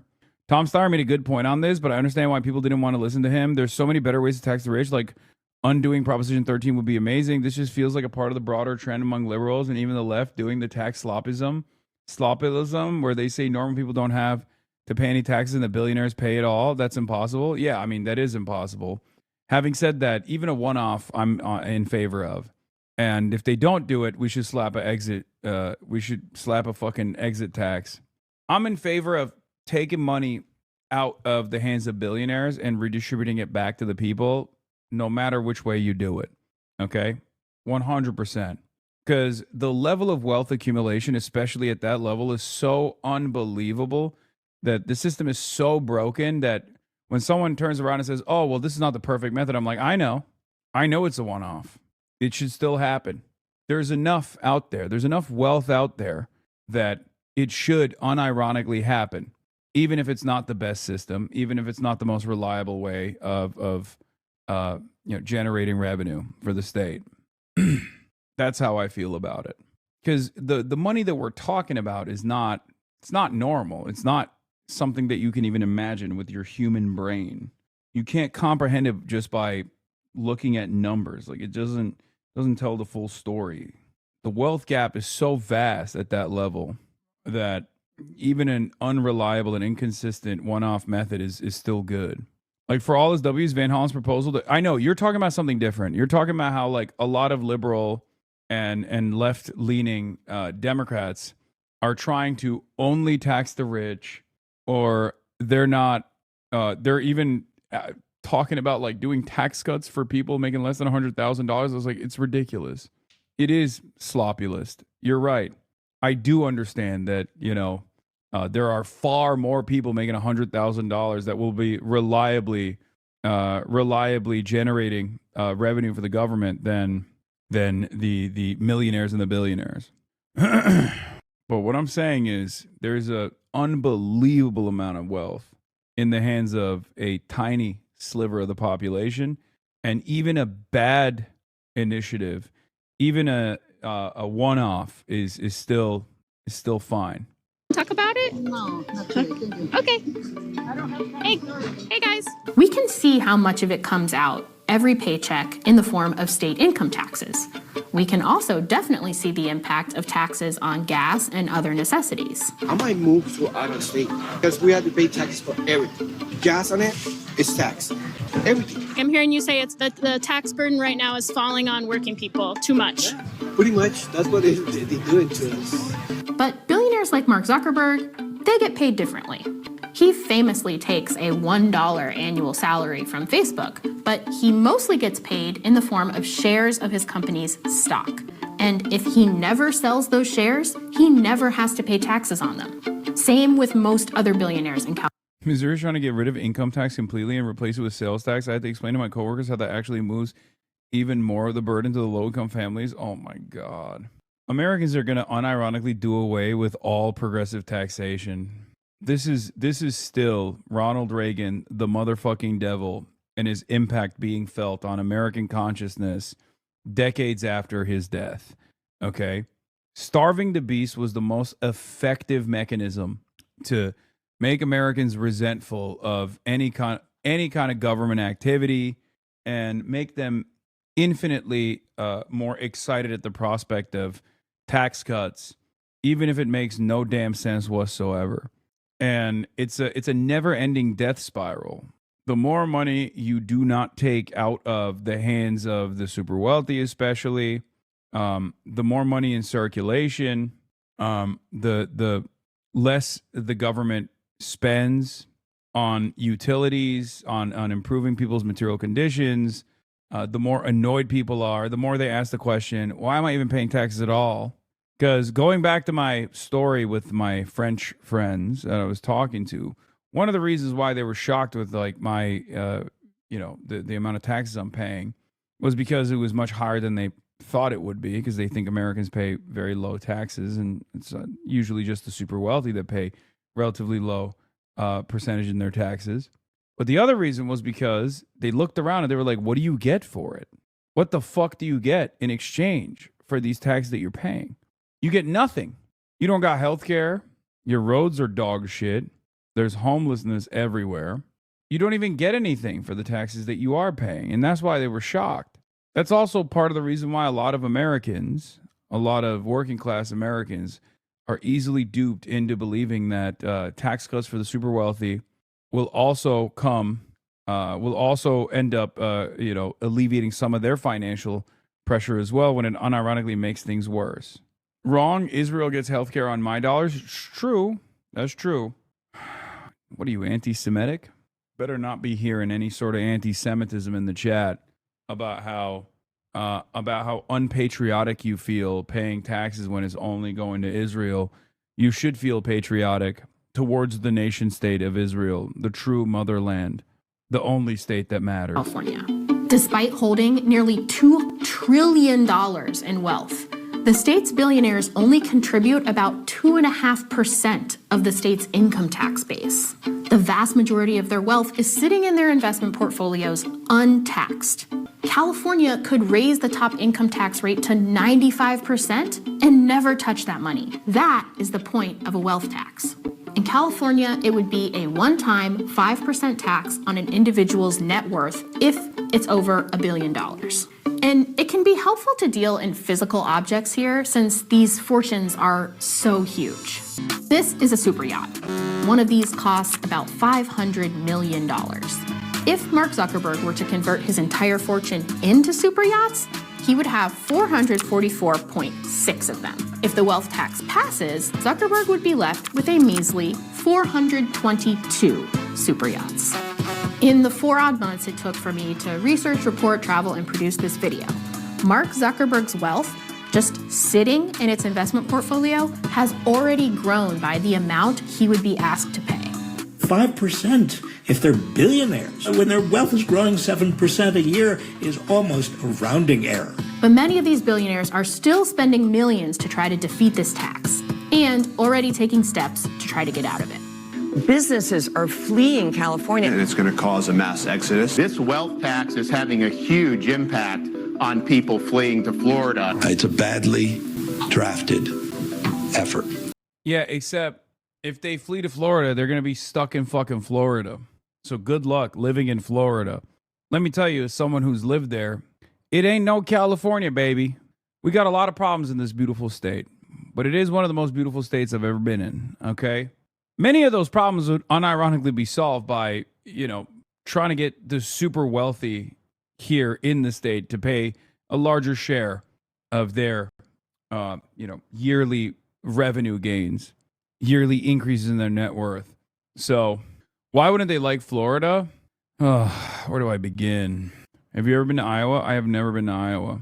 As a future multimillionaire, I'm sick of all these handouts. Just work for your money. I'm unemployed, but spitballing huge app ideas with ChatGPT. Hell yeah. Entrepreneurs. It's already had an outsized impact on this state.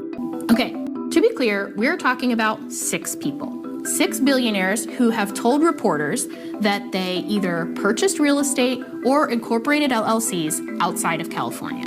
Plus, the proposal covers any billionaire who was a resident of California as of January 1st this year. So if they haven't taken steps already, it's too late. Recent polling shows that a majority of Californians favor the tax, but also that they're concerned that they will have to fit the bill if the billionaires flee. And the measure's opponents are spending millions to try to push this scare tactic to the public. It's an argument that sounds pretty similar to that of the governor, Gavin Newsom, and there might be a reason for that. Former Google CEO Eric Schmidt, Tony Zhu, CEO of DoorDash, Patrick Collison, CEO of Stripe. These billionaires have all contributed the maximum amount to Gavin Newsom's campaigns in previous cycles, as have other California billionaires like Reed Hastings, co-founder of Netflix, who also incidentally cut a $250,000 check to stop Zohran Mamdani from becoming mayor of New York. Taxing the ultra-rich was a huge part of Mamdani's campaign, and California billionaires took notice and started spending to try to stop it. Now, those same billionaires are counting on their years-long investment in Gavin Newsom. And it looks like it's paying off. What would a compromise look like to you? I don't know what there is to compromise. Altogether, Newsom has received financial support from 50 of the state's billionaires and their spouses. And in a state with roughly 200 billionaires, that's not a drop in the bucket. As Newsom positions himself as a 2028 presidential contender, those same billionaires are now funding that effort through a couple of newly formed federal PACs. A sizable portion of Newsom's billionaire backers come from the tech sector, which is an important part of California's economy. Your home is beautiful. Thank you. Do you think that you guys would also too leave California if the billionaire tax passed? I think that is our big fear. It's sort of the nightmare. We're kind of going through the phases of denial, acceptance, grief, however you call it. These guys are Nightmare, dude. Nightmare scenario. The fear that I have in my soul, it keeps me up at night, dude. I'm gonna be worth $17 billion instead of $17.5 billion. Okay, or however the fucking math works. I'm not a math wizard. Okay. Betting that doom. What will I do with the remaining $20 billion I have when the government steals from me? What will I fucking do? I will be reduced to a 20 billionaire. You just want to kill my children. That's what you want. This isn't a fucking joke, man. You want to destroy my livelihood. Yeah, meanwhile, this is the Republican attitude, okay?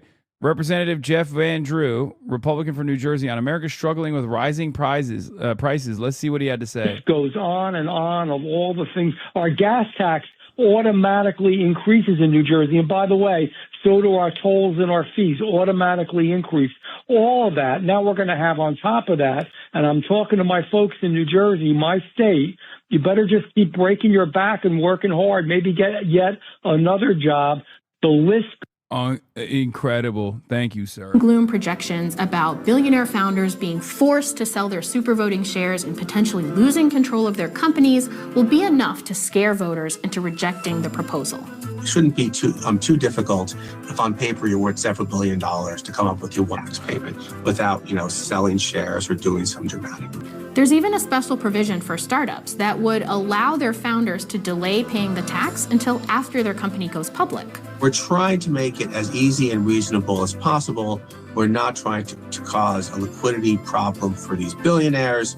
We're not trying to cause them to sell shares when they don't want to. We're just trying to use reasonable modern tools in order to close a gap. Human rights! And sure, billionaire-backed PACs are already spending big to try to defeat this proposal. Yeah, billionaire rights are human rights. That's a pro-billionaire rally. Incredible. Incredible. Oh my God. People are... The billionaire class solidarity... Property rights are human rights. Even Sweden abolished wealth taxes. Might not be as strong as you'd think. This is an interview with Jensen Huang, CEO of NVIDIA and one of the California billionaires who would be subject to the wealth tax. Is it something that's of concern to you? I got to tell you, I haven't thought about it even once. We work in Silicon Valley because that's where the talent pool is. And yeah, by the way, any billionaire that says that immediately becomes legendary. That's the other side of this. For 5%, of your wealth for 1 year, you automatically become one of the best people of all time. It's a modest price to pay, I think. My friend went to that protest. It was satire. Some of those people were like my Twitter haters, so I don't know how satirical it was. I think some people were genuinely there. You know what I mean? whatever taxes, I guess, they would like to apply, so be it. I'm perfectly. It never crossed my mind once. For Wong, a one-time 5% tax is a small price to pay to live in a region where his business can recruit the most highly skilled workers. It's a perspective that mirrors that of the working Californians who I spoke with.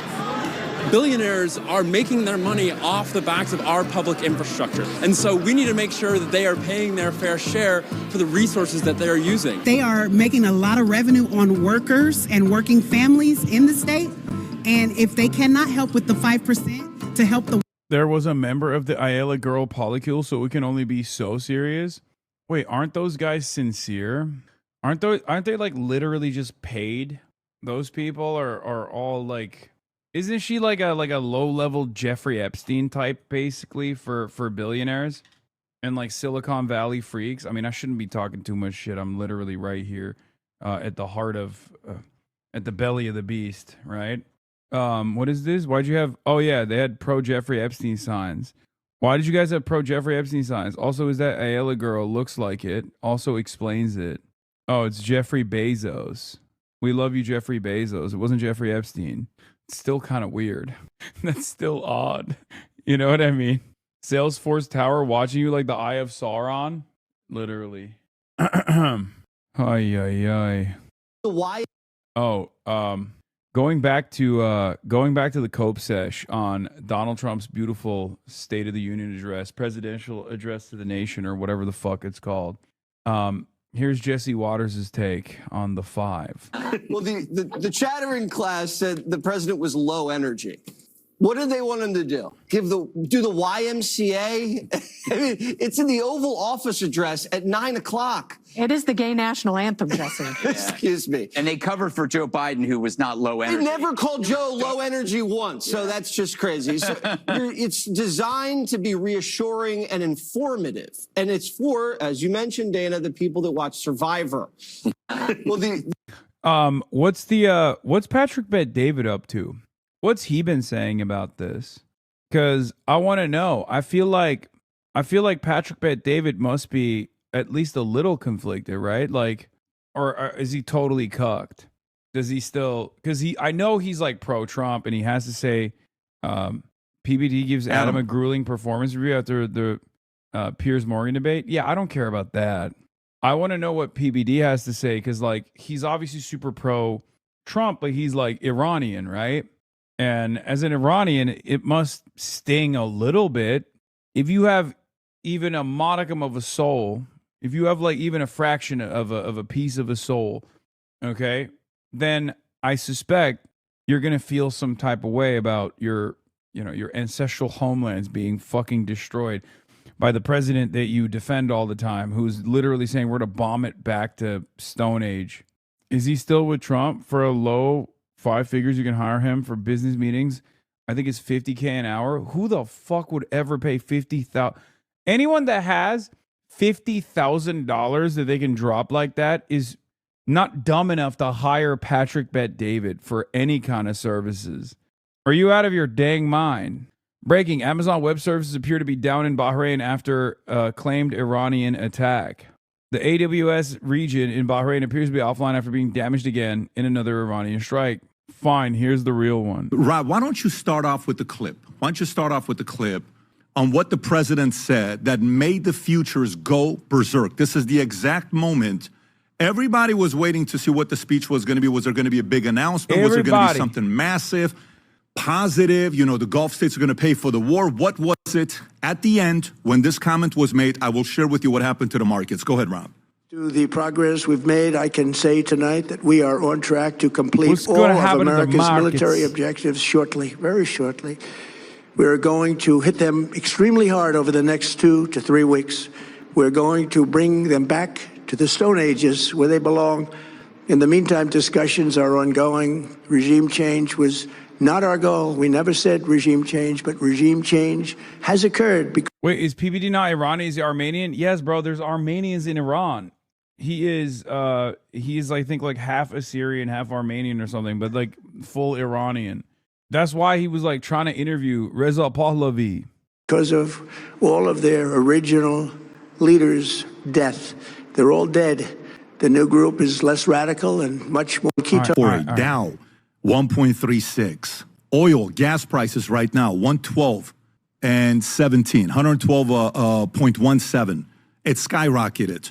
While this is going on, at the same time, we're hearing a bunch of other news that took place. And, that statement, Bitcoin drop, markets concerned, people are worried. What's going to be happening? He did talk about the 4 million, kids in America right now have that Trump account that's been created, which was some of the good news that he shared.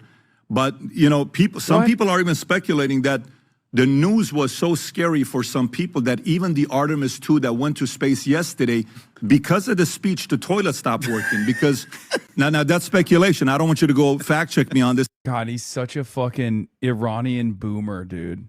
That's classic, Iranian unk jokes over there. And ask, Grok or some of these other things, but people were expecting something else. Richard, why did the market react so negatively to yesterday's speech? Well, in many ways, there was no news. There was no sort of real new announcement. And to the contrary, there was perhaps, there was disappointment. For one, the time scale, the timeline stayed pretty vague. We're told, well, it's going to soon end, but we've heard that before. And there are wars that are going to end soon, and they go on for a very long time thereafter. He repeated, as in this clip, as we saw, is going to bomb Iran to the Stone Age from henceforth, which is a big task. It's a major country. And actually... Yeah, that's my concern. I'm like thinking, how will you accomplish this bombing campaign? Because it's too big. I'm thinking about the logistics. When the quote-unquote leader of the free world says, I'm going to bomb this foreign adversary back to the fucking Stone Age, I immediately start mapping out exactly how this can take place. Didn't he care about the Iranian people? Wasn't that in the beginning the story? That's the criticism right now. So all these contradictions, and that's just that's just tip of the iceberg, I think. Luke, what do you think? Yeah. First, what do you think about the speech too? Why do you think the market reacted so aggressively to back to Stone Ages? I think exactly what Richard said, where the contradictions. I mean, I received texts from institutional clients around the country. One of them said they should have called this speech stuck. Another one said this could have been an email. But I think why the markets ultimately freaked out and then carried through on that freak out is what he said about the Strait of Hormuz and the contradiction therein, which is he said something along the lines that it'll open up on its own eventually, naturally, maybe our allies will help us. And the contradiction within that is... But not really our allies will help us. He even said they got to figure out themselves and we'll help them if they need it, but I think they have it themselves, like almost leaving it. Dude, I miss listening to fucking dumb guys talk about Donald Trump. I might be alone in this, but I truly did miss this because... we're over here looking at the situation. We're talking about like how devastating this is, what the global impact looks like, what this means for American force projection capabilities. And these guys are just like playing catch up with whatever the fuck Trump is saying to be like, yeah, and it's actually awesome. No, he does. He does got that shit under control, bro. He do. To NATO and some of the others to figure out for themselves. Yeah, I think that's right. And there's a huge contradiction therein. We're the greatest military in the world. We are the reserve currency issuer. Our job is to use our deep blue water Navy to maintain freedom of navigation for the world. That is why the world, is a big reason why the world uses the dollar as the reserve currency. And so if we say, hey, this isn't our problem, number one, that starts to raise serious questions about why am I paying the Americans for weapons? Why am I paying the Americans to hold dollars? And then also, on a more fundamental level, if we're winning, why can't we open the Strait of Hormuz? If their Navy has been devastated, if their Air Force is devastated, if their offensive capabilities have been devastated, why can no ships sail through there? Why do you think? Well, forget about what I think. What I'm being told is that, yes, their Navy is destroyed. Yes, their Air Force is destroyed. And this isn't where their power was. Their power was in missiles and drones. And I'm hearing we've destroyed less missiles than we thought. There was a story talking about this on Reuters last week where we originally were taking Israeli intelligence and they were saying, yeah, we got 70% in the first couple weeks. Last week, Reuters said, well, it's closer to a third, which means it's probably a little less than that. It's sounding, I'm hearing very credible rumblings that more of their missiles were deeper underground than we thought.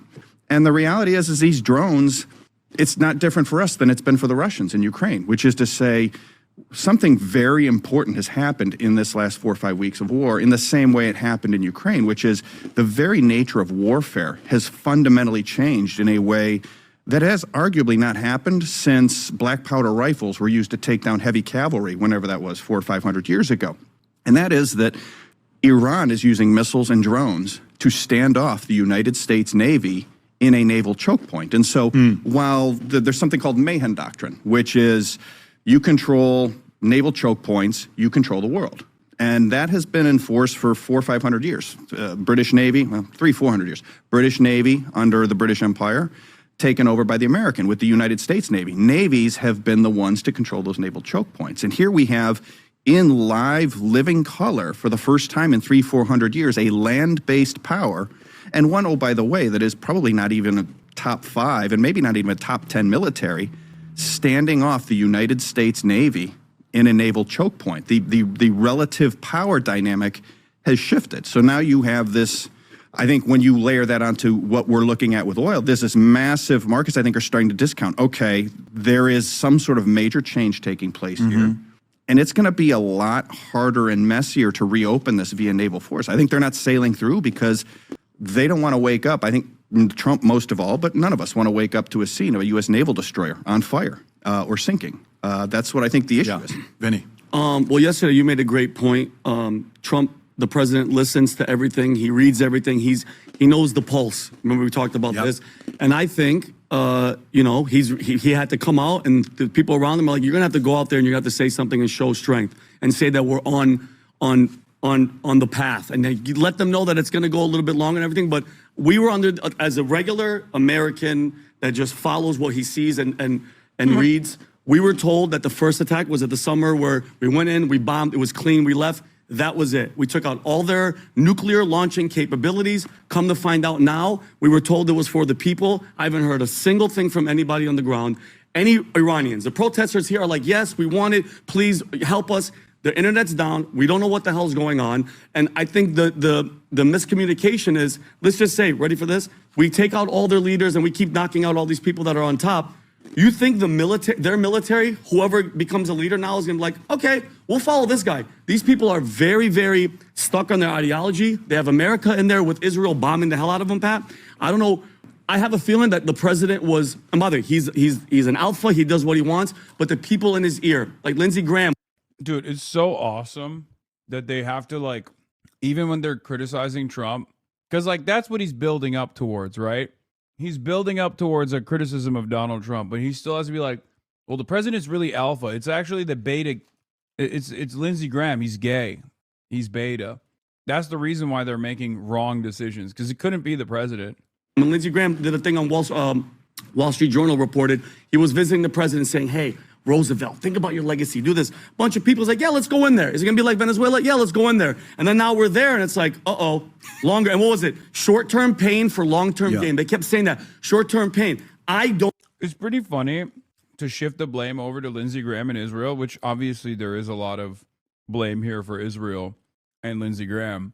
But you can't do that while also simultaneously maintaining the belief that the president is awesome. Because your only defense for Trump in that situation is that he's a fucking idiot. Okay? Oh, you don't understand. My big, beautiful, bold president is just a dumb baby who didn't listen to his own generals, who didn't listen to his own intelligence community's assessments, and listen to fucking Lindsey Graham, who sucks. At least he's alpha, though. I mean, he's a fucking moron, but at least he's like an alpha dog. Don't see this not going a year. At least a year. You think it's going to go a year? Pat, are you there as well? You think it's going to go a year? That's the risk, that it could be very long, potentially even longer than a year. Really what, you know, from a European perspective, what we currently see, because, you know, as Luke explained, and this is actually not surprising what has happened so far. I mean, Iran so far had not used its power to close the Strait of Hormuz, but it was always capable of doing that, but it chose not to. Of course, being suddenly attacked during negotiations and its leadership being assassinated and so on. You know, you sort of can see from their viewpoint, okay, well, now we have to do a bit more. The Israel first tax is rising. Amazon will add a 3.5 surcharge for U.S. and Canadian sellers starting April 17th due to the elevated cost in fuel and logistics. Oh, shit. Guys, you have to feel patriotic when you do this. Not because it's like, you know, going back to your schools or anything, but you have to feel patriotic for this because now that the global energy markets are completely busted, and therefore there will be unprecedented waves of inflation in very meaningful ways that you could not have foreseen, you can still sleep soundly at night knowing that at least Israel is one step closer to its greater Israel project, okay? because otherwise, I mean, it could be anti-Semitic. Like, I'm not going to say you're being anti-Semitic, but like, you could potentially start the process of feeling anti-Semitism if you had a thought in your mind where like, that tax is really stupid. Like, I shouldn't have to pay this. Why can't we bring Israel to heel? Which is, of course, the only type of anti-Semitism that exists. No other type. I like to make sure when when I'm talking to someone, if they're like a Holocaust denier, I don't check whether they're a Nazi or not from that point on. I ask them how they feel about the nation state of Israel. That's the only thing I care about because, apparently that's the only way you can be anti-Semitic.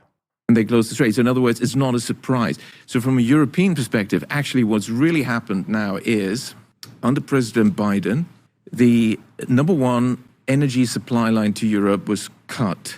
The Nord Stream 2 pipeline from Russia to Germany. Under President Trump now, the second lifeline of energy has been cut, which is through the Strait of Hormuz. So really what's happening, and none of that is sort of a surprise. If you sort of take these actions, this is the result. Revealed preference, we have to assume that's what those behind the scenes who advised the president wanted, because it's not surprising. So really one of the goals seem to be to totally deindustrialize and destroy Europe. I think we're witnessing the implementation of the Morgenthau Plan, proposed by at the time, the Treasury Secretary, Henry Morgenthau, which was that after 1945, the post-war era, Germany needs to be totally annihilated. The industry needs to be taken out, needs to be deindustrialized, degrowth, although they didn't use that word, and even the population needs to be replaced. And that's the program that seems to have got into motion with a delay, but from 2015 onwards, and now it's really, on steroids, and that's really what's happening now. You'd expect that there'd be somebody in Europe who said, "Well, hang on, what's going on? We've got to find solutions." And of course, President Trump, in his speech yesterday, did say, "Well, okay, this is what happened. This is happening, and we continue to do our job." Looking after the Strait of Hormuz and energy supply to Europe, well, that's Europe's job, effectively, he's saying, so they should take care of that. And if there was a sort of a proper leadership in Europe, then they could now take the necessary steps. And yesterday... What the fuck is this argument, man? Like, what are the European leaders supposed to do? So Trump gets to fuck things up, and then Europe comes in and tries to militarily solve it? When the American government can't militarily solve it? Yeah, if you want competent European leaders to actually solve this crisis, there is an opportunity there. It's not militarily unfucking the Strait of Hormuz. It's actually going to Trump and being like, hey, we are all of the country's presidents. We're the leaders of virtually every single country, and we are demanding you go to the fucking table with Iran and do a ceasefire and give Iran everything that they demanded. Okay? That's what a competent European leader would do. They're obviously too cowardly to do that. And they also don't have the military prowess to be able to obviously fight to open the Strait of Hormuz when America is failing to do so.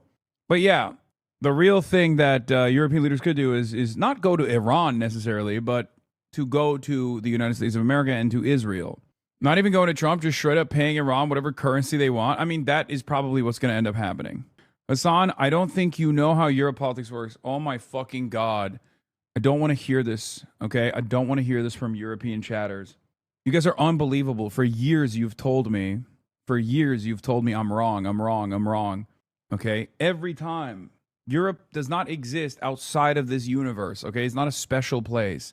Its politics are fairly similar to American politics. You have the rise of a coalition or a party in the parliamentary structure that is like far right, fascist, illiberal, and then you have liberal forces that are trying to maintain liberalism, trying to build coalitions to do that, while casting aside any sort of like socialist, principled socialist governance out of any sort of governing coalition.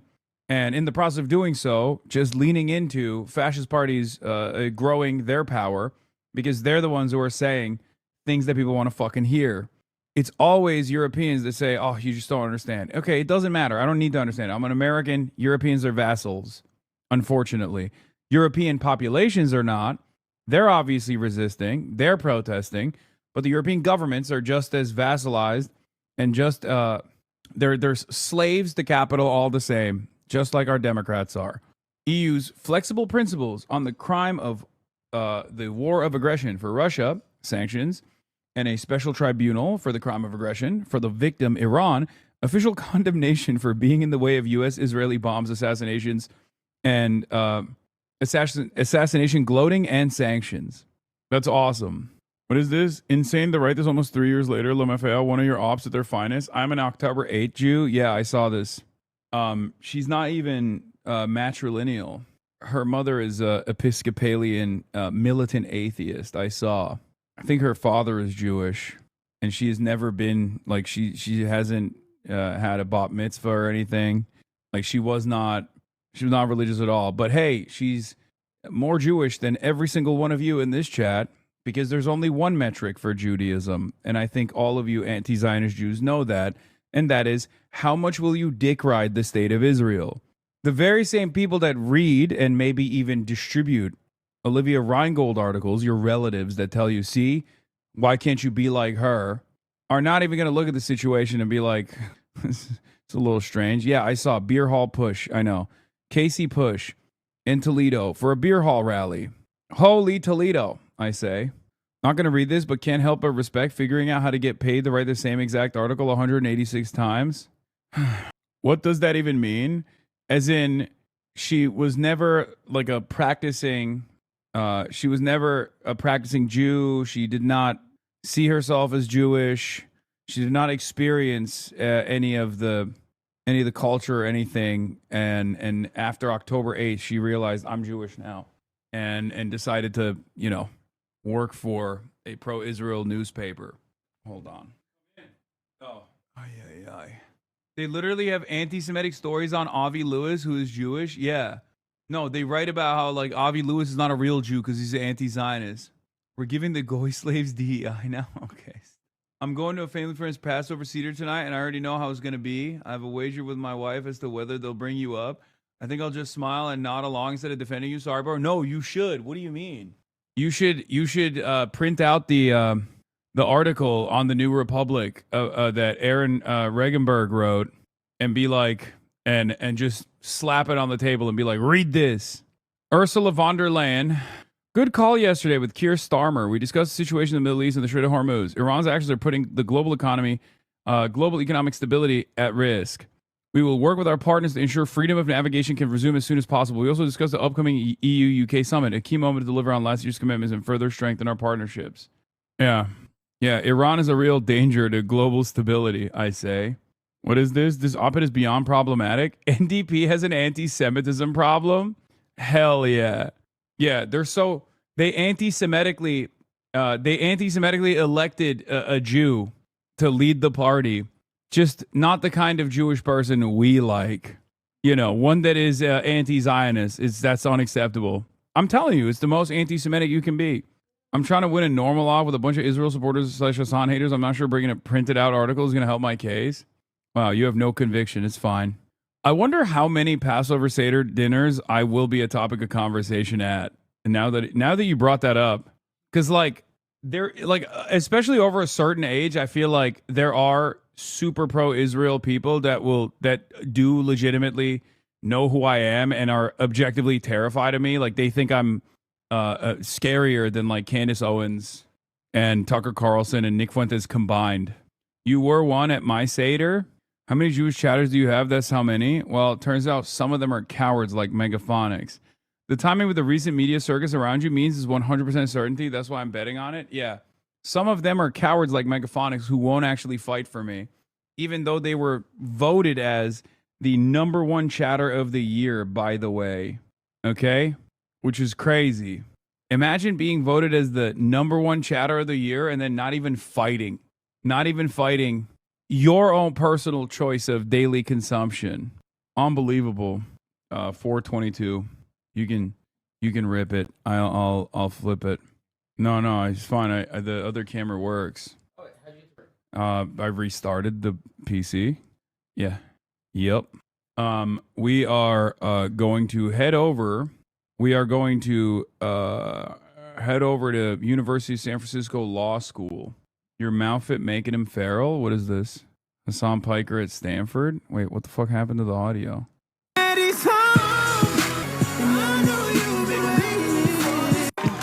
Come to party afterwards at my place. I'm going to be partying with Shoikat Chakrabarti afterwards. He nailed a social interaction. Oh, yeah. Israeli authorities confess they're singling out the Shiite Lebanese population for destruction. This textbook ethnic cleansing described as Israel's message by the New York Times. Israel's message to a broad swath of Lebanon. Shiites must go. Israel has issued sweeping evacuation warnings and pressed some Christian and Druze leaders to expel Shiite Muslims from southern towns, the leader said. That's insane. They have an unlimited appetite for murdering certain religious sects of Arabs, and it's not enough. They're like, we hate Muslims so much, we want to fucking kill them in other countries that we're invading. This is straight up Nazi shit. I mean, how do you look at this as anything but literally a Nazi German occupation? Are you going to a Shriver coding party? What does that mean? I don't know what that is. But behind the scenes, Israeli officials have conveyed a more targeted message in private calls to local leaders across southern Lebanon. Israeli military officials have assured several Christian and Druze communities that they could remain in the evacuation zone. They have pressed them, however, to force out any Lebanese from neighboring Shiite Muslim communities who have sought refuge among them as Israeli bombardment flattened Shiite towns, according to local Christian, Druze, and Shiite leaders who spoke to the New York Times. That's the majority of southern Lebanon, by the way. Like the areas that they're blowing up. I can't think of a precedent. I can't think of a historic precedent where this happened. The guy who was on the CNN panel about you has lost his mind. Masterclass in demagoguery from Miss Rachel. Wanting kids to live isn't anti-Semitic. True sentence. 5 words, 0 accountability. A whole community smeared. Because in that framing, the only reason Jews would object is that they don't want kids to live. This is what modern Jew hatred looks like dressed up as kindness. Oh my God. Bro took ownership over that for no reason for an entire religion and now is getting mad. Yeah. Remember the would you hide me's after October 7 in like New York City? When people were like, would you hide me?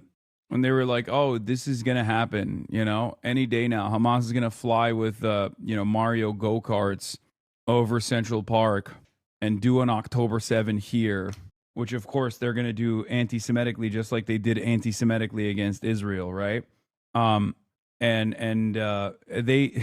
Israel is unironically creating a would you hide me situation for the Lebanese Shiite population. But of course, no one gives a shit. Yeah, a joke considering the ICE abductions? Yes, I agree. Look what Hen Mazik is writing about. After the Portland Trailblazers NBA team beat the LA Clippers, a Clippers fan posted a cartoon featuring Israeli player Denny Avdija flying a plane and dropping a bomb onto an elementary school. Denny is a basketball player. He's not fighting in the war. He's not part of his home country's government. This cartoon is not just offensive to Jews and Denny, but to anyone who's lost their life in the war. Yeah, I mean, he was in the IDF, and he also defends Israel. So, sorry, that's kind of the whole point. Wanting kids to live isn't anti-Semitic, but saying you want kids to live is anti-Semitic. Got it. Just trying to keep track. Yeah. Let me text my dad. Let's see, to get him to come downstairs. Yeah. Also, Hen Mazik is bravely screenshot posting a random fan, random NBA Twitter fan is never not going to be funny. Okay. President Trump now the first sitting president to attend the Supreme Court's oral arguments, seen here in these sketches as he listened for 90 minutes. Can I ask why you got your dad with you? What do I say to this guy, man? Because he wants to see me talk at colleges. Like, because he's proud of me. What kind of question is that? I can't even have my dad attend speeches without chatters being like, what's the deal there? What's going on there? Explain to me what's happening. Are you going to be at UC Law? No, I will not be at UC. What? No, is it UC Law? No, is it San Francisco, University of San Francisco Law School?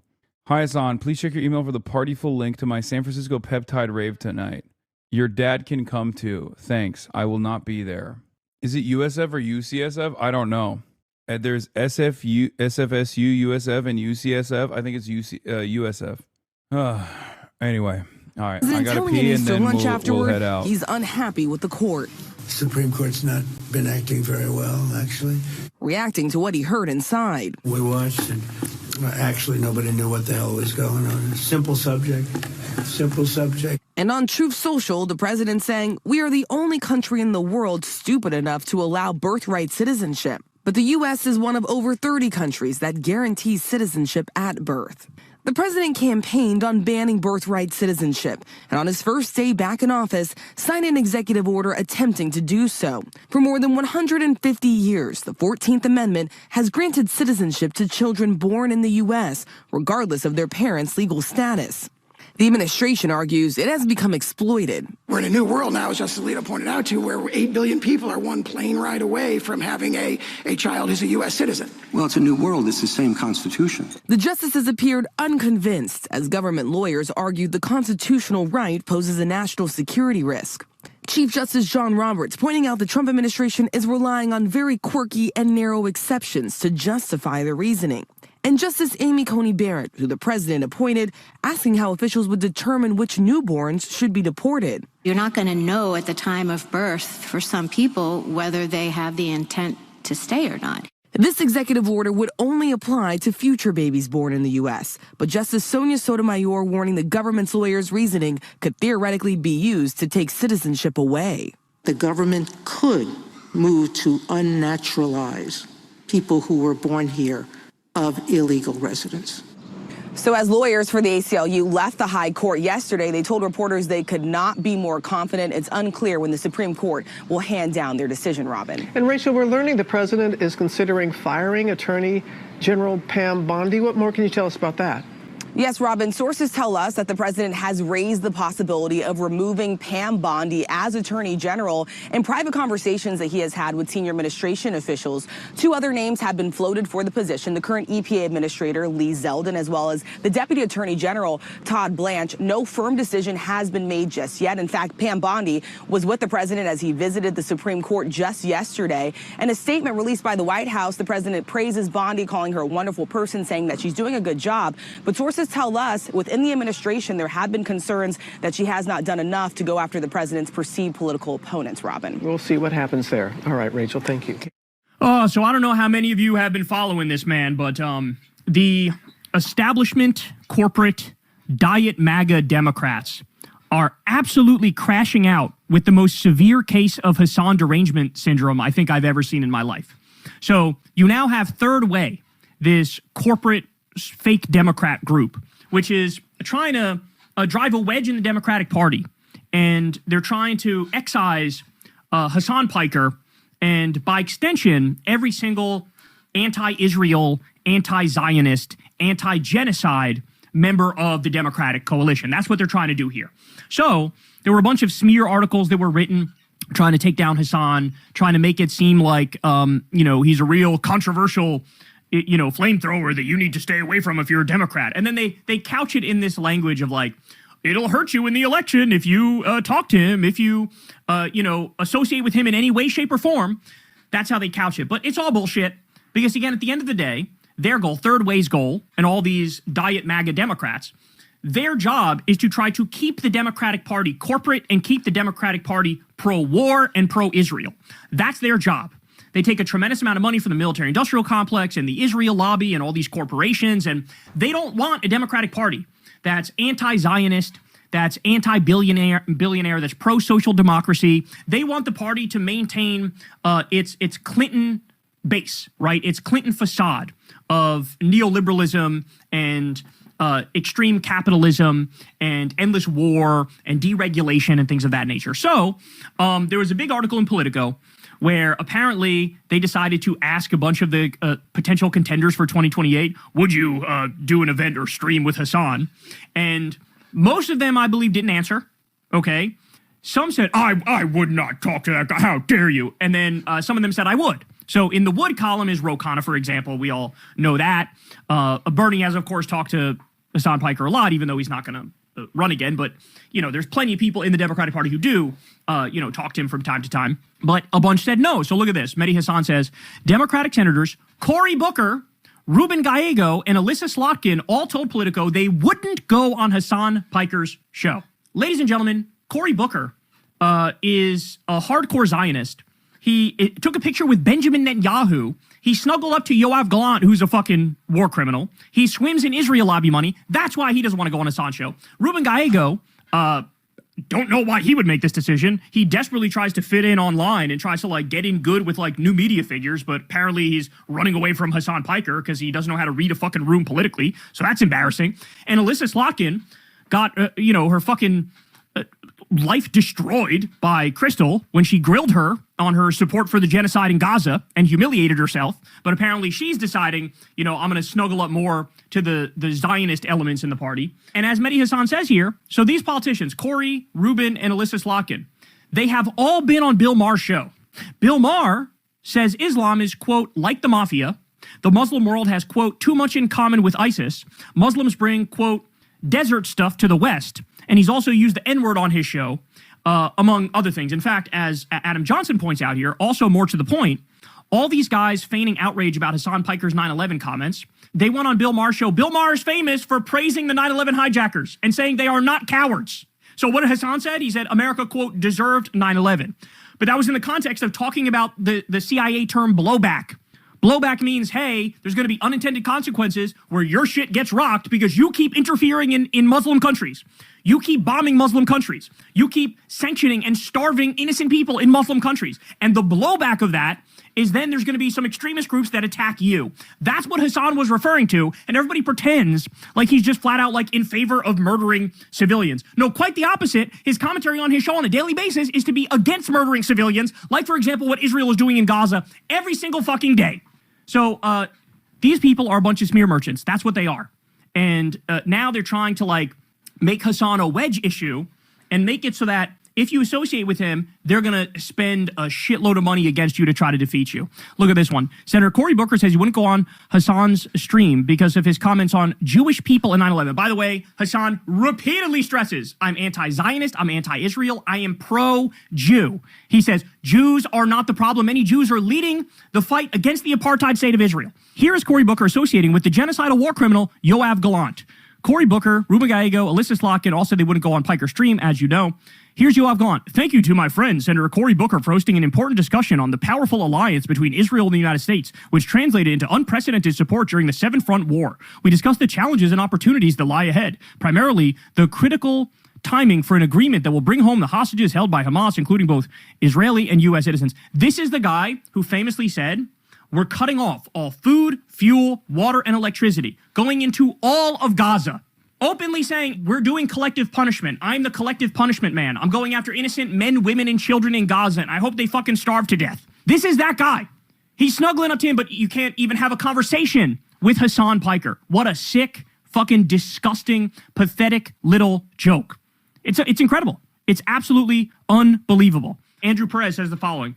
Worth noting, as third-way campaigns against Hasan Piker and moderate Dems join them, that they specifically want to reduce far-left influence and infrastructure. What they're doing here is not... Hasan is just a proxy. He's a proxy for the left flank of the party. He's a proxy for people who are anti-genocide. He's a proxy for people who are anti-billionaire. And what's the actual reality of the situation? The reality is this, y'all. Look at this. Here's everything Democratic voters agree with Hasan over the Democratic Party on. 95% support raising taxes on billionaires, as Gavin Newsom fights against that in California, by the way. 85% support Medicare for all. 78% support abolishing ICE. 77% oppose U.S. military force to attack Iran. And 67% believe Israel committed genocide. On every single one of these points, Hasan Piker is simpatico with the Democratic voting base, with actual run-of-the-mill, regular, everyday Democrats. And the Democratic elites, the corporate Democrats, the diet MAGA Democrats, are against these positions. So, look, I'm here to tell you, this is a smear campaign. It's Hasan derangement syndrome. And anybody who's partaking in it, you're basically a useful idiot for MAGA, or you're fucking malicious, right? And you are just diet MAGA. You are just like, hey, I kind of agree with Republicans on a lot more shit than I pretend. There is no in-between. There is no in-between at all. And so the smear campaign is pathetic. And by the way, let me also just say the final point on this is I'm kind of embarrassed at the limp dick nature of the defenses of Hasan, because there's a lot of people who are out there going like, oh, well, I thought we believed in free speech and we believed in dialogue with everybody, and this seems very anti-free speech to try to cancel him, and we should be able to talk to him even though I disagree with him on a lot of things. No, we need to take these smears head fucking on. It's absolute fucking horseshit that he's anti-Semitic. It's horseshit. Somebody posted the other day, it was a 30-minute compilation of Hasan repeatedly separating out anti-Zionism from anti-Semitism and saying anti-Zionism is the way we go. Anti-Semitism is stupid and dumb and wrong and bad. And Nick Fuentes is a fucking Nazi. He blames all Jews. That's fucked up. That's wrong. 30-minute compilation of that. And the best we get in terms of defending Hasan is, oh, well, on free speech grounds, I guess I might talk to him. No, fuck that. Defend him on the fucking substance. But maybe I'm in the media, so it's a little bit different from people who are running for office. But I think you get the point. And it certainly is true that you had like Mallory McMorrow, who's smearing Hasan and comparing him to Nick Fuentes. So Mallory McMorrow, famously, at the end of the last election, she said, oh, us Democrats need to go talk to everybody, bro. We need to go have that conversation with Joe Rogan. Reach out to the bro podcaster sphere. We need more masculine energy on the Democratic side. That's what we need. And so she goes from that, and articles being written, who's the Joe Rogan of the left? Is it Hasan Piker? To now, I would never associate with him. I wouldn't go on his stream. I wouldn't talk to him. I would never do such a thing. And then, reiterates pathetic smears against him that are just factually wrong. So it is disgusting and it is hypocritical. But again, what I would say is defend him on the substance, because they're just lying about this man. What they're saying about him is not true. And anybody who watches his stream, watch his stream for 1 or 2 days, and you will know beyond any doubt whatsoever, they are fucking lying about him and smearing him. Okay? But yeah, they also are hypocrites. There's no denying that whatsoever. They absolutely are hypocrites. They're comparing him to Nick Fuentes when that's a lie. And they were saying, let's go on Joe Rogan, let's go everywhere, except Hasan. So it's weird how the big tent never only goes in one direction. It only goes to people to your right. It never seems to go to people to your left, who are supposed to make up your base and be like the core of your party. Well, you're just begging to lose at that point. You know what I'm saying? But here's the good news, guys. The fact that they're freaking out over this means they know they're losing the battle, right? They know they're losing the war. They know that. They know that Abdul El-Sayed is surging in Michigan, and so that's why they tried to smear him and bring him down along with Hasan. And they're getting desperate because they can no longer control the narrative. The support for Israel among the Democratic base has fucking collapsed, and it's not coming back. It's just not coming back. And so this campaign is very desperate, and I think it's evidence that their days are numbered. Deep down, they know that, and this is like them lashing out in the most obnoxious way possible. But there you have it. I mean, severe Hasan derangement syndrome. Understand what it is, understand where it comes from, and understand what the overall purpose of it is. The overall purpose is to say, keep the Democratic Party more right-wing. Keep the Democratic Party more diet MAGA. Don't you dare do the opposite of MAGA. Don't you dare go left. Don't you dare actually represent your base. Well, guess what? We're all fucking fed up with it. We're all done with it. And it's time for us to... Quick. Boom. Flipped it. What's up, everybody? We're on our way to University of San Francisco Law School right now, where I'll be having a talk with the students. The next generation of lawyers, public defenders, attorneys, defense attorneys, and maybe even the next PAM BONDI, Attorney General. I don't know what we're going to be talking about. They did not ask me to prepare a speech. I did not prepare a speech. I'm unprepared. I'm unprepared for what's to come. Now, just like with Stanford, there was some friction with the University of San Francisco Law School.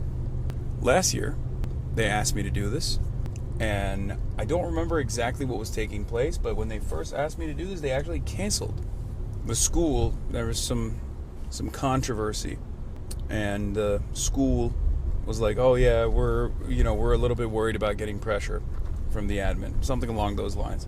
I'll investigate it a little bit further. I didn't actually talk about what took place in Stanford either, by the way. I think I didn't give you guys the full details, but like the actual auditorium hall that we were supposed to do this original Stanford talk in was massive. 1,700 people. It's a full theater, right? It's going to be awesome. And the students actually like put together the funds to be able to do it. They put the upfront cost down, and the school still ended up randomly canceling. First, they thought they wouldn't be able to get the money together. And when they did, the school upped the price again. And when they got that together too, they were like, all right, we're still going to cancel it and put you in a much smaller room. They did that. With University of San Francisco Law School, I'm not exactly sure what's going to happen. They didn't ask me to prepare a speech. They didn't tell me that there would be a speech at all. I think it's just going to be more so a discussion. So, very excited. Very interested to find out what it's going to look like. Have no idea. Maybe it'll be a tiny classroom. Maybe it'll be an auditorium. It'll be a hall. But I don't know. They're going to arrest you surprise. They're going to debate you. That's what I think. They're lawyers. And as you know, being a lawyer means you're a debate pervert. So it wouldn't surprise me if they wanted to debate me. Pam Bondi got fired, you don't know? Well, yeah, I do know. That's my goal, is to find who the next Pam Bondi is. And these young, strapping new minds in the pursuit of their Juris Doctorate. Okay? Ambush with a debate? Is it going to be so fucking good? Why are you making me scared, Law? Why are you scared?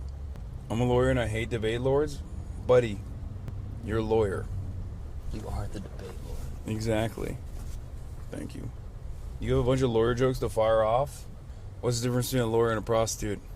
Prostitute stops fucking you after you're dead. Zing. Had that off the top dome. That was good. Yeah. I'm shocked. Nobody likes their lawyer, not even their mom? Debate them on Pam Bondi. Tell them to defend Pam Bondi as new up-and-coming lawyers. Bazinga. There's always going to be a speech portion when you're invited to these schools? Always. Okay, but they didn't say that. There is no speech portion. Okay? From what I understand. It literally just says, speaking event starts, introductions, and then panel questions 5 minutes after the introductions. So there's going to be panel questions, and the event is, what the fuck? The panel questions are at 5:45 is when it starts, and the end of the event is at 7:30. That's how long yesterday was. But that's like all just questions, question after question. They're just gonna grill me. Yeah, you're gonna debate. Yeah, they're gonna cook me, dude. I'm sitting on the stand basically for these guys. About time. I don't even know if there's anyone in the chat that's participating in this event. I genuinely have no idea. I didn't even know that there was a University of San Francisco nor a law school. We might be just walking into a trap, dude. What are we doing? I'm gonna plead the fifth the entire time. Anytime someone asks me, I'm gonna say, I'm pleading the fifth. I'm gonna say I have a right to an attorney, and I don't have the finances to get one myself. It's a mock trial, the trial of Dr. Jihad. Plead the second, that'll scare him. I don't think I'm pleading my Second Amendment rights to bear arms. You must now give me a weapon for trial by combat. It used to be called the UC Hastings Law School. UC Law San Francisco and USF Law School. Just hit him with the trial by 7. What do you call a doctor who's in the bottom half of his graduating class? A doctor. What do you call a lawyer who's in the bottom half of his graduating class? Senator. It's a good one. I like that one, Chatter. I'm putting that in the Mind Palace. Declare prima nocta. You were in Bray's, Liz, and Young Chomsky's old stomping grounds. Should have asked them for pointers. Hasan, all this talking at universities is okay and all, but if you really want to change the game, you got to go to the frats and start mogging them. You're right.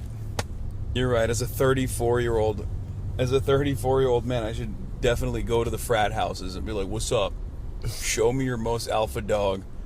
And we're gonna go keg stand for keg stand. See, I might be even dating myself. Do the youngsters still do keg stands? Is that even a thing that people do? I don't think so. You don't know either. You're fucking 30. I don't know either, but and you also were not even fratty. I was not. I feel like I haven't heard about keg stands. Yeah, you were emo. You were seen. I didn't go to college. Okay, well, exactly. My point still stands. What are they lining up for? I don't know. What is it? Oh, it's Melbon. It's the golf streetwear versus golf brand. They couldn't lift you up with their bitch ass soft hands. Yeah, dude. No, alcohol is gay. Why? What do they do? What do the youngsters do? New gen's like anti, like. They don't like alcohol. They don't like sex. Yeah. What do the younger generations do now? Bone smash. Yeah, that's peptides. true. That's true. They do peptides and bone smashing. We can do a peptide challenge. Who can shove Spring as many break peptide challenge. Yeah, who can shove as many peptides in their body? They watch Twitch, be cringe, Fortnite, vote Republican, vape in situationships, Adderall and peptides. Oh, man. Half of Gen Z can't even drink yet? Wait, yes they can, isn't Gen Z like 30 now? Aren't you Gen Z? No, I'm millennial. What's Gen Z? 96 is the cutoff for millennial. Oh, they're 28, 27. Yeah. What's the youngest Gen Z then? I have no idea. Start out your talk by asserting that judicial review is colonial fanfic and not real. Okay. I'm going to do my bit on constitutional law is also a joke, and that any sort of conservative interpretation of constitutional law is pure reactionary nonsense with a intellectual varnish. Start every speech by stating you aren't anti-Semitic. Gen Z 1997 2013 aka Generation Forever War Fa. Hasan, please clap my cheeks like you did last night. I will never be the same. You got that communism deep. The dextrometorphan. The thing, like, you don't have to read these. Sometimes it's best not to. You're right. You're right. You freaking right, fam. You're freaking right. Oh my god. Hasan, I want to take you to... Dude, San Francisco HasanAbi heads are a different breed. Normally, whenever I go somewhere, there's a couple people that'll be like, oh, hey, you should try this spot. This is my neighborhood. You should try that spot. San Francisco HasanAbi heads are literally all like, come to my house. We're doing a peptide rave. Like, come to my house, we're doing a polycule session. Hey, who sent you that? I don't know. There's just like hella people that just keep trying to get me to go to their house. I'm not going to do that. You could forward those my way. Also, how do you even have a house? I thought this was NIMBY town. I need to understand why this is the NIMBY YIMBY divide in this city is genuinely insane. I mean, Professor Jiang was wrong about saying Iran is going to create Pax Islamica, but he would be even more wrong if he ever were to say that the NIMBY YIMBY divide will be solved in San Francisco. I'm Steph Curry, come to my house. Sick. Steph Curry's a fan. He's a NIMBY. Is bro trying to say hippy dippy? No. YIMBY versus NIMBY. Steph Curry is BDS. Guy who's a Golden State Warriors fan. Like, I can't. I'm sorry. I'm a principled advocate for Palestinian emancipation. I will no longer be clapping when Steph Curry takes a 3-point shot. He is now BDS. I mean, Draymond is also BDS. Golden State is the most BDS team of all time. Come on, I will give you a free session. You need to be analyzed. Why did you write it like analyzed? That's how it's spelled. No, it just felt weird the way they wrote it. How can I fucking... I don't know what is showing on my reflection here. There's no reflection right now. There was a reflection earlier. There is a little bit now. Oh, we're about to... What the fuck? Yeah, we're about to be there. Yeah. God damn. We need to go to the ground floor. Okay. Someone gonna pick us up? Yeah, someone's gonna meet us at the ground floor of wherever this address is. Oh, I should probably text them. Whoops. Yeah, whoopsie daisy. Kamala got her Juris Doctorate from where you're going, by the way? Wait, what? Is that a lie or is that real? You are at USF Law, a private Catholic university? Wait, what? Wait, Hastings? Yeah, that's what it was. No, it is true. Is this a K-Hive ambush? Oh my god. I'm gonna get stabbed by that guy, Too Raw or whatever. Whatever his fucking name is. Too Raw to Life or what was his name? I don't know. That one K-Hive stand. Okay, well, there's supposed to be a parking garage or... Wait, hold on. I'm gonna pull it up. Hold on. 1 second. Yeah, it's, where is it? I can't... Where... Didn't she send us the map or something? You know... Am I in I thought she did. Oh, it's wait, hold on. It's Let me make sure we got the right address here. I think it is. Yeah, I mean this is the law school. I think this is it. Yeah. Oh, we'll figure it out. Yeah, we'll figure it out. Thank you. All right, thank you. Have a good one. You too. I'm just gonna hide for now. Oh, thank you. Oh, someone's calling for us. what is that? Are those the people, or are they just fans? I can't tell. Oh, you want a photo? Yeah, sure. Quick. Oh, we have to go that way? Oh, this is. Oh, I see. All right. Oh, I see. Okay. Thank you. Well, that was helpful. Wait, watch out. Oh, don't die to public transit. Yeah, that would. What a way to go out. Hi. I'm sorry, that was weird. Kind of loud. So we're representatives from the undergrad school of politics. And then we'd love to have you sometime if that would be at all possible. But, Sure. Like, we're really big fans. Sorry. I've been like watching your stream for like about a year. All right, quick. We gotta take a photo now. Yeah, I'm sorry. Sorry, because I'm selfie? late. Do you want to take a selfie or can we take a stream thing? Okay, let's just do a selfie. What's yeah, up? I'm not trying. Okay, we're getting. All right, we gotta. Yeah. Oh, sorry. Do you guys know where the parking garage is for this place? Yeah, no, my Yeah. Okay. Thank you. Guys. Sorry, can I get a photo? Sure. What's up, man? Nice to meet you. Appreciate it. All right. Well, this is the law school. Okay. But I don't know where the parking garage is. First floor parking garage? I don't know either. I mean, we went to the address they gave. Oh, I see the map now. Yeah, it's up that street. Okay. Okay, well, this is gonna be a little interesting. What's up, man? Hassan. What's up, dude? How's it going? What's going on? San Francisco. Nice to meet you. 2020. Hell yeah. Can I get a Sure. selfie? Yeah. Well, you gotta keep walking with us because we're Actually, I We're had no late. idea you were gonna be here, but thanks, my man. Nice to meet you, man. Whoa. Hi. Sure. Son, over this way. All right, nice to meet you. Oh, it's that way? Yep. I mean, if That's where you're going. Oh. we're going to the parking garage. Oh, parking lot upstairs right here. Okay. All right, let's do thank that. you.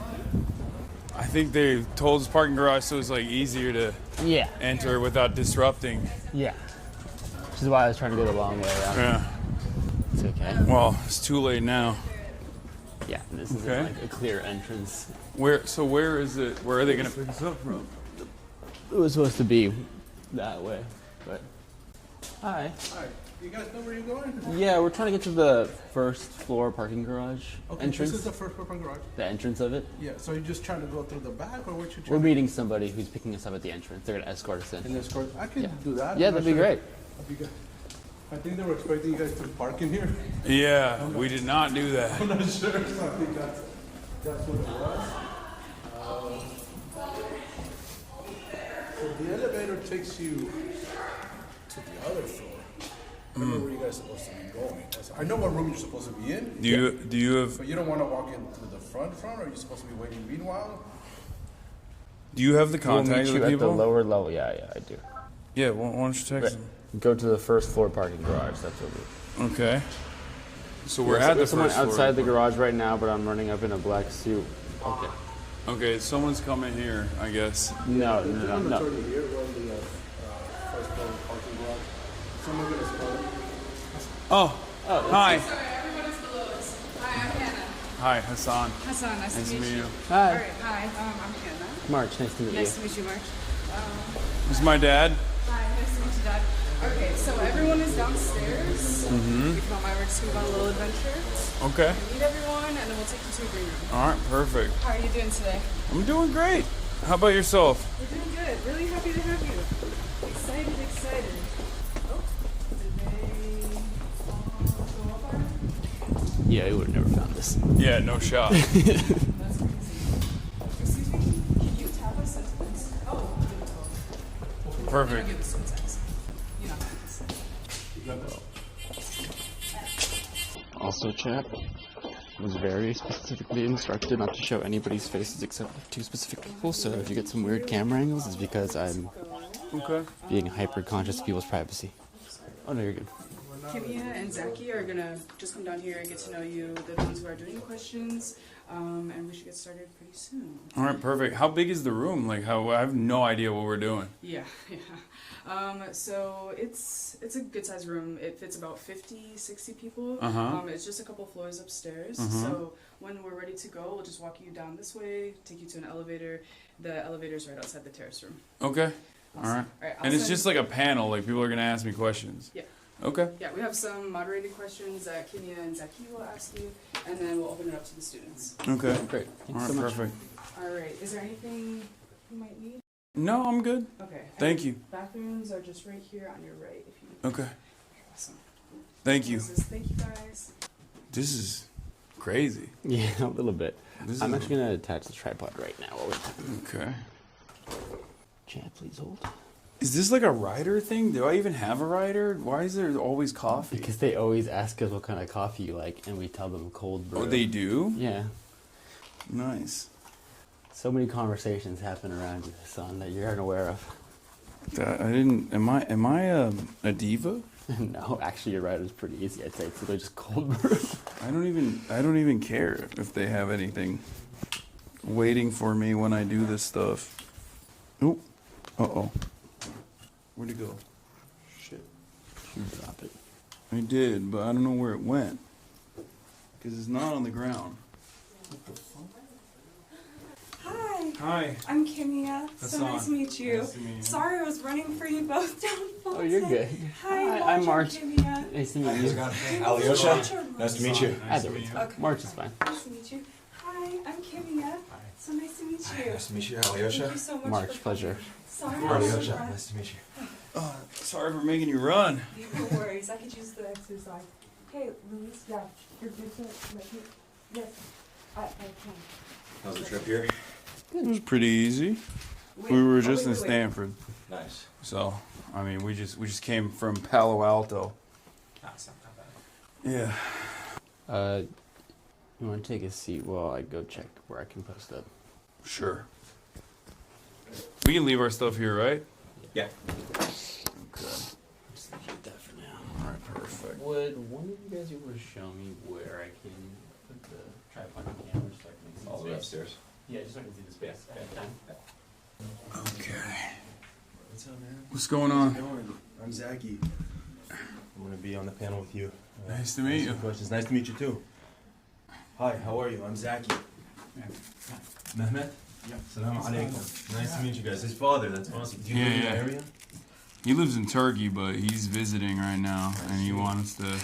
He loves coming to the college events that I do. Okay, cool. Well, Yeah. we got a front row seat reserved for him. Thank you for being here, sir. Yeah. Do you do a lot of these college events?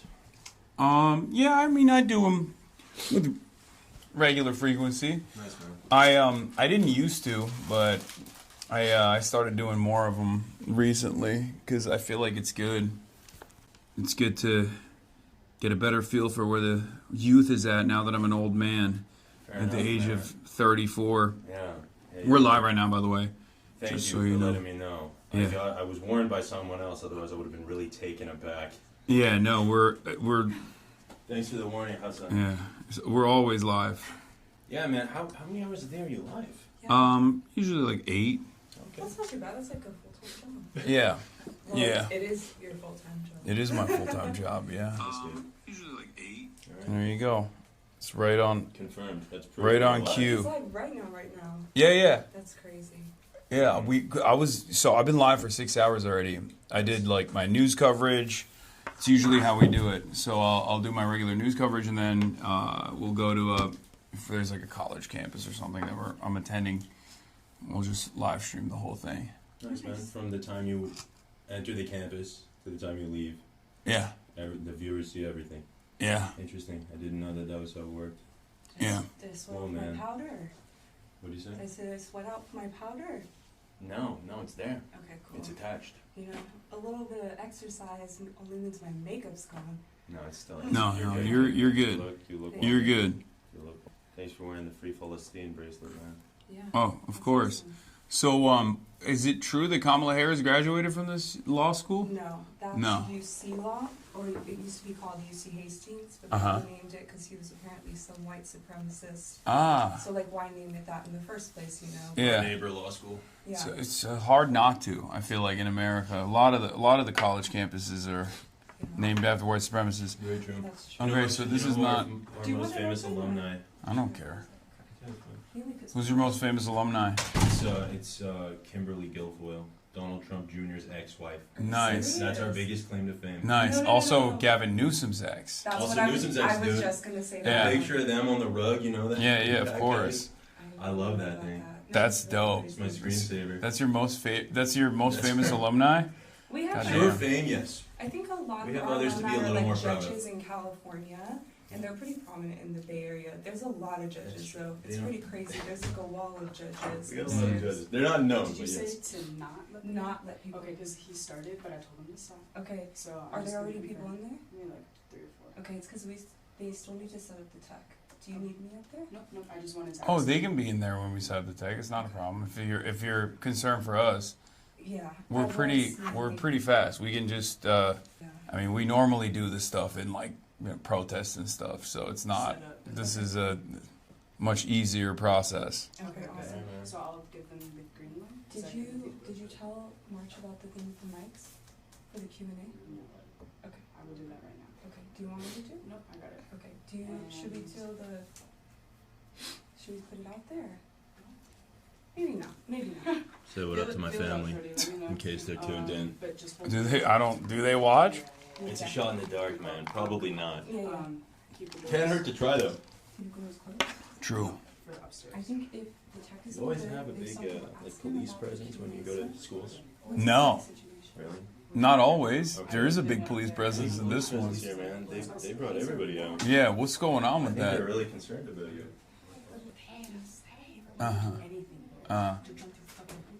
Yes. Yeah. Well, They made them do a lot of. yeah, make Stanford. concessions to be able to Stanford, we had a 1,700 person like auditorium sold out in like a minute. Yeah. And then out of nowhere, the school refunded everybody's tickets, and people were like paying for it too. Like non-students were paying for tickets. School refunds it, puts us in a 350 person mess hall, like last second, 3 or 4 days before the event. I think they were just trying to get me to pull out, but I was like, no, I'm gonna still do it. Yeah. We're hella limited, but thank you for being here, working within our parameters. Yeah. We really appreciate it. It's all good. You know, Working with our cops. I don't know if we have enough though. I'm gonna see if we can get an extra. Yeah, why is there so many cops? What's going on? Dude, they just freaked out. Yeah. They really. What, do I got a hit out on me or something? I think didn't. it's, Something I don't know about? I think it's the post-Kirk America. I think that. I've done some college campuses post then, Kirk though. And you haven't seen this level? Have I? Have I done college camp? I mean, I just did Stanford. There weren't any cops at all. We're So also a small Catholic Jesuit university, so they're probably a little bit more buttoned up too than like a bigger campus that has more going on. And that makes sense. You know what I'm saying? Yeah. So you feeling good? Are we gonna be good for a 5:30 start? Don't ask me. I'm ready to go whenever. Ready? Okay, man. Sounds good. I'm ready to. I'm ready to rip it. I think we'll be good. Sounds good, dude. Yeah. Did you go over some of that? Good. Okay. I just wanted to clear shit. Yeah. Okay, I love think that. That's, I mean, you take a lot of audience questions, like unvetted, just people coming up and Yeah. throwing their stuff out there. Yeah. We want most of the time to be that. Give folks a Yeah. chance to Who speak does their stuff like minds. this normally? Like, what's the last speaker that you guys had? That's a question for Kimia. Usually main campus has like a whole fund and they like have like speakers. Like we did this where we like asked students, like I've spent almost a year like going. No, I know. I was supposed to do this last year, right? And then I don't remember what. The timing got all like messed up, and Let's depending. just say our administration's hoops were ridiculous. They're listening in, so we're speak very your mind happy to have freely. you. No, I was Administration coming to you live. Yeah. Yeah. I'm sure they're listening. We have some qualms. Yeah. Yeah, man. I actually got pulled into this 2 days ago. To be honest with you. That's not true. We told you a while ago. You told me a while ago that it might happen at some point, and then 2 days ago they're like, "Hey, can you write some questions and come and participate?" I was like, "Sounds good." So here we are. Okay. Did you get a chance to look at our questions? It's okay if not. No. Did we get the questions? I don't think so. I sent them on, I mean, I know you haven't been on that email, but I sent them over to... Oh, yeah. No, I did see these. Yeah. I'm really excited. I think we got some good stuff. Yeah, there's some great stuff in there. But I thought it was like, you guys have like moderated questions that you... We have that for the first half, and then the second half. And then that, yeah. Yeah, so we don't have any concept of what students are doing. Yeah. We're The restrictions are crazy, by the way. With you can't even show a single student's face or something. That's what you guys were saying. Yeah, dude. Is it the school? Is that what it is? Like we've had to. Like I said, we don't know what I've done. She's been through a lot. I've been through a lot. Yeah. I will make sure that we just Yeah. keep it on the hook. Yeah, awesome. Thank you. Well, as long as we do that, we're fine. Yeah. Huh. Okay. It'll be good. Yeah. I don't know. I don't know what to expect. Because like normally when we do stuff like this, it's usually either like a professor that schedules it. Yeah. So I think the school is like a lot more like resistant to outside pressure. Yeah. Because like the first one of these I did was at USC, and that was like a year and a half ago or 2 years ago.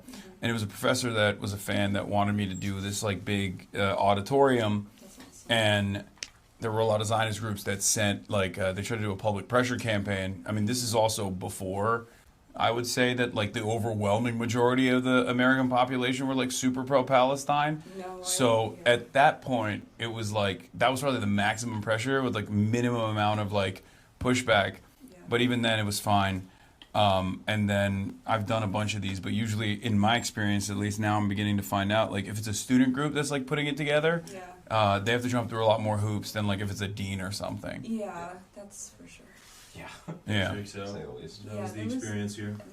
I don't think we've ever had like our main campus university got involved and put the restrictions on us. It was in law school.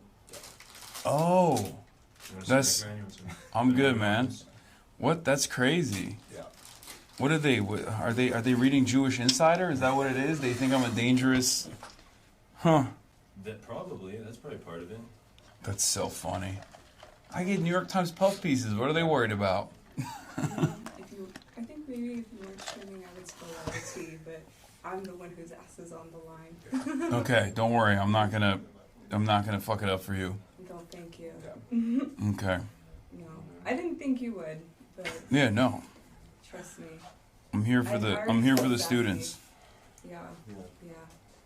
What time exactly do you want him in the chair? Just so I can get like a 2-minute warning and then go set up. Okay, so what I think we're gonna do is, our plan was to have each of us have the speaker bio, and Hannah was gonna introduce us. We all walk out one by one. But if you want to go up there before that, then I think it's probably best. Yeah, like I could walk you up there right now and we can set I think it up. maybe because it's live. We just want to like minimize the downtime where it's just got a you. camera pointing at nothing, basically. Okay. Yeah, So- I think what would be best is we're letting in students until 5:35. We're going to start the program at 5:40. Okay. We'll all go up. There's like a little kitchen that's connected to the room, I was so just it'll there. be separate. Okay, perfect. So you know, it'll be separated, so we can all be in there while you set up what you need to set up.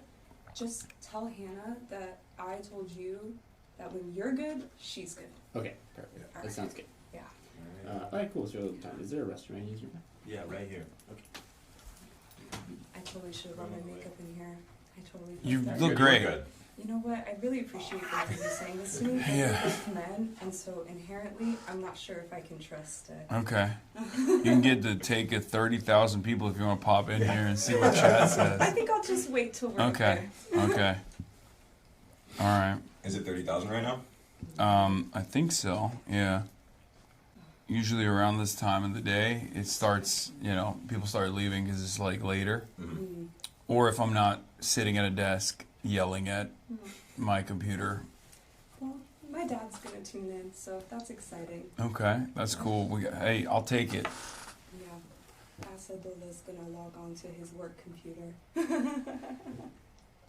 I feel like more people would tune into the stream like when they're getting off of work, though. Yeah, that's what I was gonna say. No. No? Like everyone's just on the stream no, during these work. are jobless communists. Yeah. I was just gonna say, the younger audience, you're like, no, unemployed audience. Yeah, no, I think a lot of people at this point are employed. They just watch at work. Yeah, maybe have it on. And then, you know, put it in one ear. Yeah. That sort of thing. Yeah. You know? They're all saying caught. Jobless communist caught. Yeah. Like, shout out to jobless communists. Spiritually unemployed.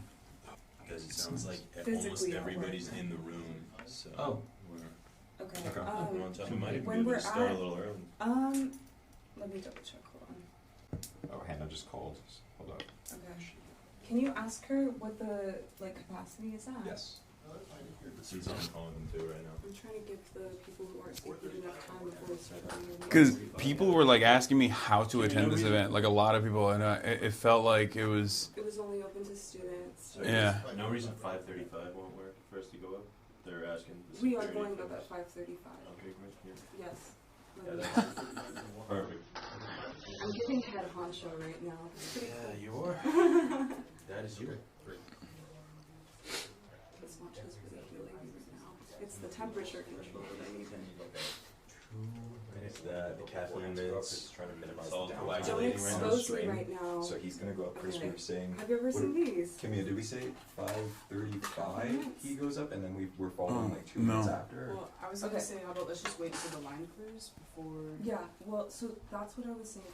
5:35 is when we're going to stop letting the RSVP people in. Okay. And then the waitlist people can come in. Okay. And then at 5:35 is approximately when we can go up, because at 5:40 we can still start the program like we planned.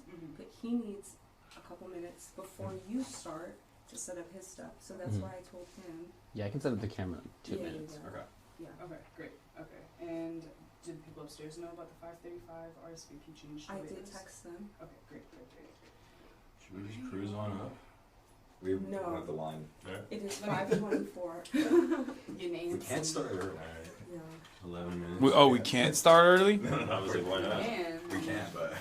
All right. So why not? If the room's full, right? Let me just go ask them where the capacity is at. If the capacity is 50, we can start early. If it's not, I don't want to take away the opportunity for the students to be able to. Yes, chat. I'm arrested. You do look like you're arrested. I'm being interrogated. I'm gonna call you. Oh my god, it does look like that. Yeah, JCS. JCS. I'm arrested. We should get one of these cops in here on camera. Yeah. So What's it like having to talk to people while also monitoring the chat and communicating with the chat? You just gotta get used to it. Yeah, I mean, I also don't really look at it that much normally, but there's not really, we're just chilling in here. That's why I'm looking at it. But they are usually the first to be like, stop looking at your phone. Okay. Like, they'll get annoyed if I'm doing an IRL stream outside and I'm looking at my phone. They'll be like, why are you looking at your phone? It's like, to see what you're saying. Yeah. You know? What a crazy concept. No, I know, and it's a pretty new thing too. What, a few years old that people started doing IRL streams, right? Yeah, I mean, people have been doing it, but it definitely became way more popular and since post-pandemic, I would say. Well, we're gonna talk about that up there for sure. Yeah. Afterwards, do you guys want to come back here to just regroup for a second? Just review the plan with Pub Safe. I just want to make sure. I know that he has a commitment at 8. Yeah. Well, I mean, we're gonna leave our stuff in this room. Yeah. Okay. So we have to come here anyway. Okay, and then we'll probably just go right out. Okay. Do you have an Uber or do you have a driver? No, I don't have a driver. Y'all think I'm like a normal person. We weren't told. No, I will call it I thought Uber. it was an Uber, but I just want to make sure. I'll call it Uber. Then we can We just haven't give you met a lot of the people. information. Yeah. We stay inside. But I just want to make sure. I'll call it Uber. Then we can We just haven't give you met a lot the of people. information. Yeah. We stay inside. I don't know what type of time you're on. No, that's crazy. Can we save it? You're meeting up with a particular political candidate later? Yeah, of Nice, course. dude. You can't. Yeah, no, we can't pray. He's an interesting guy, man. I like him a lot. Oh, you do? Yeah. You have a relationship with him. Yeah. Nice dude. I've known of him for many, many years. Okay. I also had my suspicions initially because, tech guy, very rich. And I was like, what's his deal? And a lot of people that I do respect vouch for him, that know him very well, including Ryan Grimm, who is he's an investigative reporter. He used to work at the Intercept. Now he works at Drop Site. He was with me in the Cuba trip too, but he wrote about him extensively on the book We've Got People, because he tracked the rise of the squad basically and like the populist left the first time around, and Shoykot played a formative role in the AOC campaign. He was the AOC's chief of staff. Running on that, yes. Yeah. Oh, he's putting that out there? Putting that out there big time. That's the main thing. Yeah. That and Bernie. I think he also put out that the day ZOHRAN was elected, he said like, I'm this racist ZOHRAN, and it was right before Pelosi. He said, I'm the same race as ZOHRAN? No, Yeah. that isn't. That's what I thought you said. I'm sorry. Yeah. I said, I'm this racist. Oh, this he's race is okay. The thing is, he's a really good national candidate. Like, he has incredible policies. If you look at his like policy papers, he's a think tank. Because he's been doing this for a lot longer than he's like been running, right? And him and another guy were the architects of the Green New Deal. So like they're policy wonks, but in a good way, not in like a annoying, neoliberal way. But he's a really good national candidate. But he has, I feel like a lot of people in San Francisco are not trusting of him, especially the left. Big time. Yeah, and they think He's winning people over, though. Yeah. He's winning people over slowly but surely. Yeah. But yeah, the concerns I think are really valid, and he's going to have to fight to change those minds. I think the concerns I had was like what you had brought up initially, the fact that he had like this big tech background. Like out here, obviously, that has a certain connotation. Oh, no, I know. And so I felt pretty indecisive because at first I really liked him, and then when I started looking into it, I was like, wait a minute. Yeah, no, I mean, he's like $100 millionaire, right? But I think it's because he was a. Because I've been getting those. Damn, you know the exact number. I don't even. What? I've been getting his leaflets at my apartment constantly, and I was like, the last time I got this many leaflets, it was a billionaire. Tom Steyer? Daniel Lurie. Oh. So, Yeah, Tom Steyer, I Yeah. keep Our getting mayor in his San Francisco is a ads billionaire. when I'm watching Grays. The Metro's here. Yeah. Yeah, We got- he sucks. He's deep. I know. Oh, Dude, the billionaire savior I was like, thing who am I has fucking been talking tried to? at so many levels of government, and it has failed. No, this is- completely. So this is different. I'm more trepidatious than ever before to be like, you have $1 billion or close to $1 billion. No, I'm this gonna is trust different. you to be on the side of the people.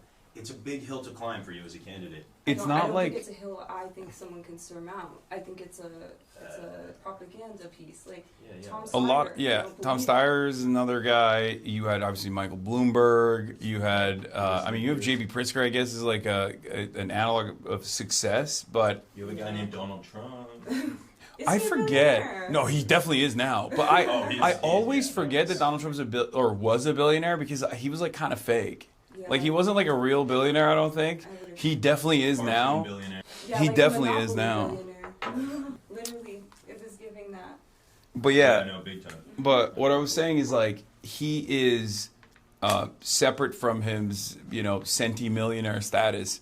He has been doing this work for a very long time. Like he literally was like, he said when they set up the Justice Democrats, he was like, there's this candidate that I really like. Her name is Alexandria Ocasio-Cortez. I'm gonna be her chief of staff. I'm gonna leave this job because I think this is gonna be like a pivotal politician that might change American history, right? And I feel like that's it says something because we're looking at AOC now with like today's perspective. It's very different than taking a shot in the dark on a bartender at the time that you think is going to become like a fairly prominent American politician. What's your stance on AOC now? I like her. I mean, she's good. Yeah. I think. Well, the thing is, I wish that our like left flank candidates were a little bit more bold. And unafraid to lead on issues, and she does actually say the right things at times, and she has outflanked Bernie Sanders quite a bit on numerous occasions, especially the Israel stuff, right? But then when she gets yelled at by the same groups that love yelling at me all the time, I feel like she retreats a little bit, like, and you can't have that. You just gotta push through and be like, you gotta be a little bit unapologetic. And a little bit like Donald Trump almost, where you're like, no, this is the right thing. Shut up. Republicans know how to get away with that, but Democrats can't, man. Yeah. Democrats can't, so she has to weigh that principled approach with how do I stay in office. No, but that's what I'm saying. I think there's an opportunity. We'll see, because No Labels ran an ad after this last like week and a half of like Hasan is a dangerous radical anti-Semite smears that I've been getting, and it's really stupid. Of course, obviously. That's why you guys invited me here. The questions we showed you are fake. Yeah, it's all gonna be.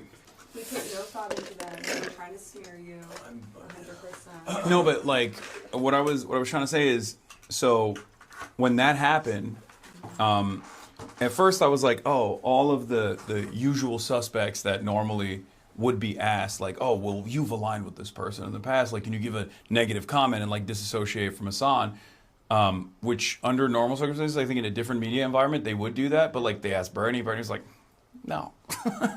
He's like, no, he's great, he's doing great work. And I think it's because the media environment is very different now, because like there was so much back and forth about, you know, should Kamala Harris go on Joe Rogan? Is there a Joe Rogan to the left? Like there was so much of that, and in the cycle, in the aftermath, and the fake autopsy that they try to conduct in public, where the deciding factor was Democrats need to be a little bit more bold about like their messaging.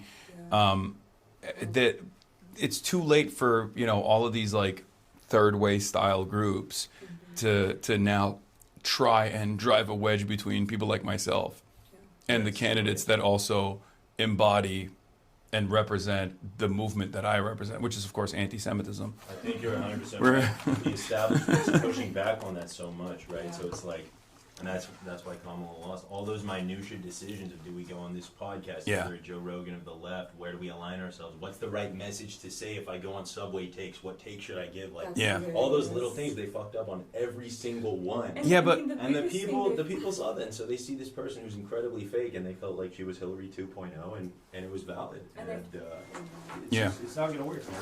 But also, are we ready to go? Yeah, I'll have him go up and read first, and then we'll follow like 2 minutes later. Well, do you want to just keep us in the kitchen area, maybe? Or? Do you want to walk up while that's on? Oh, yeah. We can do that. We can do that too. We'll just take. Okay, because we can like just keep that on. We'll have them in the kitchen area. Right? Yeah. Okay. We're going to the kitchen. How long have you been working for this outfit, man? For this outfit? Yeah. What outfit? Like this operation. He's asking. He's doing lawyer speak. I like your necklace a lot. He's doing lawyer speak. You don't have to answer that. My client doesn't have to answer that. No. I am pleading the fifth on that. A long time. That's what we were. A long and fruitful relationship. That's what we're gonna do. If you guys have. I'm sorry. It's okay. That's your out. This is lawyer speak. If you get a question you don't like. No. From this at all. You guys. So we were like, is this like? You know, is this gonna be like a trial? It's gonna be like a mock court situation. Yeah. After all because I always say lawyers are debate perverts. Okay. Yeah. And the more. So I need you guys to go through the front. Okay. The kitchen. He's gonna go through the back. The kitchen. It's very scary. Are we going? I don't care. Could happen. Just come This right kitchen here. right here? I'll go with Hannah. We'll be inside. I'm a big boy. We'll be fine. Okay. Get into the side.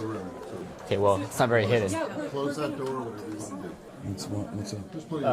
I think you want to wait for that door to close. Can you escort Yes. this photo to the I'm going to set up real quick. Okay, go set up. Okay, your mic is hot. All right, your mic is hot too. I know.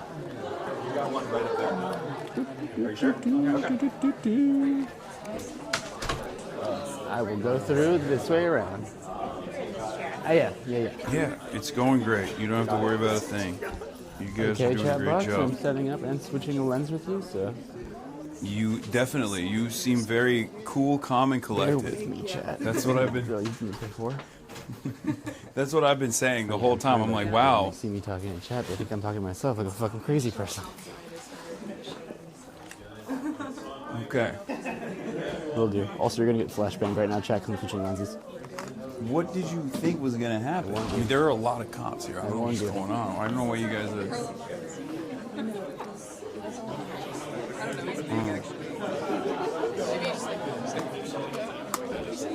Alright, now it's dark because there's a lens cap on. Stand by, chat. Don't be scared. It's gonna be okay. You're gonna be able to see soon enough, I swear. Do this.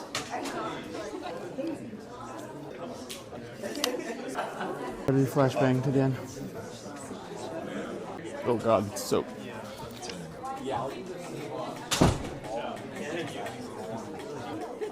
Great. Okay. Could happen. Thank you for the warning. It'll be all right. She's a sweet young lady. Okay. Sorry, I'm totally in your way, but... Alright, chat, this is the space they gave me. This is the best you're gonna get.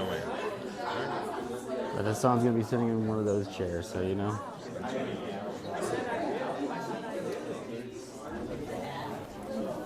Mike is hot, by the way. Okay, I was just gonna ask. Yeah. Excuse me, sir. Excuse me. Excuse me, sir. Hi. Nice to meet you. Sneaking in behind you, sorry. It's very nice to have you here. Thank you for having me. Who else wants this one? You want to hand this to somebody? Yeah, whoever is going to be on stage with me, one of the two people. You're gonna be sitting right next to each other. We're gonna put that on the table in between the two of us. Okay, is that gonna be okay? If it's Yeah, on the table? yeah, it'll be more than enough. Zaki, bring it. Oh, you got the camera? Just set it down on that table. That's what I'll do. Perfect. Right, Marge? It'll be fine from that distance? Yeah. Okay. Well, don't, like, click on it for now, though, because it's hot. Okay, got it. So they'll hear it. Got it. If you, like, hit your ring or something. Okay. Okay. Thank you, man. No problem. Appreciate that. I'll start the introduction remarks. Osha, do you want to maybe stand right here as like I can give you a bat signal? You can open the door. Yeah. Very Middle Eastern footwear. Oh, I like it. Yeah. The tassel loafers. The Baba shoes. Yeah, the Baba shoes, dude, exactly. Yeah, I was telling Zaki, I was like a Palestinian, Iranian, and started walking through a bar today. Recipe for disaster, possibly. Oh, disaster? If history's taught us anything. No, things are fine as long as the Ottomans are reigning. It's good. Y'all might be coming back, dude. The global Muslim rule may be on the rise again soon. Sorry you had to hear that, officer. These are jokes. But, yeah, this is gonna be a comedy hour, so. Oh, it's muted. So let's do it. Also, hi. I'm Christy Dolan. Filial here, and just really happy to be with you guys. Again, thank you for coming. So, Zaki Shaheen is a community and political organizer and criminal defense investigator.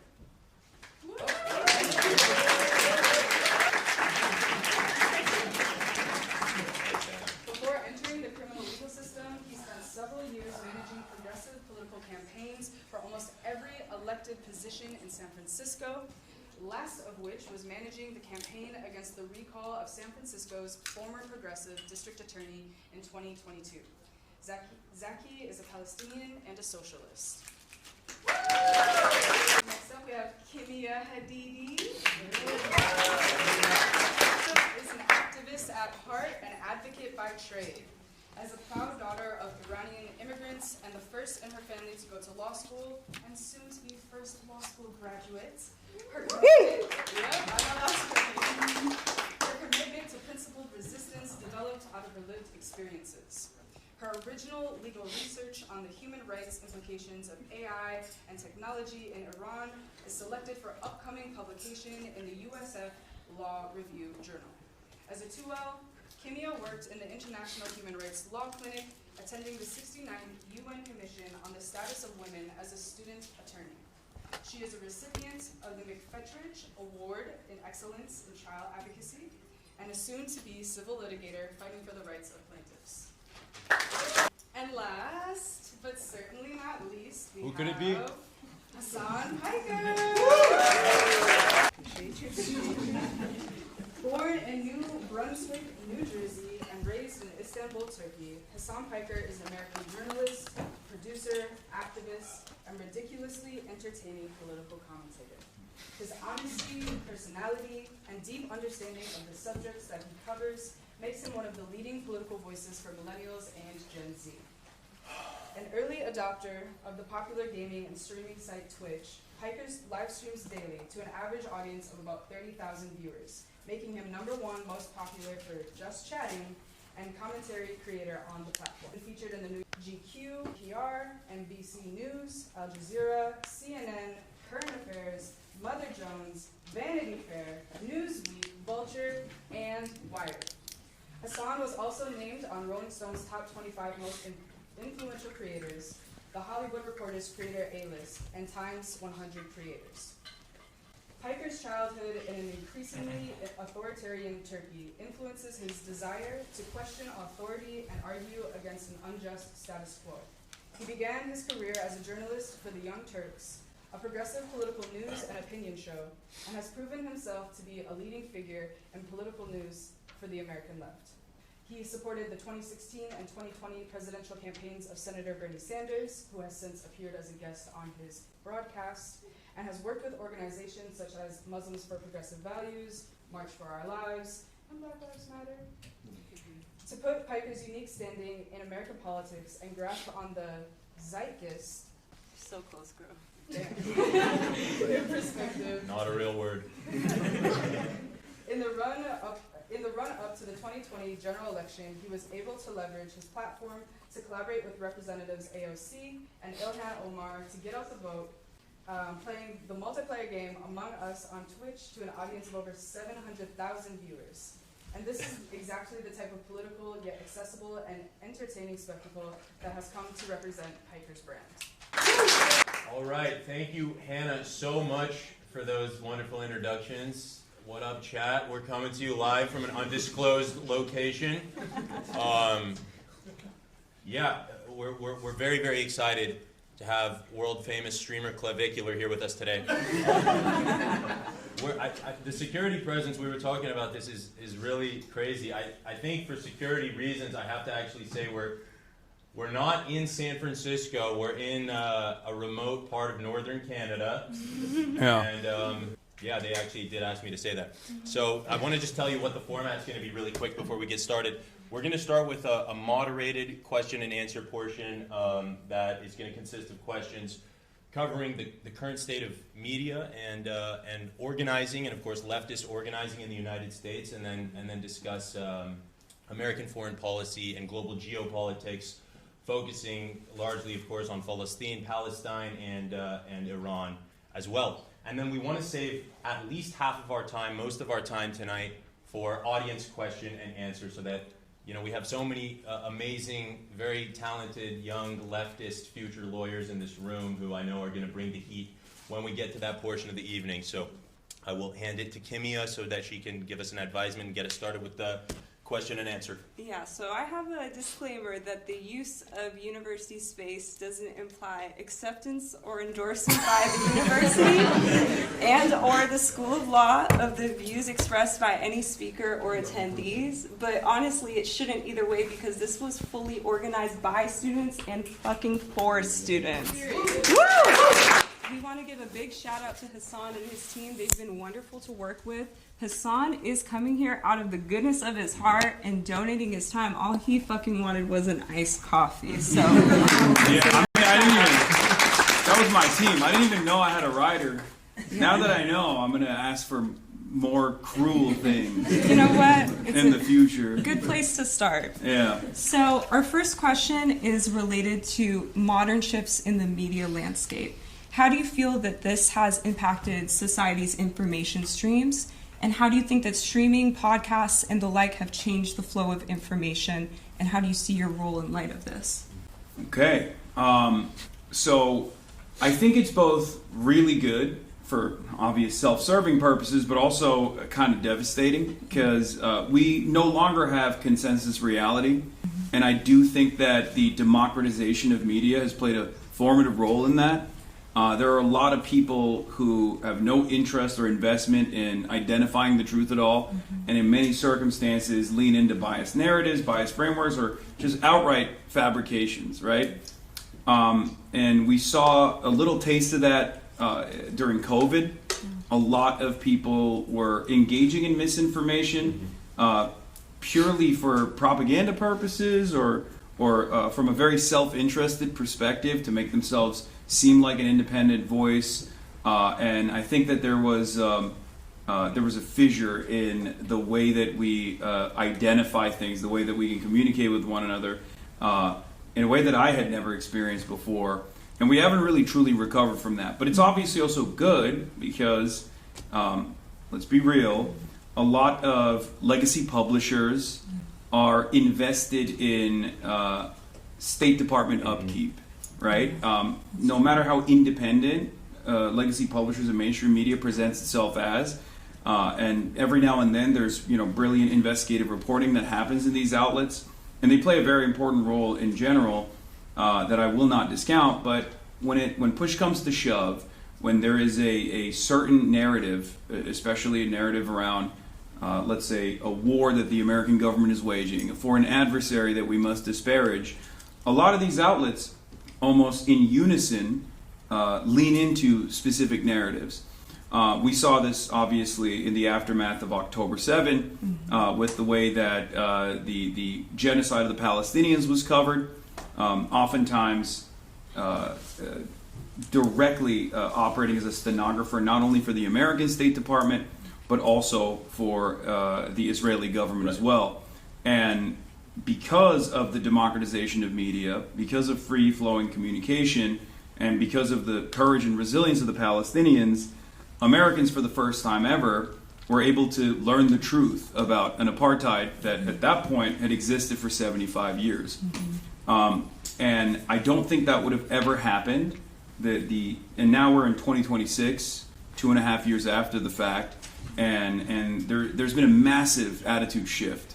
I've been an anti-Zionist for the past 13 years of my professional media career and far longer beyond that, and I never would have thought that there would come a day where it was unconditional, that most people, especially under the age of 35, but the majority of Americans, the majority of Westerners, would recognize the truth about what Israel was doing to the Palestinian population, and would have a negative attitude about Israel and its actions in general. And I think that is a testament to what can happen when there are more media outlets that people are relying on beyond mainstream news resources. So there's the good and the bad. The role I try to play in this is that I'm a bit of a media demon. I love, I read a lot. I rely heavily on legacy publishers. I have a lot of great friends that work in these newsrooms as well. I've met a lot of brilliant investigative reporters throughout my career, and lean heavily into their reporting as well. And I wouldn't be able to do what I'm doing without them, regardless. Like without these major newspapers, because I don't have millions of dollars and thousands of employees around the world and different bureaus, and I can't send people out to cover certain leads, right? So I lean heavily into that to that work that they put out there, and try to walk people through the regular experience of consuming American media and Western media while holding their hand and trying to teach them media literacy from a very critical lens.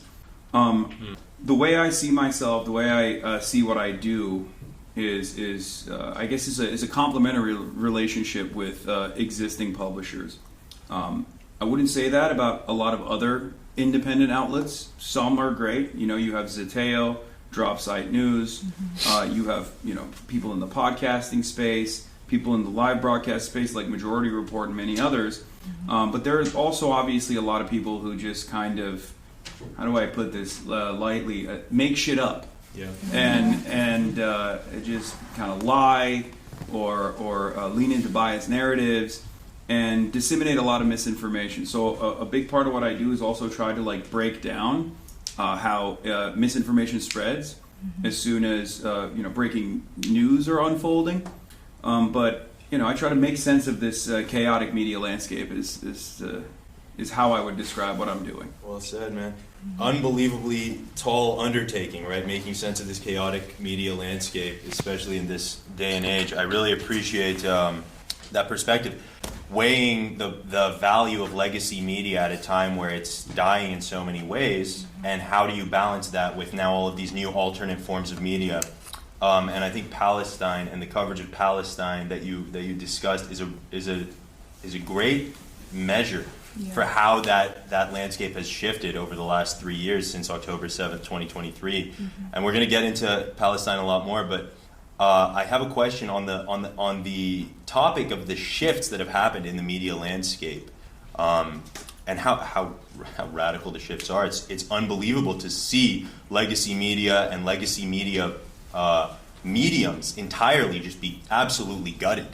So thinking about streaming, your medium, and how it has blown up in the last few years and become this medium that has forced itself to be taken seriously, because it's the number one place that so many people, especially young people, are getting all of their information, and where they're developing the access, exactly, and where they're developing their psychology and their worldview.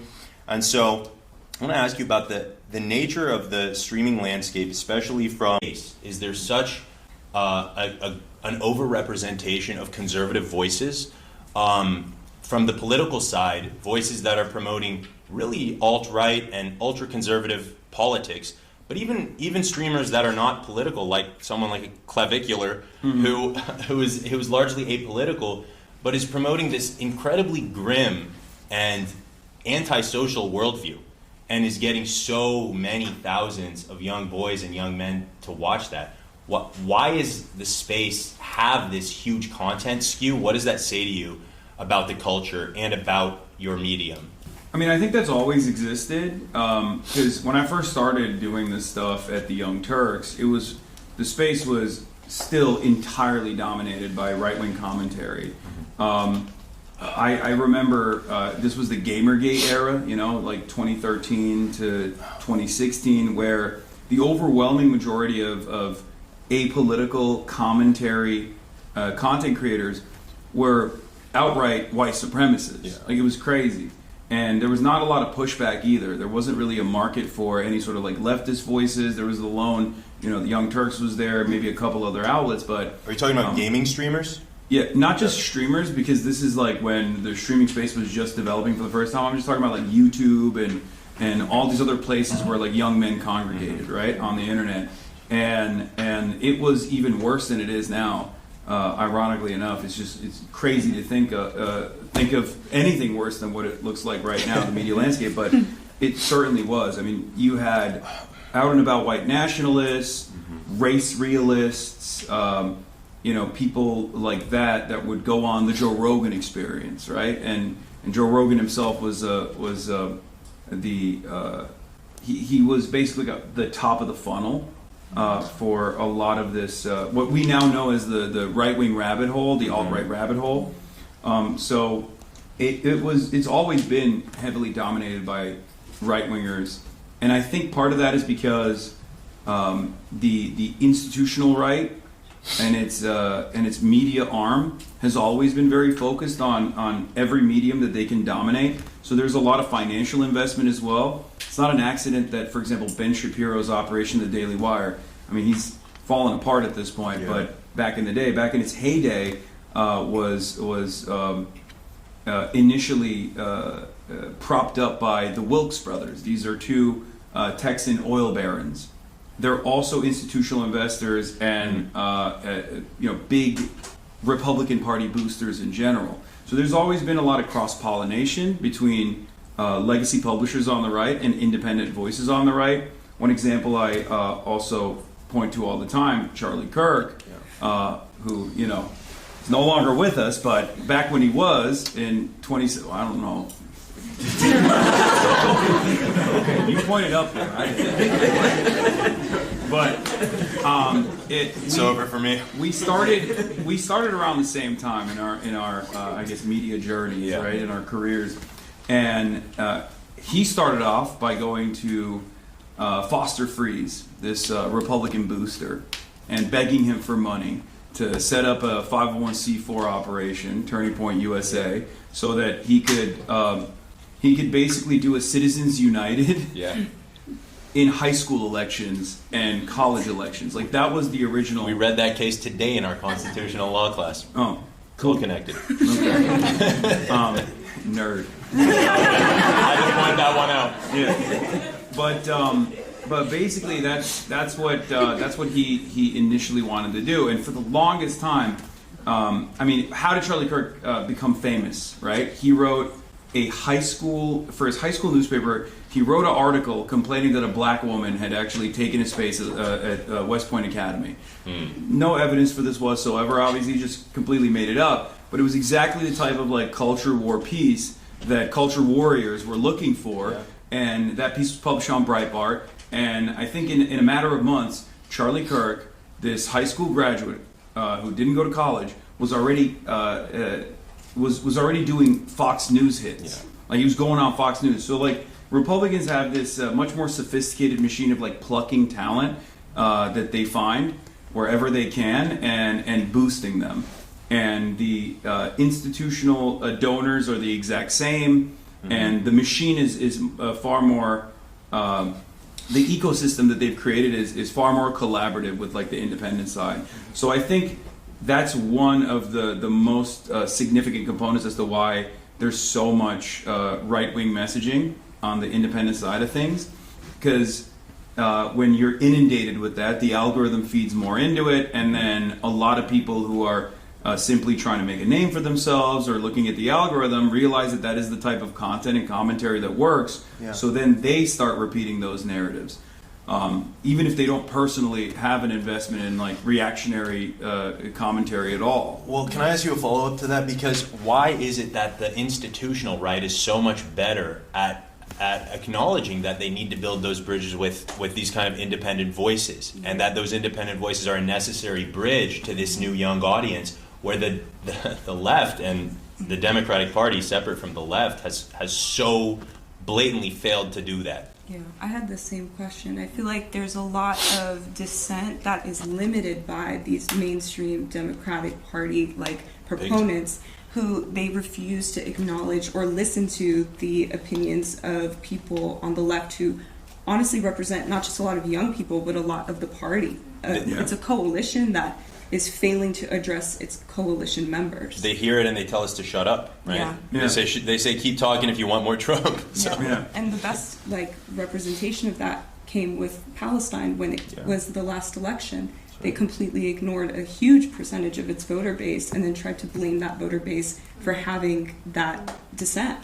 So why do they suck so much? This is something I think about a lot, and it's certainly top of mind for me in this past like week and a half, where a lot of the same organs of the Democratic Party that are like desperately clinging on to any sort of institutional relevancy or institutional persuasive capabilities that they have are recognizing that they're losing that argument because the masses are demanding a lot more from the party. Third Way wrote this article or this op-ed on Wall Street Journal. For those of you who don't know, Third Way is a neoliberal think tank that is perhaps one of the most responsible for the Democratic failures that we've seen, both with Hillary Clinton and Kamala Harris. They've been in operation since the Clinton era. And they are the ones who are constantly telling Democrats, like, you have to go right-wing, you have to go more to the right, you have to concede on right-wing culture war framing on silly issues and hysterias and moral panics that these right-wingers whip up, because, God forbid, we actually offer people any sort of material change or left populism. We can't do that because our donors will be offended. So they represent the interests of billionaires and corporations, and they've been fairly successful in making sure that the Democratic Party also represents those interests. So, no doubt. This is a much larger issue within the party infrastructure, and to simply put it, it's because our worldview in the base and what a lot of Democrats, even self-identifying liberals, want out of the party is directly at odds with what the party is willing to do.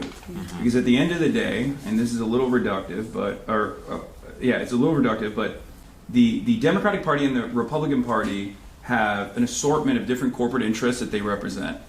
And they're both capitalist parties. Absolutely. And it's not like a hidden secret. They openly say it, right? They've on numerous occasions they've signed off on messaging bills overwhelmingly that disavow communism, socialism, and the like. It's really stupid when Democrats do it because they're going to call you a communist anyway. Nancy Pelosi from this area is the #1 communist in the United States of America for years, and yet she keeps signing off on these like messaging bills that say she's not a communist, and how communism is devastating. Whatever, but it's true. The Democratic Party is a capitalist party. They engage in what I call consensus politics. There's consensus when it comes to healthcare, for example. Healthcare must remain privatized. Now, if you were to ask the base of the Democratic Party, do you think healthcare should be private or socialized? The overwhelming majority would say socialized medicine. Every other OECD nation has it. Why can't we have it? We're the wealthiest nation on earth. And even beyond the base of the Democratic Party, I think the overwhelming majorities of Americans would sign on to something like Medicare for all. It's part of the reason why Bernie Sanders was so successful and still is so popular. Republicans too. Yeah, Republicans as well. But there's consensus politics there. So the Democrats are actually antagonistic towards anyone that is willing to caucus with Democrats or self-identifying as a Democrat that is actively demanding Medicare for all, because that goes against their interest, because the politicians' interest is to remain in power, and in order to remain in power, they just sit there and collect checks from the lobbying arm of these assortment of corporate interests, and if they were to actually follow through on campaign promises that they make, that would require them to go against the wishes of their corporate benefactors, their donors. That's the primary constituency that they care about, not necessarily the actual voters, which is why there is this divergence between people like myself as a representation of the masses and their needs and their desires, and what the Democratic Party wants to communicate. And for the longest time, they've been able to gatekeep information. They've been able to gatekeep who gets to be ordained as a spokesperson for the Democratic Party, as a spokesperson that is representative of the voters as well, because you'd go on MSNBC, go on CNN, maybe you get a profile in the New York Times or whatever, but ultimately it was much easier to control the dissemination of information. It was much easier to whip the base into support, especially with harm reduction narratives, which is like the only tool that they have in the tool belt, which is technically correct. In theory, harm reduction is correct, but it is demonstrably a failure for driving out turnout and winning elections. And we've seen that with Hillary Clinton, we saw that with Kamala Harris. But at the end of the day, the reason why the Democrats don't have the same cross-pollination in their media ecosystem as the Republicans do is because no matter how far right you go, all the way to Nick Fuentes, right, all the way to white nationalism, like out and about white nationalism and racism, there isn't as much friction with someone like Nick Fuentes. There isn't much of a difference in the worldview with someone like Nick Fuentes and what he represents versus someone like Donald Trump, the current president. As opposed to someone like myself, obviously I'm not making a moral equivocation here between myself and Nick Fuentes, contrary to what the Jewish Insider That's what people expected you to do. Yeah.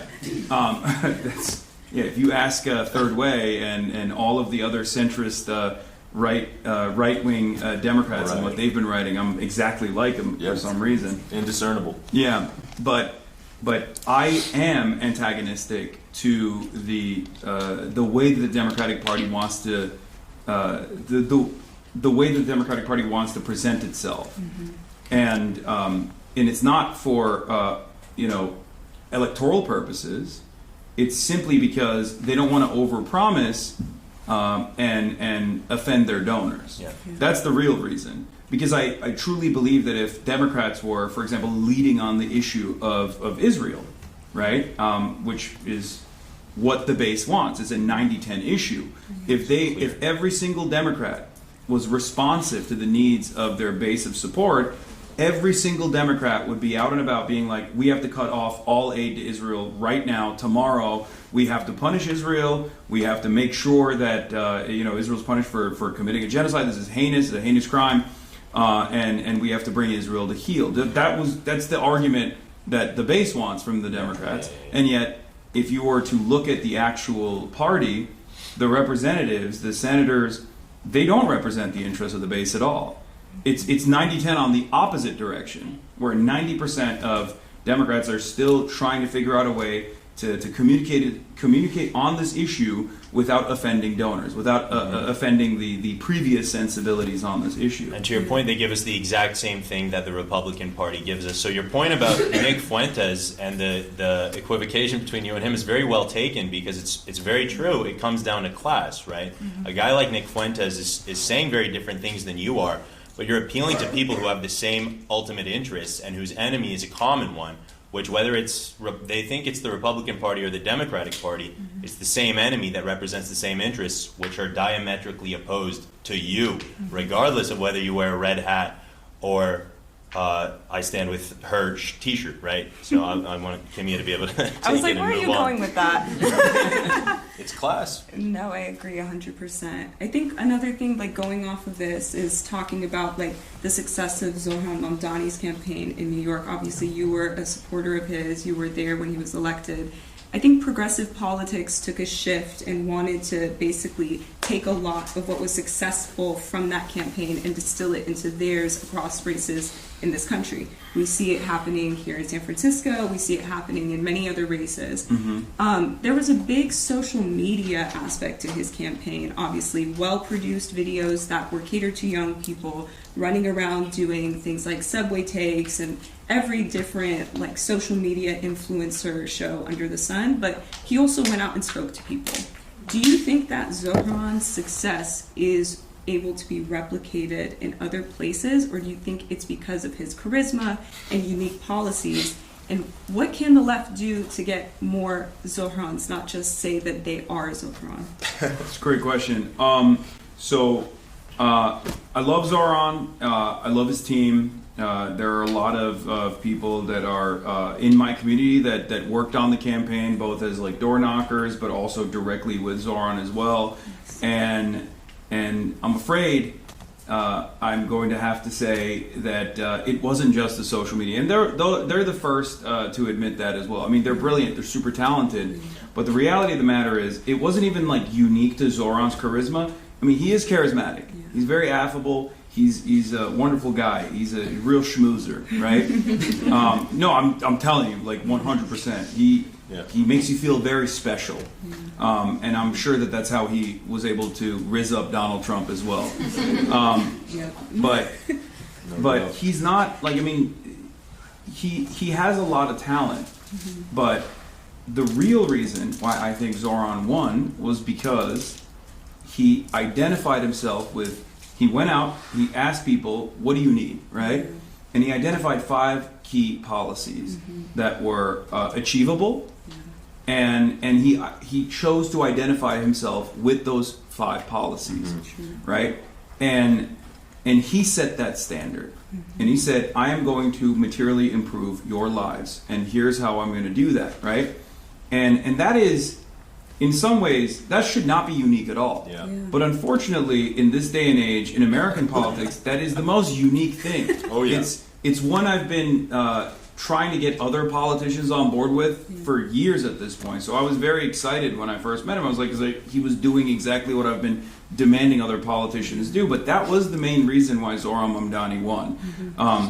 It's great that he's following through and doing sewer socialism, showing what competent governance is supposed to look like, what responsive governance is supposed to look like, and build confidence back not only in the party but also be a movement leader in that regard to make people more comfortable with the idea of like a socialist elected, to no longer be fearful of that moniker.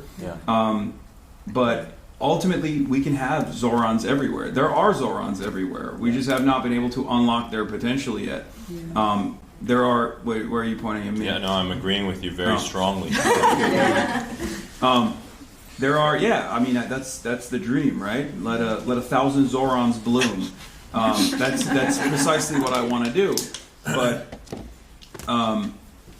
there are a lot of institutional hurdles, as I have seen thus far in this primary cycle. I have a lot of candidates that I'm working with right now.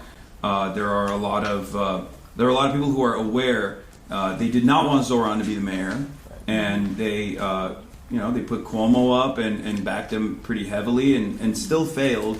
The way I see it is a lot of Democratic Party donors were never really fearful of Zohran failing, like winning and then failing and then being a national figurehead for the Democratic Party that the Republicans would use to attack the rest of the Democrats.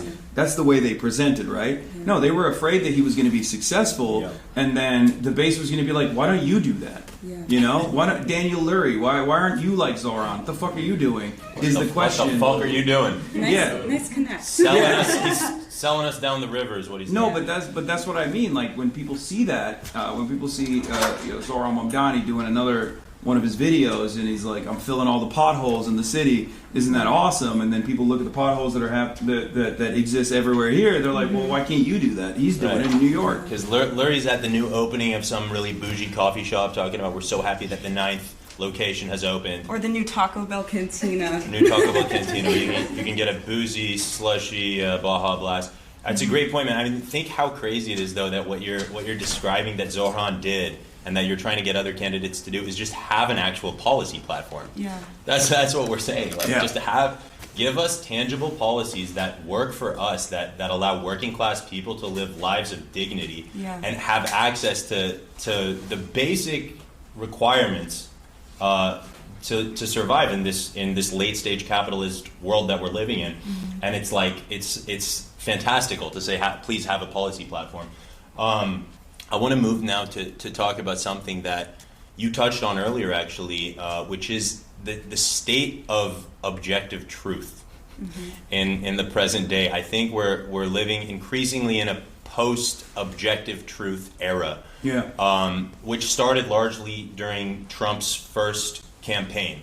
I remember in those days there would be like these really outlandish lies that would get peddled. Like I remember Kellyanne Conway coming out and talking about a Bowling Green massacre, for instance. And it was a humongous story, and there was huge outcry, like how could this person who's a high-ranking official in Trump's team just completely make something up? And now in Trump's second term, almost 10 years later, we're slapped in the face with lies that are that bold on a daily basis, and we're completely desensitized to it. And what's also happened in that time is the proliferation of AI tools and generative AI, which has really impacted and exacerbated this reality or lack thereof that we're living in, where when you see content now, you literally don't know you don't know if the video you're looking at or the audio you're hearing is true or false. You also don't know if the content being said, if it is a real video, is true or false. I don't know if you saw this a few days ago, the White House posted about an app, a White House app that they're releasing, and a lot of people think that the video of Trump peddling this White House app is an AI video. I don't know if people have seen it. It's very trippy though. It does appear. I mean, I watched it, and Trump posted it, and the White House posted it, and I think of myself as a fairly reasonable person, and I don't know if it's AI. It really looks like it could be. So what what do we do, and what do you as somebody with a platform, trying to bring truth to people? How does the public reconcile this new reality we're living in when it comes to the nature of truth and the inability for us to know what the hell is true and what ain't? Well, my policy is to be as stubborn as possible, and just be as hard-headed as possible, and just keep yelling at people when they come in with fake nonsense. At least that's what I do, and that offends the sensibilities of a lot of people, unfortunately, but I think that's what has to happen. Like, someone has to shake some sense into people, because there are a lot of, there's confirmation bias is a very powerful feeling. So a lot of people will lean into confirmation bias and will look at things that correspond to however they feel about the world, and will assume that they're real.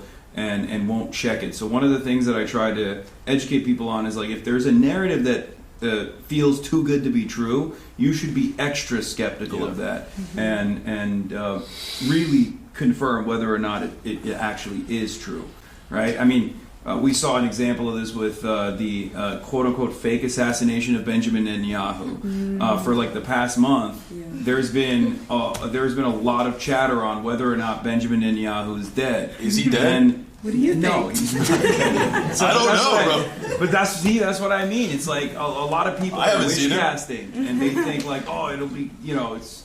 Not me, of course. I am agnostic on whether or not Benjamin Netanyahu is dead or not. Yes. I have no feelings on the matter. But see, I don't want to get you in trouble. I think I'm good. Okay. At this point, this is why she did the disclaimer, because like this is not the opinions of the university. I said what I needed to say. Yeah. What should we check the university's official stance on whether or not Netanyahu's dead or alive? I don't know if they have one. But a lot of people were like, I think they have. He's alive? Okay. They're telling me to stop. Sorry. Well, my point was that people wanted it to be true, so they were like picking apart all of the videos that were coming out, and like what a lot of people don't realize is there's a concept called artifacting, when you compress videos and compress footage, and then there's also a lot of editing tools that make certain videos look like it's AI when it's not actually AI. So people get duped into believing that the videos that were being revealed of Benjamin Netanyahu were actually AI because there were certain parts of it that looked strange. What is that called? Artifacting. I haven't heard of that. Yeah, it's when if you compress a video and then decompress it or like post it. Sometimes there's going to be like weird visual. Oh, okay, yeah. Like the frame rate. Gets weird fucked up. Visual quirks. Or like the hand having 6 fingers, something like that. Well, that is a little bit more strange. That's definitely a telltale sign that it could be AI. But I don't even think that. I don't think that the Benjamin Netanyahu video even had 6 fingers anyway. But like, the point is. See, like when this kind of stuff spreads around and there's a lot of people that are motivated to believe it, then it almost becomes the truth itself. And I try to sorry to disappoint you. But 2 + 2 is 5. Yeah. I try to maintain some semblance of the truth to the best of my ability, in spite of whatever my biases may be. And even when it's a narrative that doesn't actually suit my propagandistic purposes, I will still commit to the truth regardless, no matter what. And I feel like someone has to do it. And even if it's not, even if it doesn't favor you, even if it is not beneficial for you, I think you still have to commit to it regardless, because. Like I said, otherwise there's no consensus reality. Absolutely. And that's what I'm afraid of. So I really appreciate that. I guess all we can do is what you're doing. Maintain integrity in ourselves and remain objective even when it doesn't favor us. And if enough people do that, we'll hopefully be safe. Yeah, I agree. So I want to talk a little bit about the Iranian situation. So I'm a first-generation Iranian born in this country, the daughter of immigrants, as mentioned earlier. So what's going on in Iran has been obviously very impacted by the influence of media and the lack thereof. So certain narratives are getting to come out of Iran, certain narratives aren't able to come out of Israel or other US bases. And with the Iranian regime having such a tight control over the internet situation there, it's created a lot of discourse within both leftist communities and the Iranian diaspora. So I know that it's been such a frustrating situation where there's this huge Iranian Zionist diaspora population who has been parroting for the return of the Shah's son, who's literally never had a political career a day in his life, riding his dad's coattails, and his own mother didn't think that he should be a leader. And then they're all supporting him, Israel supporting him. And then there's also a valid criticism of the regime that's getting suppressed by leftist communities. And they're saying that, Iran's fighting Israel, which that's a positive thing. We are not going to criticize the regime, and if you criticize the regime, you're a Zionist. So how do you make sense in your conversations about the Iranian situation? Because as somebody who's anti-war but also anti-regime, it is very difficult to see so many narratives say that if you're one, you're not the other, or vice versa. So how do you make sense of this? How do you think that the war is going to play out? Do you see any situation that there's going to be the return of the Shah? I mean, personally, no. For all of his failures, I think Trump is like pretty good at figuring out what works when he does end up successfully doing some sort of regime change. I mean, we saw this with Maria Machado, right? Where he recognized that there wasn't any like real popular mobilization for Maria Machado in Venezuela, so he kidnapped Maduro, which was insane in and of itself, but he did that regardless, and that's a thing that we're doing now. He's literally in an American prison right now, just a foreign head of a sovereign state, and he decided to work with Delcy Rodriguez, which was more pliant, but still someone who I guess resembles the popular base for the Chavistas, right? Like a continuation of that same movement. So he's more pragmatic than I'd like to give him credit, and for that reason, I think he recognized pretty early on that the Reza Pahlavi thing was like, no, this guy doesn't have the motion, right? So I don't think that's going to happen. As far as the Iranian government goes, it's a brutal government, certainly. Having said that, I have personally maintained the position that number one, I think if there's any sort of movement, it has to be born from the Iranian population without external influence. There's a Chinese saying that I've been repeating as of late, which is when an egg is cracked from the outside, it becomes food. When an egg is cracked from within, it brings life. That's really good. Unfortunately, all of the external influences, sometimes directly, like openly communicated, like in the last round of protests that took place in the country, is always going to lead to even more ruthless suppression from the government, because it gives them a just cause to be as ruthless as possible. And there's also the obvious interest in maintaining sovereignty as well, because no matter how brutal or how ruthless a government is, and I use my own personal experience with the Turkish government, a country I can't even go back to for my commentary and my coverage and the things that I've written about the Turkish government. A coup had taken place, an American-backed coup had taken place in Turkey, and at that point I was fully in support of the Turkish government maintaining some semblance of sovereignty rather than the coup succeeding and then Turkey being led by an American CIA puppet by the name of Fethullah Gulen. So my attitude on Iran is similar in the sense that while the Iranian government, the Islamic Republic, might be repressive in many ways, in order for Iran to not be balkanized and cut apart by endless sectarian conflict and ethnic tensions that are being actively fomented by outside groups, countries like Israel and the United States of America, the government has to remain sovereign for the time being, for this duration, and hopefully down the line, the Iranian people can make their demands be heard. But as far as like why I'm not as critical as others would be on the Iranian government as I would be in other circumstances, that's the main reason. Because I do feel like the American goals and the Israeli goals from the start were pretty obvious. They were different from one another. I think America would be fine with regime change, with like a pliant government. It doesn't really matter who it is. It could still be the Islamic Republic.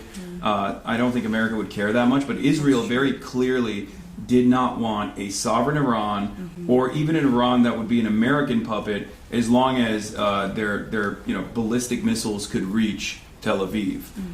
That's what their goal was, and they knew that they weren't going to be able to reach a compromise, and they very clearly wanted to just create a failed state in this country with thousands of years of history, with 93 million people living in it.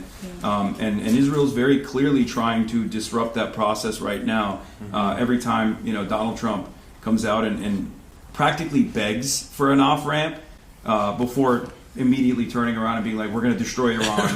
Because every now and then, like, you'll hear him be like, oh, they really want to do a deal with me, which is Trump speak for, I really want to do a deal with you guys, please. This Strait of Hormuz thing is really messed up. Israel will go and like assassinate another figure, or they'll blow up a desalination plant and like greatly go up the escalation ladder. And I think there's a purpose for that, and that's because they don't want any talks to happen, and they want this to continue. They don't care if the Gulf is diminished. As a matter of fact, that actually benefits them, right?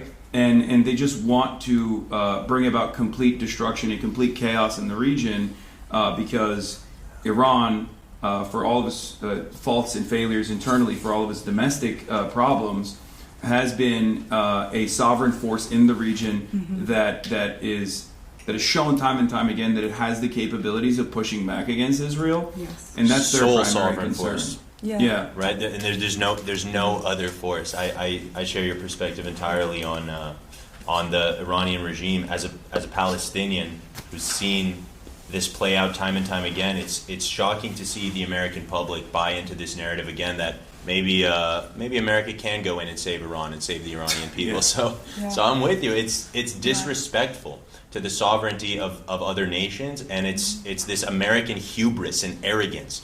We tried it in Iraq, we tried it in Afghanistan, and many other places, and many other places too. And so it's just horrible to to support. And you have to be able to, I think, compartmentalize, as you say, your qualms that you have with the existing regime, with also the knowledge that history has proven that America toppling said regime will result in way more destruction and chaos and instability for the local people that will then last for generations to come. And the biggest irony for me is every critique that the American public, white liberal people have about Iran and why it's so important that we go in and provide freedom for these Iranian women, you could make the exact same critique about the American government.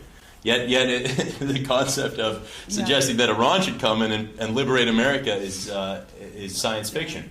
So I want to ask about Palestine now, if that's okay. And we do want to move to audience questions, so we'll do that as quickly as we can. But we have one question about organizing from the perspective of Palestine. I am Palestinian. We have a beautiful contingent of Palestinian delegates here with us as well. And in 2023, after October 7th, I was part of a coalition of activists in San Francisco that we were doing so much work to try to raise awareness and do what groups all over the country and all over the world were doing, going out and organizing huge marches and rallies that had literally dozens of thousands of people turning out.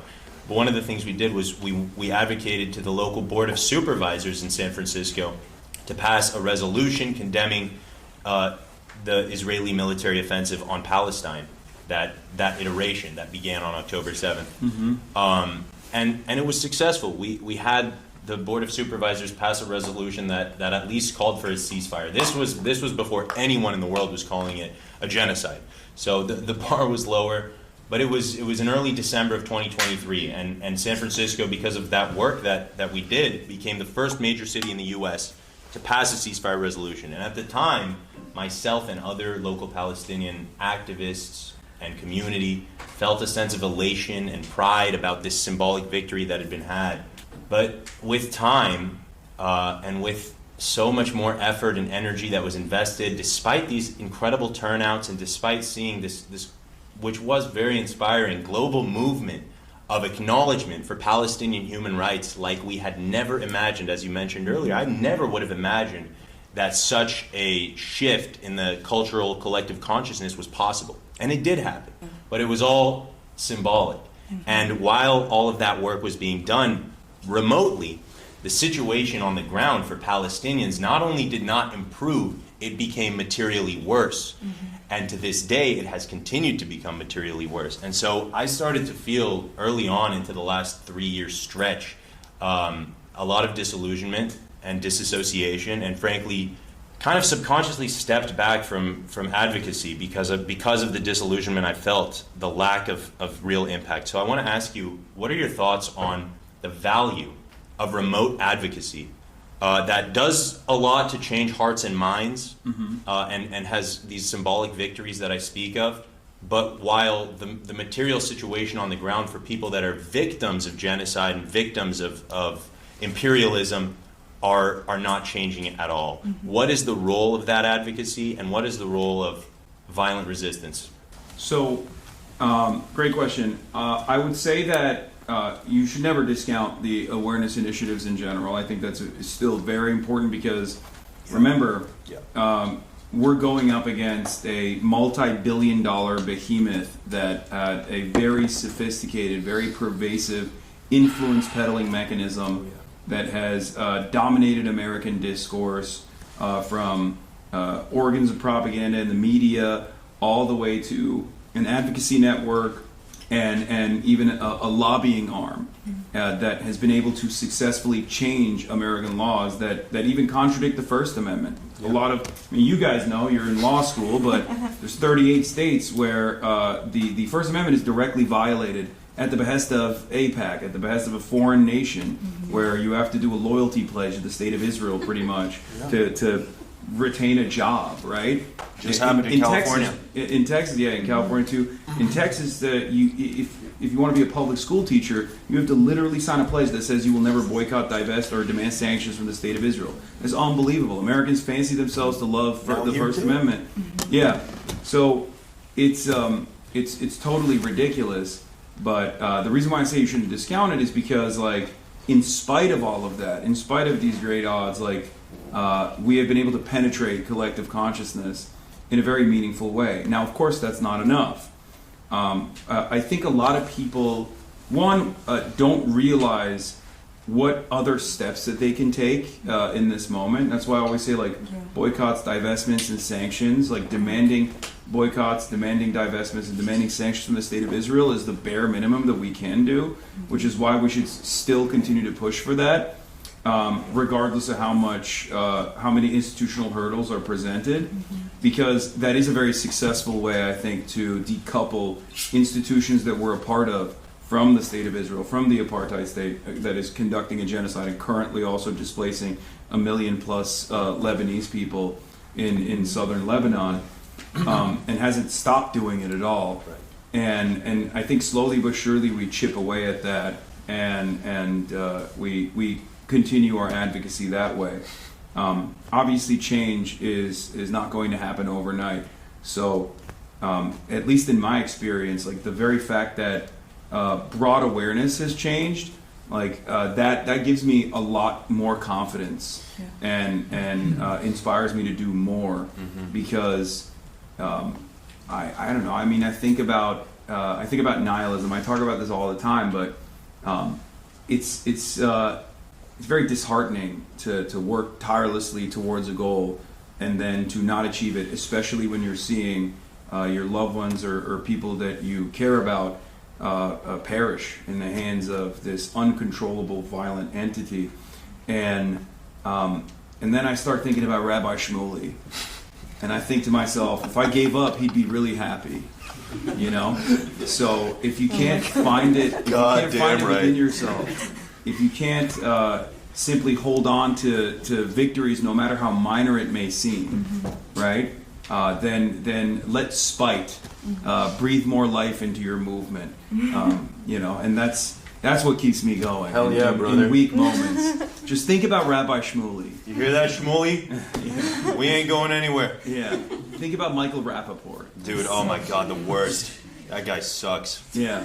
See, it's already happening. Yeah, no, it's a great point. I agree with you entirely. I agree with you entirely. Thank you for those words. So I think to close out our pre-planned questions, you know, we're getting to a more optimistic note, which I think we're already kind of naturally leaning into. So we have a lot of future lawyers here, maybe in the chat too. So what is your message for future lawyers and what they can do, specifically with the privilege of skills that we've obtained through this specific type of education and obtaining a JD and navigating the world in this way? What can we do to make the world a better place? It's a tough one, but I mean, work pro bono with people that are less privileged. You know, go into become do public counsel for people, and I guess try to do your very best. Don't go into corporate law. Those are the things that I would say. And then outside of that, I mean, a lot of people will go into law, but then will potentially have ambitions of going into politics as well.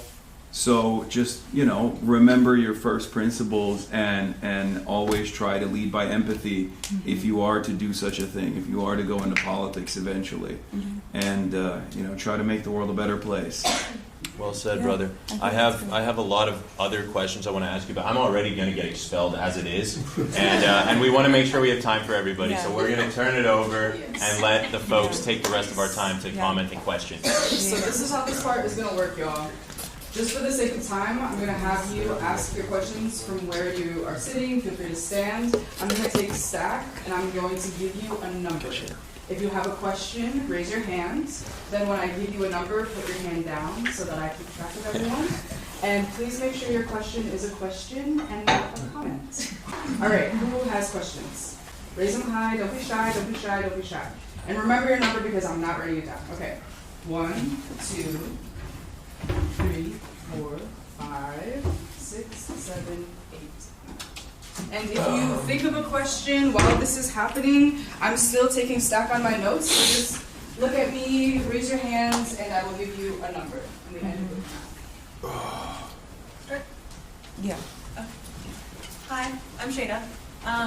Something that I really believe in is education rehabilitation. It's something that you preach for a while now.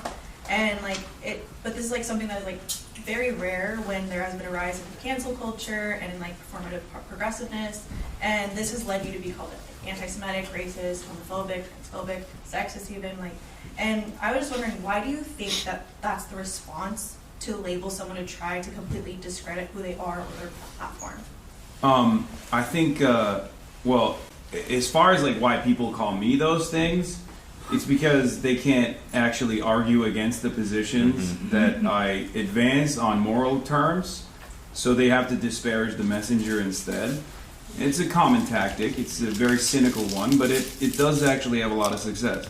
Why does it have a lot of success? Because Americans have a very draconian culture. We're very punitive people in general, and I think that attitude carries itself into our daily lives as well. We don't believe that people have the capacity to change, even if we know people that have changed, even if we have changed ourselves on certain positions, right? But I think that's what it is. We're constantly seeking to punish people. We have a little cop in our brains at all times, and I always tell people that to try to kill the cop in your brain to stop behaving in that way. But I think that's what it is. Thank you. Who is number 2? I'm going to pass around this little thing so we can hear you. So my name is Ruben. I am involved with Association of Law and Political Economy. We're a national organization of legal professionals with the focus on applying a leftist analysis to the law. Admittedly, I'm kind of asking this question to kind of plug them. If you're a leftist in law school, join.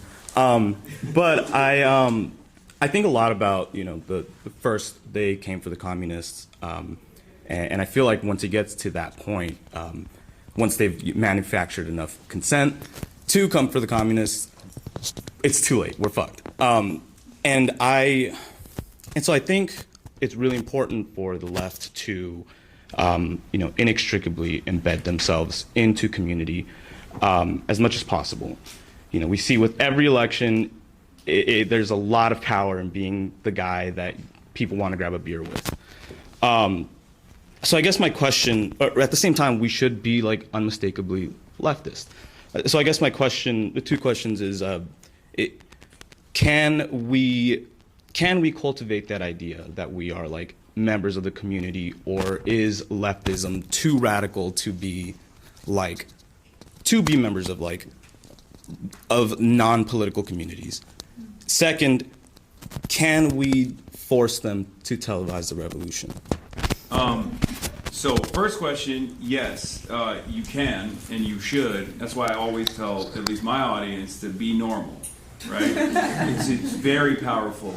And I think a lot of people actually don't realize how powerful that social function is.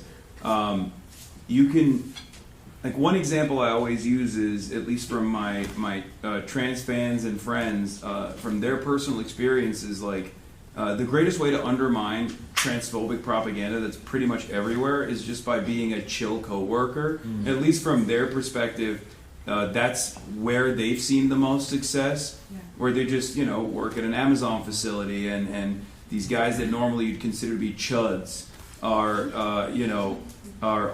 they vibe, they talk about sports and whatnot, and then slowly but surely they realize that they were just simply inundated with so much stereotyping and so much propaganda, and that's the reason why they had these sorts of opinions about what it is to be trans, right? And the same thing goes for being a leftist. Just be a normal person. Not everything has to be revolutionary. Not every conversation has to revolve around a principled demonstration of Marxist orthodoxy. And as a matter of fact, you should never do that. You should just be a normal guy and try to sneak in certain points of view into your conversation if you want to gauge the interests of people around you. I think that's what good organizers would also tell you, and that's precisely what good union organizer would do as well. Like when you're salting a place, I don't think you go in and immediately you're like, "How are you doing, fellow workers?" Let me tell you about the power of collective bargaining. You just grab a couple beers and talk about. Let me tell you about the power of collective bargaining. You just grab a couple beers and talk about TV shows or whatever. Just be a normal person. As far as your second question goes, can we force the revolution to be televised? Is that what you said? Probably not. I don't know. I mean, maybe. There is a lot of power in propaganda. Agitated propaganda is very important. It's the backbone of instilling class consciousness, what I try to do. And I think there are a lot of other sympathetic figures in places that you would not even expect. And they try to do their very best as well. But as far as television and mainstream culture, it's still heavily propped up by capital owners. So I guess if you make good content that makes them money, they don't care. And you can maybe at best hope for that. But as far as institutionalized socialist messaging coming from the likes of CNN, Communist News Network, I don't think that's going to happen anytime soon. Who was the third question? Yeah. I was watching a past stream of yours where you were discussing October 7th and the topic of the UN's report of sexual violence committed by Hamas came in, and I think your exact words were, "I don't fucking care about the rapes." Would you mind explaining why you said that? Yeah. I said, it doesn't matter whether sexual violence took place on October 7 or not. That doesn't change the dynamic for me around genocide. And that's still something that I stand by. It's a quote that people try to weaponize against me with regular frequency. But I don't think you would disagree with that sentiment, right? Do you feel like sexual violence happening is a justification for genocide? No, I don't, but I also think in a room where there's future prosecutors and public defenders that are going to go into victims advocacy, purporting that you don't care about sexual violence happening is very dangerous. Okay, but now that you understand the context of it, you understand what I was saying, right? Because there was a person who was actually claiming that that there was no evidence for sexual violence taking place at all. And the argument in the much broader context was me saying whether or not sexual violence has taken place does not change the dynamic of, or does not justify genocide taking place. I think that's a fairly reasonable critique, right? Or, I don't know, do you think Israel committed a genocide? Maybe you have an issue with that as well. So victims are collateral damage in pursuit of the greater Do you good. think Israel committed a genocide? If you don't mind me asking? Well, why aren't you staying on topic on the question that I asked you? This is the topic. You asked me a question, I'm asking you so we can have a normal conversation. Do you think Israel committed a genocide? I do, and I also Okay, think great. that minimizing rape is wrong. Do you think that the sexual violence taking place on October 7 would justify Israel's a genocide, or do you think genocide is unjustifiable? I think it's not a dichotomy. Okay. So where do we go from here? So we're in agreement. I thank you for your explanation. I just wanted to know why you said that you did not care about rape victims. Okay. Do you feel like I explained it thoroughly? Yeah, thank you. Okay, no problem. That was beautiful to witness. There's hope, guys. Only one question. Hi, I'm Daniel. Nice to meet you. Nice to meet you, Daniel. As someone who, I'm Iranian and Jewish, my family had to leave because of the Iranian Revolution. And like a lot of on my mother's side, a lot of my mother's family are all Zionist. They, for some reason, have this larger connection with Israel than they do their own country. And it's something that my sister... very close to Beverly Hills. Yeah, I'm from LA, so yeah. It's like my sister and I have talked about it so much, especially with like that side of the family, and trying constantly to convince them that like their thinking is wrong. And I guess my question is just like, at what point do we say like you're just hopeless, I can't deal with you anymore, versus like I'm gonna still try to like convince you of this, in my opinion, just fact that like what they're doing is just objectively horrible and wrong? That's a great question. I think I have a policy of never giving up on people, and but I also, like I said earlier, try to commit to being normal as well. So sometimes those two things are at odds with one another. And what I would suggest is to, stay in contact with your loved ones and your relatives and just like try to avoid that topic, or maybe slowly broach into that topic every now and then, just check in with them to see where they're at. Because as the situation changes, it becomes increasingly more obvious that Israel has no emancipatory interest in like liberating the Iranian population at all. I think your relatives are probably going to have to make up their minds on this, or maybe change their opinion on this, but some might not, because I do think, at least in my experience with like people that I do know from Tehrangelis that identify more with Israel, there is like almost a sense of shame, I think, with like being Iranian. That's why they say they're Persian, not Iranian. There's this attitude, and it's really interesting because like some of the conversations I have are fascinating, where they'll tell me about how they get stopped at airports, and they get stopped at airports because they're perceived as Muslim. Right, they're Iranian. They're perceived as Muslim. They're perceived as a threat, and yet they lean into that same exact attitude when it comes to destroying Iran, and think that they will be perceived in a very different way. So I guess maybe trying to exhaust that contradiction could be helpful as well, in terms of being like, they don't see you as like a part of the in-group. And Israel certainly doesn't care about what happens to Iran. I mean, they're pretty open about it. So that could be one way of trying to have that conversation, especially because like whether you identify as Persian or Iranian, it doesn't matter. Like there is still thousands of years of culture in this country, right? And I'm sure there's a lot that they identify with regardless, and having like watching these like world-renowned, very important cultural monuments get bombed out with American weapons, with Israeli weapons, is hopefully going to change their perspective a little bit, even if they don't necessarily care about people dying, I guess. Thank you. Hi, Hasan. Thanks for coming.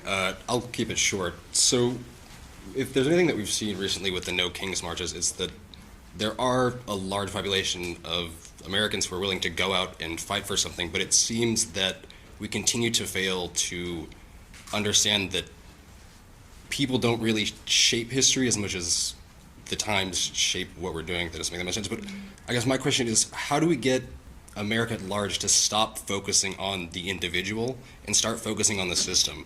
Because there'll always be a Trump, there'll always be a Netanyahu somewhere if we continue to have these systems that, breed them, immensely quickly. Yeah. Again, it goes back to American cultural attitudes. This is the most individualistic country, one of the most individualistic countries out there, and this is a byproduct of that for sure. America, I think, is the perfect proto-capitalist nation, even with like Manifest Destiny. Before heavy industrialization, there was like constant land expansion, constant domination of the indigenous population. It was so perfect for. It was such a perfect country for capitalism to manifest in, and of course those cultural attitudes have not gone away. Having said that, however, I think there is great discontent right now. As someone who has attended these No Kings protests, from what I've seen, from very unlikely backgrounds, very unlikely demographics, is the shared resentment that we all have, not only for the Republican Party, not only for the reactionary forces, but also for a shared mutual discontent towards the Democratic Party and its ineptitude. So I think that is a wonderful opportunity for organizing. So leaning into that instead of disparaging it, and trying to get these people to organize and to come back to community events and create objectives for everyone. And sometimes those objectives are born out of necessity, like we saw in Minneapolis. Again, people from all different backgrounds, all different ages, got together and immediately participated in Neighborhood Watch, and they did see tremendous success. They were able to successfully purge ICE and ICE operations and immigrant removal operations from Minneapolis, not because the local electeds were actually fighting back. They were actually disastrous, but because the neighborhoods were fighting back. So there's definitely an opportunity to organize there along shared interests and mutual objectives that we all have. It's just many Americans don't have the language and the political education to communicate these desires, to know what they could potentially do. And that is because for decades now, all matter of labor organizing has been thoroughly defanged. And on top of that, any sort of radical political organizing has also been destroyed as well. I mean, it's literally illegal to be a labor union leader and be an avowed communist, right, in this country. Again, another violation of the First Amendment, right? I mean, you guys know this better. I don't know. I'm not a lawyer. Right? You're on point. So there is it's a very successful class war that billionaires, millionaires, capital owners have waged against the working class in this country. But that revolutionary spirit still is here. So what I see from the people that I talk to, like I said, from very unlikely backgrounds, like backgrounds that are very unexpected. We're talking about 76-year-old, affluent, college-educated old ladies named Barbara, right? That are just like, yeah, I hate the Democrats. Like, I need more. I want more from them. We need to figure out a way to organize with those people as well, and to talk to those people as well, because they're there. They just don't. They don't have a productive outlet.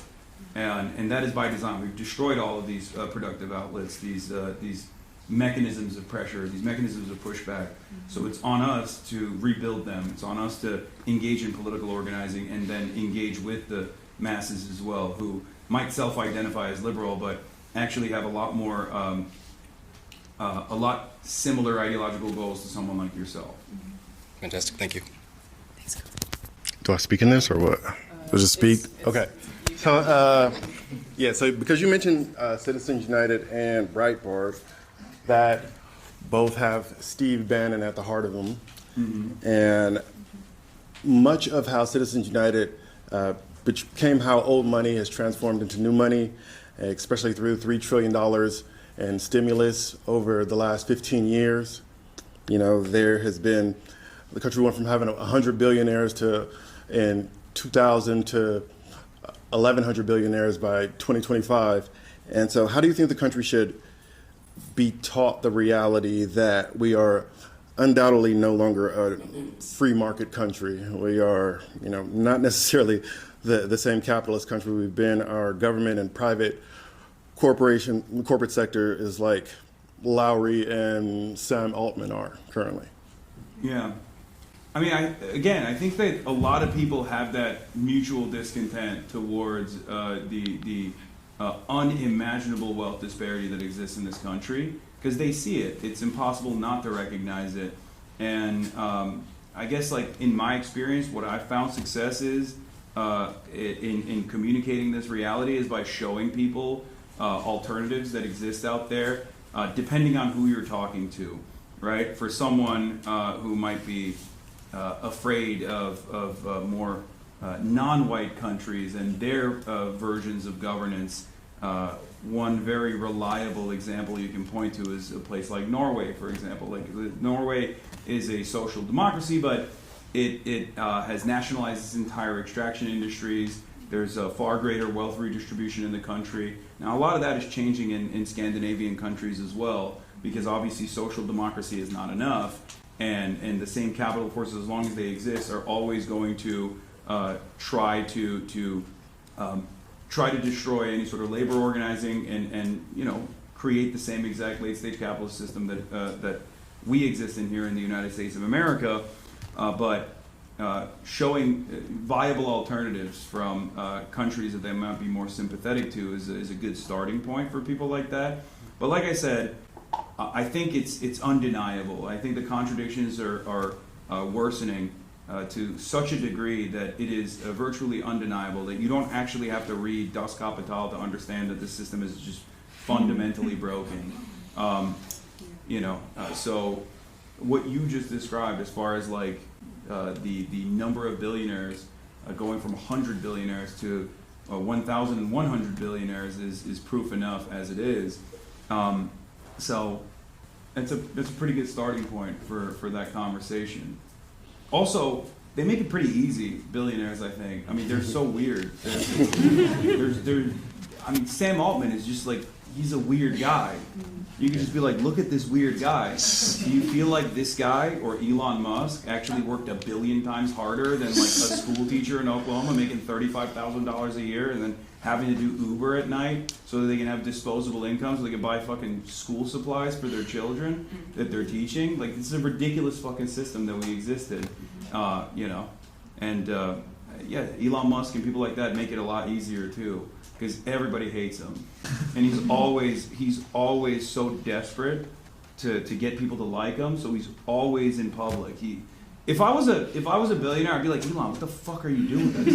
Just go to an island. Like, that's what we all do. We go to islands. And what is this? Why are you constantly in public, jumping around and you know, trying to win admiration from the public? You're giving the game away. You're not doing shit. You're tweeting all day. Everybody knows. Fucking up the vibe. He got $500 million from Obama's stimulus package too to start Tesla. Hi, I was just wondering if you can expand on your trip to Cuba and the media blockade in Cuba. The what blockade? The media blockade in Cuba. The media blockade? There isn't really a media blockade. I don't know what you mean by that. Like, do you mean like the government is like not allowing Just information? the lack of coverage on yeah. on Cuba. Yeah, I mean, it's exactly what I was talking about earlier, as far as you know, the American media playing a very important role in propaganda that is in line with the State Department's interest. For 60 plus years, the American State Department's goal has been to destroy Cuba for having a successful revolution, which originally was a national revolution, an agrarian revolution, a social revolution, and then it turned into a socialist revolution. But since the Eisenhower days, we propped up Batista. He was a brutal tyrant. He tortured a lot of people, and the Cubans decided to fight back against that, develop autonomy, and develop sovereignty in the country. And there were a lot of vested financial interests in the island, sugar plantations. It was a placeholder for a lot of money. We parked a lot of assets there, and the American government didn't like that. They didn't appreciate that there was this island 90 miles off of our coastline that decided to live out their own destiny and their own desires. So what did we do? We decided we're going to implement a ruthless sanctions regime and try to make it virtually impossible for this island to engage in any sort of commerce and develop at all. Luckily at the time, the USSR was around and they, picked up the slack. But since the 90s, obviously the situation has gotten a lot worse. The blockade itself, like seeing it in action, seeing the implementation of the blockade, with my own personal experience at first, having to get an OFAC clearance from the Treasury Department just to travel to an island that's 90 miles off our coast was fairly ridiculous. Learning about all the arbitrary restrictions that the American government places on American citizens that are traveling to Cuba was also kind of shocking. For example, a lot of people were very critical of the hotel that I stayed in with hundreds of other people that had brought in humanitarian aid to the island, 40 tons of medical aid, food, supplies that were necessary for the people there. Everyone was like, oh, you're staying at a 5-star hotel. Yeah, I was staying in a 5-star hotel because the American government has made it illegal for me to stay in any other hotel. There's only 4 hotels in Havana that American citizens can stay in. How ridiculous is that? There's thousands of hotels on the island. You can only stay in 4, okay? What's the reason for that? They claim that the other hotels are owned by the Cuban government technically, and therefore you're funding and facilitating a state sponsor of terror by, going and staying at a government-run hotel. But the laws around it are so crazy that if I were to stay in any hotel I wanted to as an American citizen, which is my God-given right, I could come back to the United States of America, and the penalties are 10 years in prison and $250,000 in fines that I would have to pay if I stayed in any other hotel than the hotels that they had designated as safe. It impacts every facet of Cuban existence. It renders commerce impossible. You can't take out any loans whatsoever if you want to start a business. The island is also reformed its economy quite a bit in the last couple of years, especially, and yet it's virtually impossible for private commerce to happen anyway on the island because, like I said, it's impossible for them to get the loan. I'll take it one step further. Some of you might not know this, but if you go on Venmo or PayPal right now, and if you were to send a friend of yours $10 or any amount of money, and then in the description you wrote, Cuban funds or Cuba Libre or anything like that, your account, both of your accounts would get suspended. I'm going to do that right now. Isn't Cuba Libre also a drink? Yes. Not only that, but also, if you are a Swiss national who's also on Venmo or PayPal, and you're communicating with an Italian national also on Venmo or PayPal, and you do that same thing, they also get banned nonetheless, even though these two countries have no animosity towards Cuba at all, even though these countries have consistently voted at the UN General Assembly since the 90s to end the American blockade, to end the American sanctions regime. And yet, because these are American companies, they have tremendous power over what people can and can't do and abide by these totally arbitrary, totally ridiculous restrictions. And there's obviously a lot more impactful aspects of the blockade as well, but its design is meant to be invisible, so that Americans can turn around and say, the reason why Cuba is suffering is not because of some blockade that you made up, some sanctions regime that you made up in your mind, but it's actually because of communism. And the real reason, of course, is that they don't want Cuba to be a sovereign country, and they don't want Cuba to thrive so close to the United States of America, and make sure that it's consistently punished, and make sure that the people are consistently suffering, so that anytime anyone gets any ideas about like socialized medicine, for example, or anything that American capital owners consider to be dangerous communism or socialism, you can always point to Cuba and be like, see, they're suffering. They tried it, and that's why they're suffering. Now, of course, there's really damaging aspects of it. It's obviously worsened significantly since Donald Trump came out and decided to do a full oil blockade, making it impossible for the island to receive any oil whatsoever. The only allowance for oil on the island is twofold. One, Guantanamo Bay, our torture facility on the island of Cuba that we have owned in perpetuity. If you're in Guantanamo Bay, you're an American citizen that's working on the base. You got McDonald's there, you got all the latest cars, they ship all of that there, and they consistently ship diesel and oil to Guantanamo Bay as well to make sure the lights are on at the torture facility. The other allowance for oil on the island is private businesses, like the hotel that I was staying at, which is precisely the reason why when the entire city block and the entire city grid goes out, and there's no energy for the actual normal functions of the city, which includes hospitals as well in certain instances, the only places that do have electricity are the hotels that the American government is sending oil to, or other American government is allowing other countries to send oil to. They've basically forcibly created class friction, class antagonism in this country that's run by a communist party. And it is by design. They want to create enmity amongst the masses that will turn around and say, my hospital is out of energy, but that hotel right there, that hotel still has electricity. The government is allowing the hotel to have oil and gas. The government is not giving, the government is not allowing me to have electricity in my house, and my food is spoiling.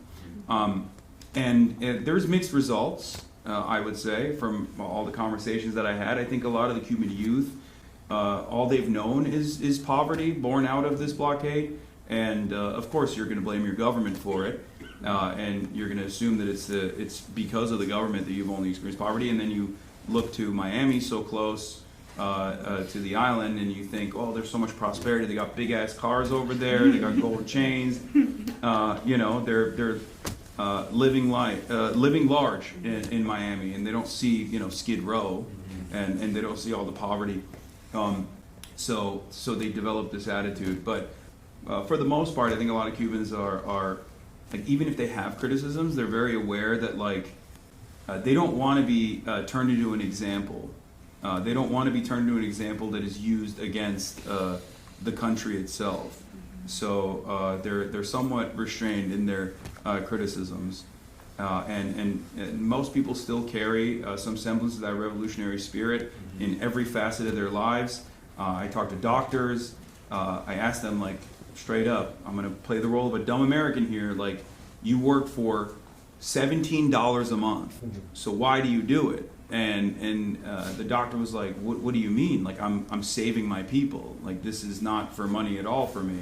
No matter how hard life gets, I'm doing this for all the people that I love.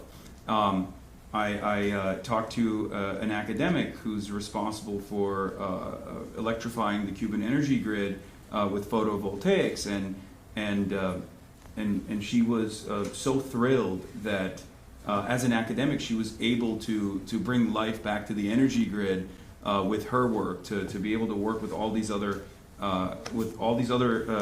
organizations within the government and allow Cubans to have a moment of respite in these rolling blackouts.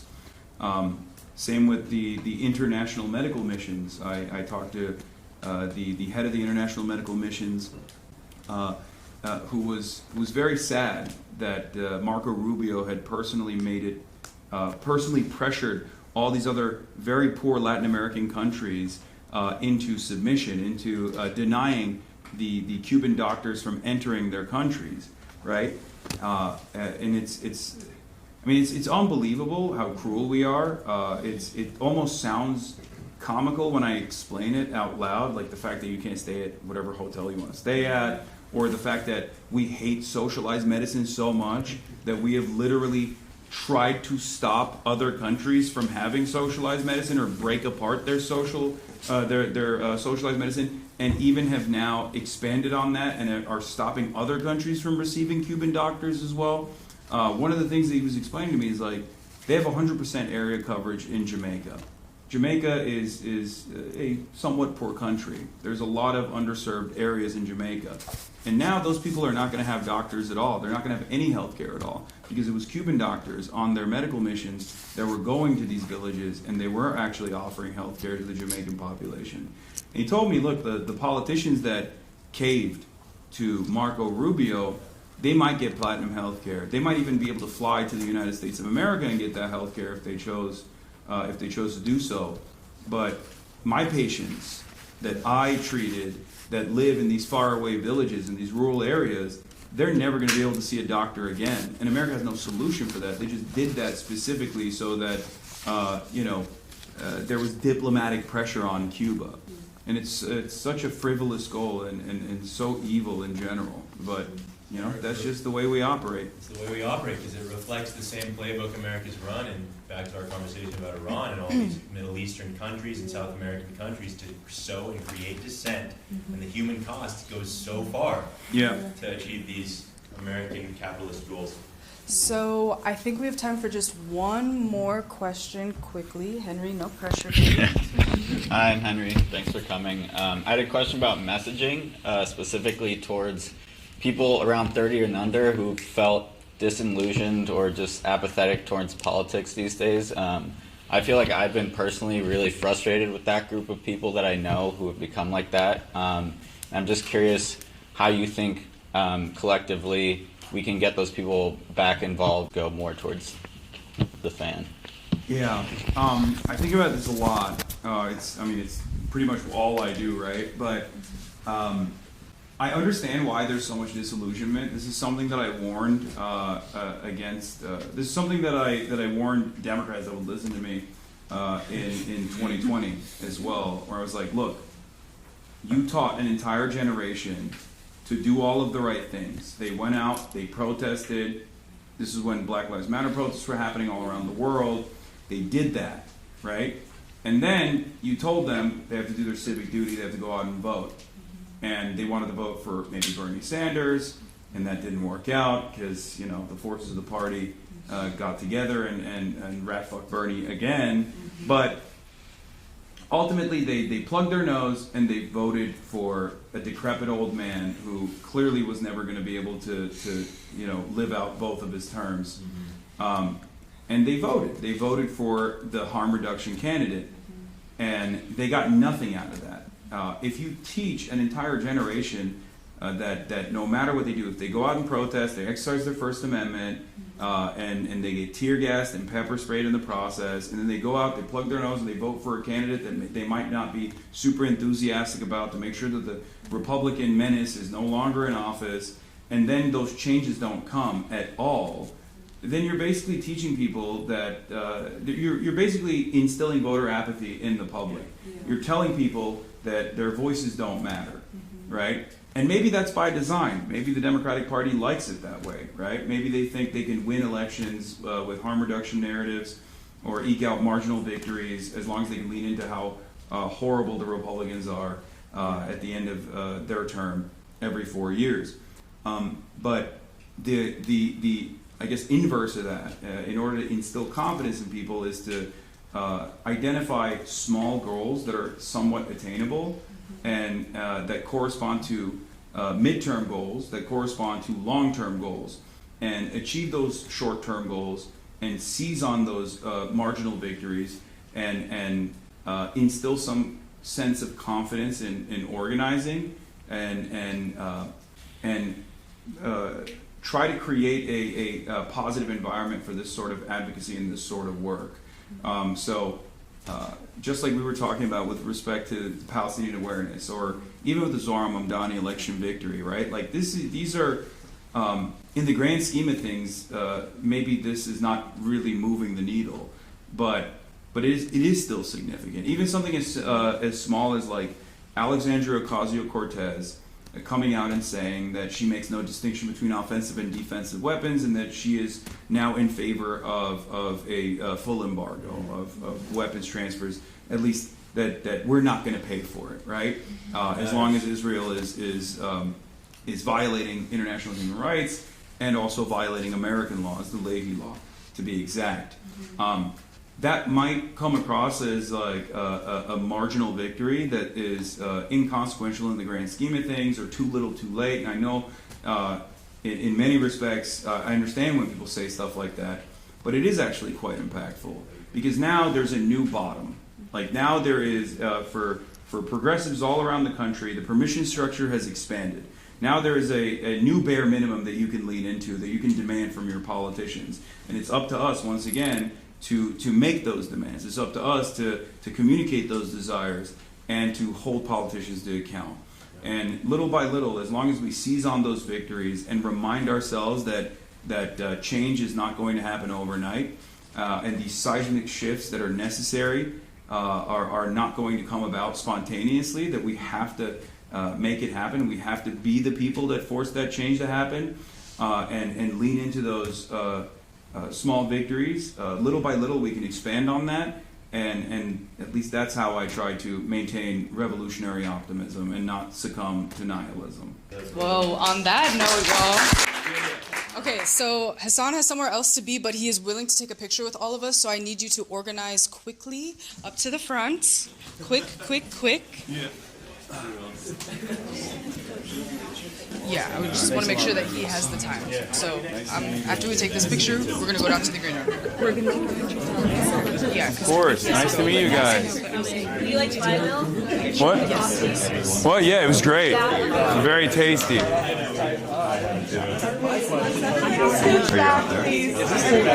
Okay. Just go tall people in the back. Are we allowing Some people got to get down. Some people got to get up. How are we going to do this? How are we going to do this? I think you, us three, exactly.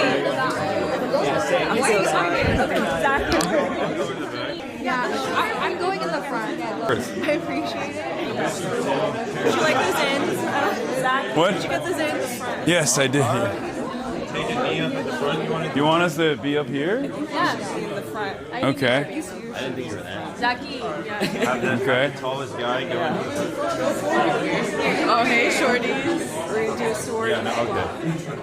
Let me get man, I gotta be there. I'm gonna get on the phone. Okay. Oh, sorry. You're still saying. Okay, ready? 1, 2, 3. I'll do a couple others. All right. Nice to meet you guys. We're going to do like a... Yeah. You want to do it here, or you want to do it downstairs? We can do it here. Do you want it to be outside? I don't care. Whatever you want to. Yeah, maybe let's do it outside. Okay, let's take it. We're doing it. Wait, where's the other mic? Hannah, you have it? Oh, thank you. Thanks for coming. Of course. Nice to meet you guys. Yeah. March. Is it okay? What's okay? Yeah, we can take. Yeah, we can do a picture wherever. Do you want to be in our picture? Sure, yeah. Come on, let's go. Thank you so much. I know they're kind of dead now, but I've been like trying to get here for years. It's like... I'll keep it very safe. Chet, she gave me a labubu. Isn't that cute? You gotta be in the picture too. Hannah.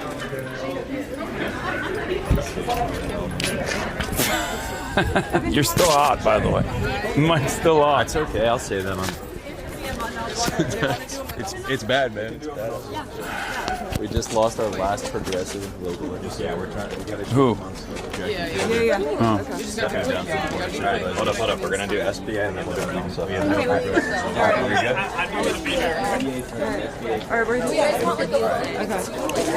Sorry, Chet.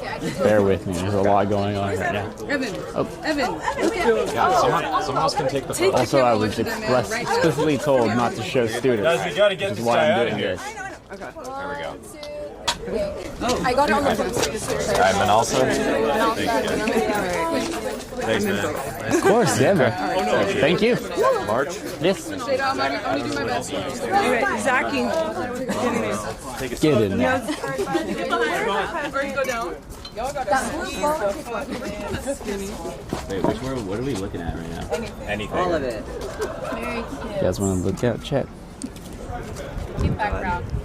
Thank you. Thank you. All right, live. That's it. Yeah. Nice to meet you guys. I love the Tehrangelis jokes. Oh, Tehrangelis. Yeah. Yeah, she said it, so it's appropriate for me to say. All right, let's go. Hilarious. Thank you so much. All right. Nice to meet you guys. Let's cut through the kitchen. I gotta grab my camera. All right. Bye, guys. Yes, thank you. Bye, y'all. You guys appreciate it. Thank you. I got it. Okay. Do y'all want any water splitter? No. I mean, I'm good. Do you want water? I'm okay. No, no.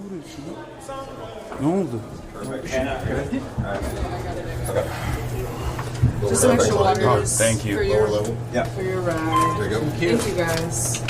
Yeah. I'll hold it. I got it. That was good? You happy with that? That was great. Good. Your chat loved Zachy. I was wondering the whole time. I was like, they're roasting. Yeah. Okay. I have to pee too. What's the bathroom right Yeah, there? I'll do it in a second. I'll just put my stuff down, call it Uber, and then I'll do it. The interrogation room. Okay, hold on. Here. Mic down. Yeah. Drop. Thank you. I'll hop in the frame in a second. How'd we do, March? Was the sound good? Everything was good. You know, considering what we were working with, it was fantastic. Okay, great. Thank you so much. Mike's still hot, by the way. We're still streaming. Just Okay. so I just wanted to make sure you know.